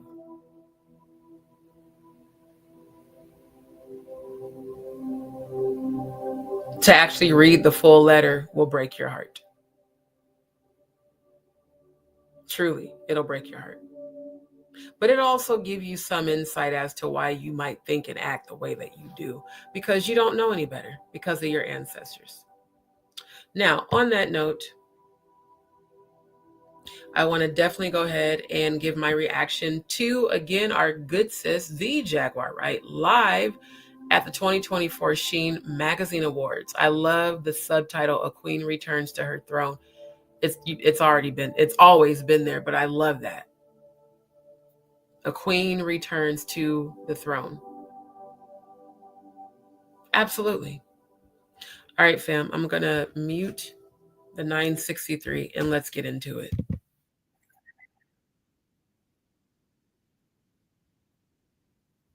Put a Y in the chat if you can hear the audio. Put a Y in the chat if y'all can hear the audio, because if you can't, I'm going to have to stop sharing and reshare. So I need to make sure y'all can hear it before I keep playing it. Because I'm not going to lie to y'all, I really haven't had time to even pay attention to the chat because of the education and the tabs. Okay, can you hear it though? That's what I need to know so I can make sure I don't need to stop sharing.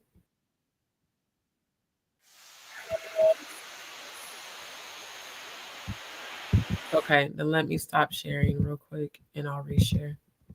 Because I know StreamYard does that. They will just randomly stop the audio. So hold on. Add to stage. Let's go. Okay, now you guys should be able to hear it. Let's party until the lights go out. I've been performing on stage since I was 13 years old. It's 34 years of my life. And one of my greatest musical influence is Frankie Beverly and Maze. Before I Let Go is probably one of my favorite records. And I'm sure some of y'all. So we decided that we were going to bring this back. I actually recorded this record 5 years ago. And I'm grateful to do it here for him. rest in heaven, Frankie Beverly. And let's do the let go. Go ahead, drop it. I used to have a nightstand. And even though I could, because they short I knew it. I knew them shoes was coming off.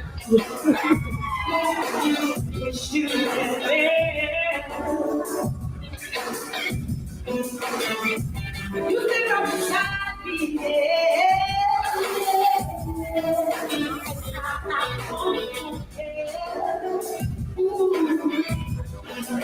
see, I really love you. You know.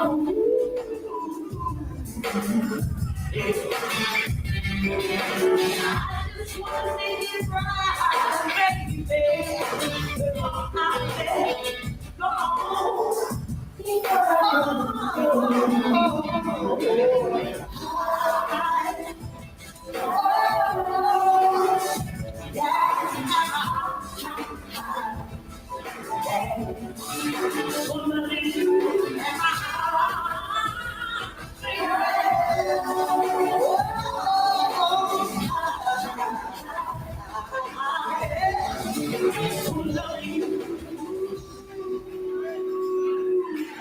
How y'all feel about this? Y'all like it?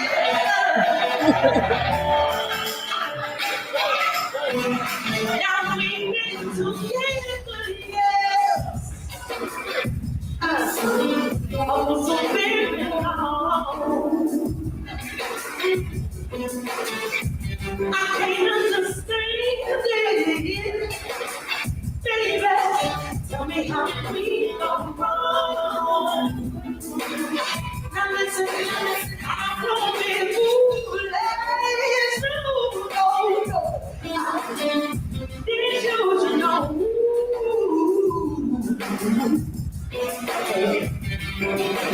I just wanna make it right, baby, before I let go.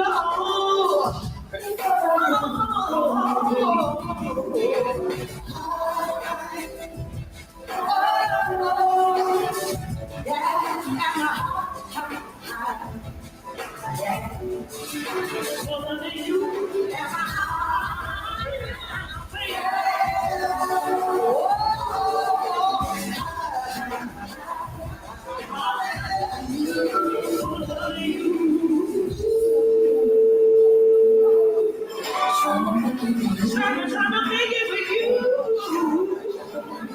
Yeah, bliss. Black angel wings, heartstrings, praying hands. I'm a fighter, the game is fade. I play my hand. Without a green and sand, we back at what we put. Taking back what was good. I'm up the underground and see that. Now we make a look. Watch the recipe cook. Should I snap when I check? That's why my face get cooked. Underground railroad coming up out this hell. Whole rolls is for the pros. Until the bell shows. I'm sitting going close. With these assholes. Niggas with an ass on. Let's see how that lasts, bro. It feels like I'm in a toy story. It has, bro. It is hard not to hear that wonderful rail Jamal. I'm actually dark skinned. It's my mood showing out. Chase my dream, my hustle, bring it to life. Brother, with now.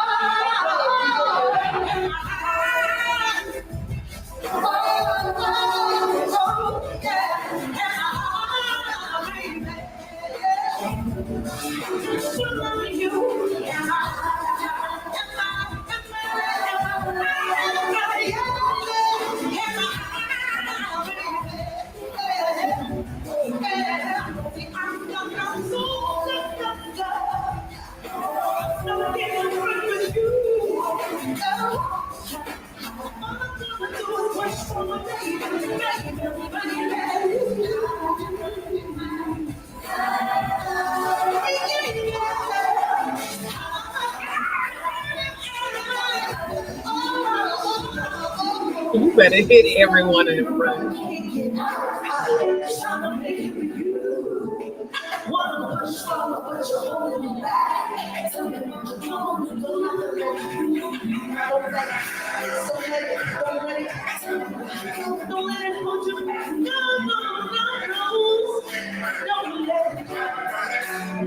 You know, it's funny. Oh, damn, is that? Muscle memory. The muscle memory of an artist.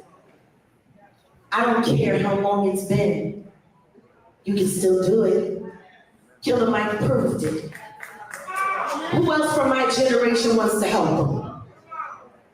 As a generation, Generation X, we pushed out some of the most amazing talent and amazing music, and then we watched society pick them away one by one. Almost 30 years later, we're watching it happen to another generation of brilliant artists, one by one. The list: Biggie Smalls, Take Off, what's the difference? Yeah. Tupac, Nipsey Hussle, Right. what's the difference? We're losing. We're all here together now, and I'm asking you in this moment, cruelty-free artistry. Yes. Let that be our agenda. Yes. Yes. Yes. And I'm saying this as a Gen X, we fucked up, G. Let's fix what we broke and give it to them, and give them a chance to do what we didn't get to do. Right. There are so many amazing young artists. Let us help them find their way with love, because you can make a hit record without hurting somebody to do it. My name is Jaguar. See what I mean? I keep telling people her voice is the healing frequency, especially when Jags tapped in like she always is when she's on stage, and even not even on stage, is when she's speaking from her heart. This shit is dope. So yeah, I want all of my DzPeepz and JagaDz to support cruelty-free artistry when that movement really starts to make, like when things start to take off and events start to happen, and awareness starts to happen, and merch and all that, we're going to represent, we're going to support. Me especially, because I am an actual artist and because of what I've survived. 533. So again, shout out to you, sis. I know you're not all deeply emotional and expressive like I am, but when I say I thank the Most High for your energy, your life, and your purpose, it's needed. The way you see things for the next generation is needed, because so many in the industry just are sheeps. They just do whatever they're told to do, and they, propagate whatever agenda that the dark side of the industry has for them. Meanwhile, you're constantly working to elevate the frequency of true artistry, and no woman, man, or child should have to go through a sacrifice to be famous. That should never have even been a part of artistry, because that's what artistry is. It's art, which is a beautiful thing, not a cruel thing. So yeah, I want all of y'all to support cruelty-free artistry, support our good sis. And absolutely, bro, for real. And yes, I get chills every time I hear Jaguar sing. That's why I was like, damn, they stopped the song too quick. But no, it was her, time to give her empowerment. Right. Cruelty-free artistry and forever freedom. Let's, can we shift our focus to that, family? I know, it's easy to get caught up in all the salaciousness, and I'm still going to be, I actually have a lot of receipts of updates on the Jay-Z situation. We'll still discuss all that, but I don't like how this Aaliyah situation has altered the frequency of us, overall collectively being in a high vibrational, state with the beginning of the new year. There's so many blessings, but there's also truth that has to be spoken.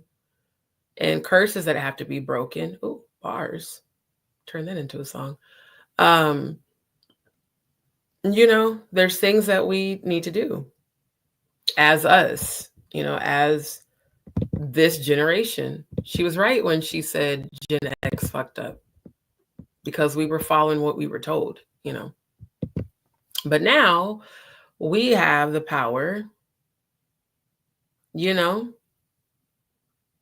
we have the power to change all of this, but it starts with our voice. Your voice should be heard. And not just survivors, everyone's voice, even those who have never, that maybe don't want to believe all of us because they've never experienced what we went through. Even if you never experienced, even if it never happened to you, it happened to those of us who have reported it, who aren't out here creating false narratives and false stories for the sake of money.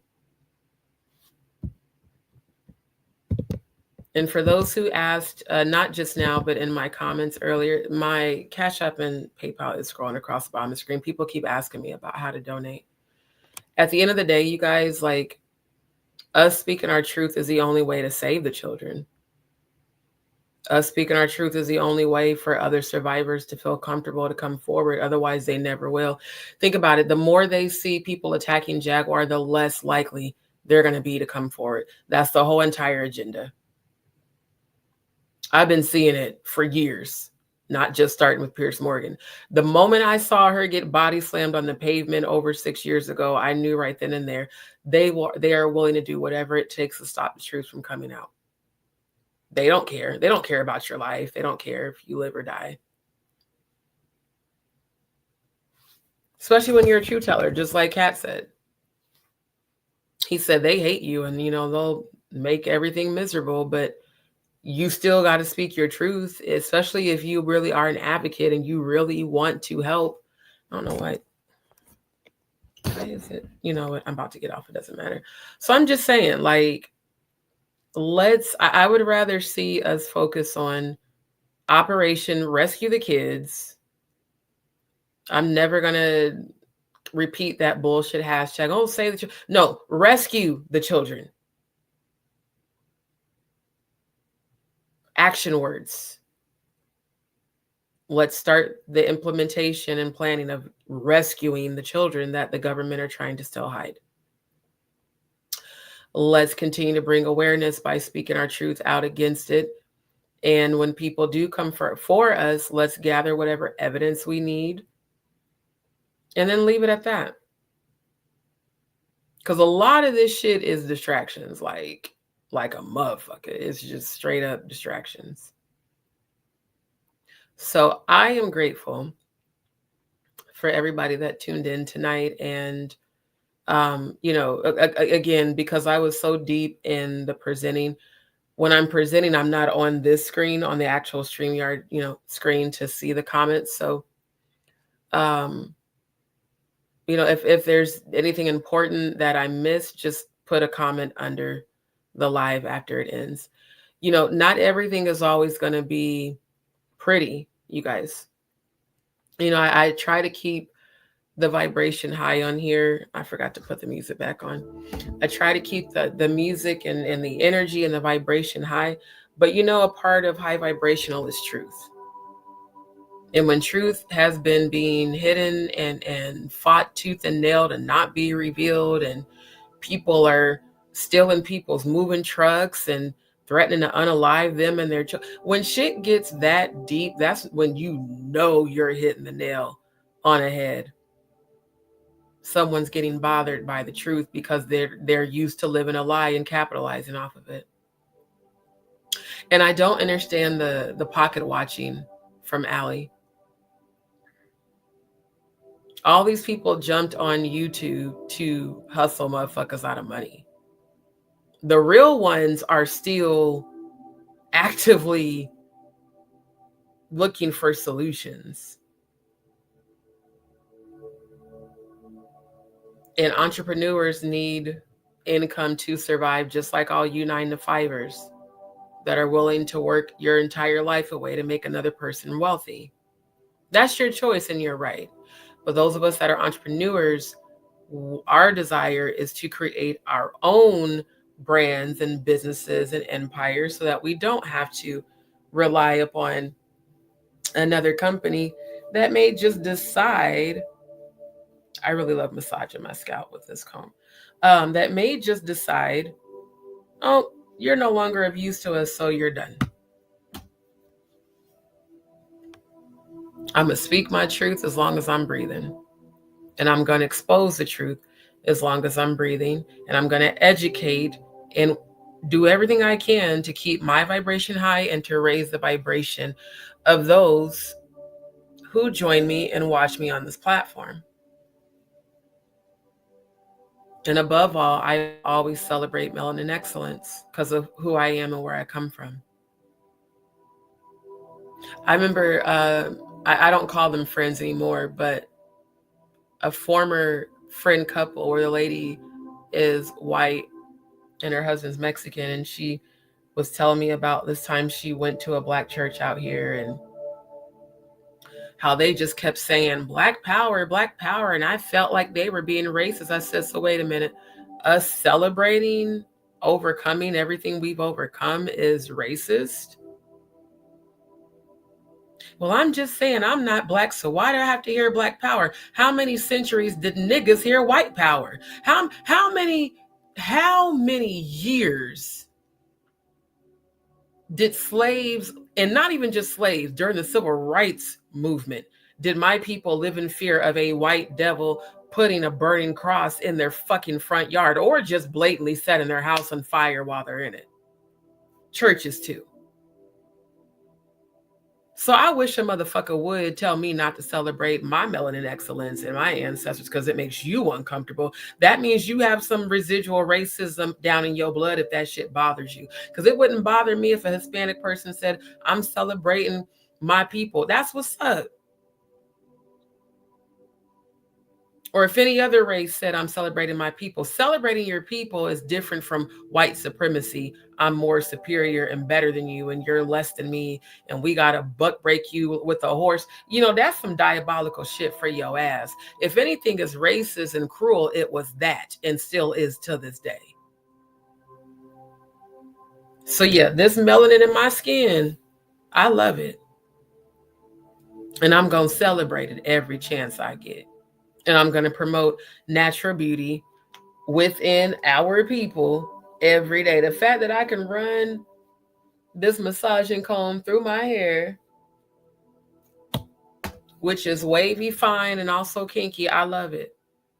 The fact that when I walk into places where racists are at and they look up and see my crown of glory called an afro, the fear that comes over them. Yeah, that's the ancestors walking with my ass that your ass is feeling. You know, the ones y'all beat and hung and drug and pulled body parts apart. And so if any of you are wondering where I'm from, I gave you a little education tonight. Yeah. Mm-hmm. My brown is beautiful. My melanin is beautiful. Oh, t-shirt idea. Oh, trademarked. My melanin. See, I've seen the my black is beautiful. No, ma'am. Melanin is a higher frequency of royalty within melanin skin. Melanin is, in fact, what makes our skin brown. My melanin is beautiful. Capital Y-O-U.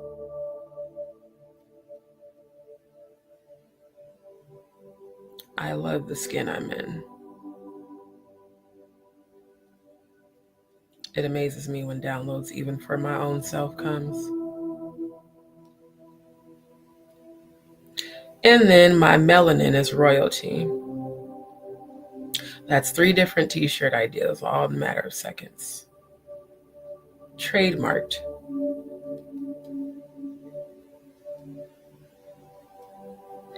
Oh, this is about to be a good year for the elevation.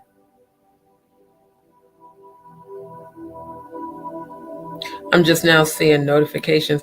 I keep trying to tell y'all when I be on live and I'm presenting, I am not looking at this phone nor those comments because this shit is too distracting.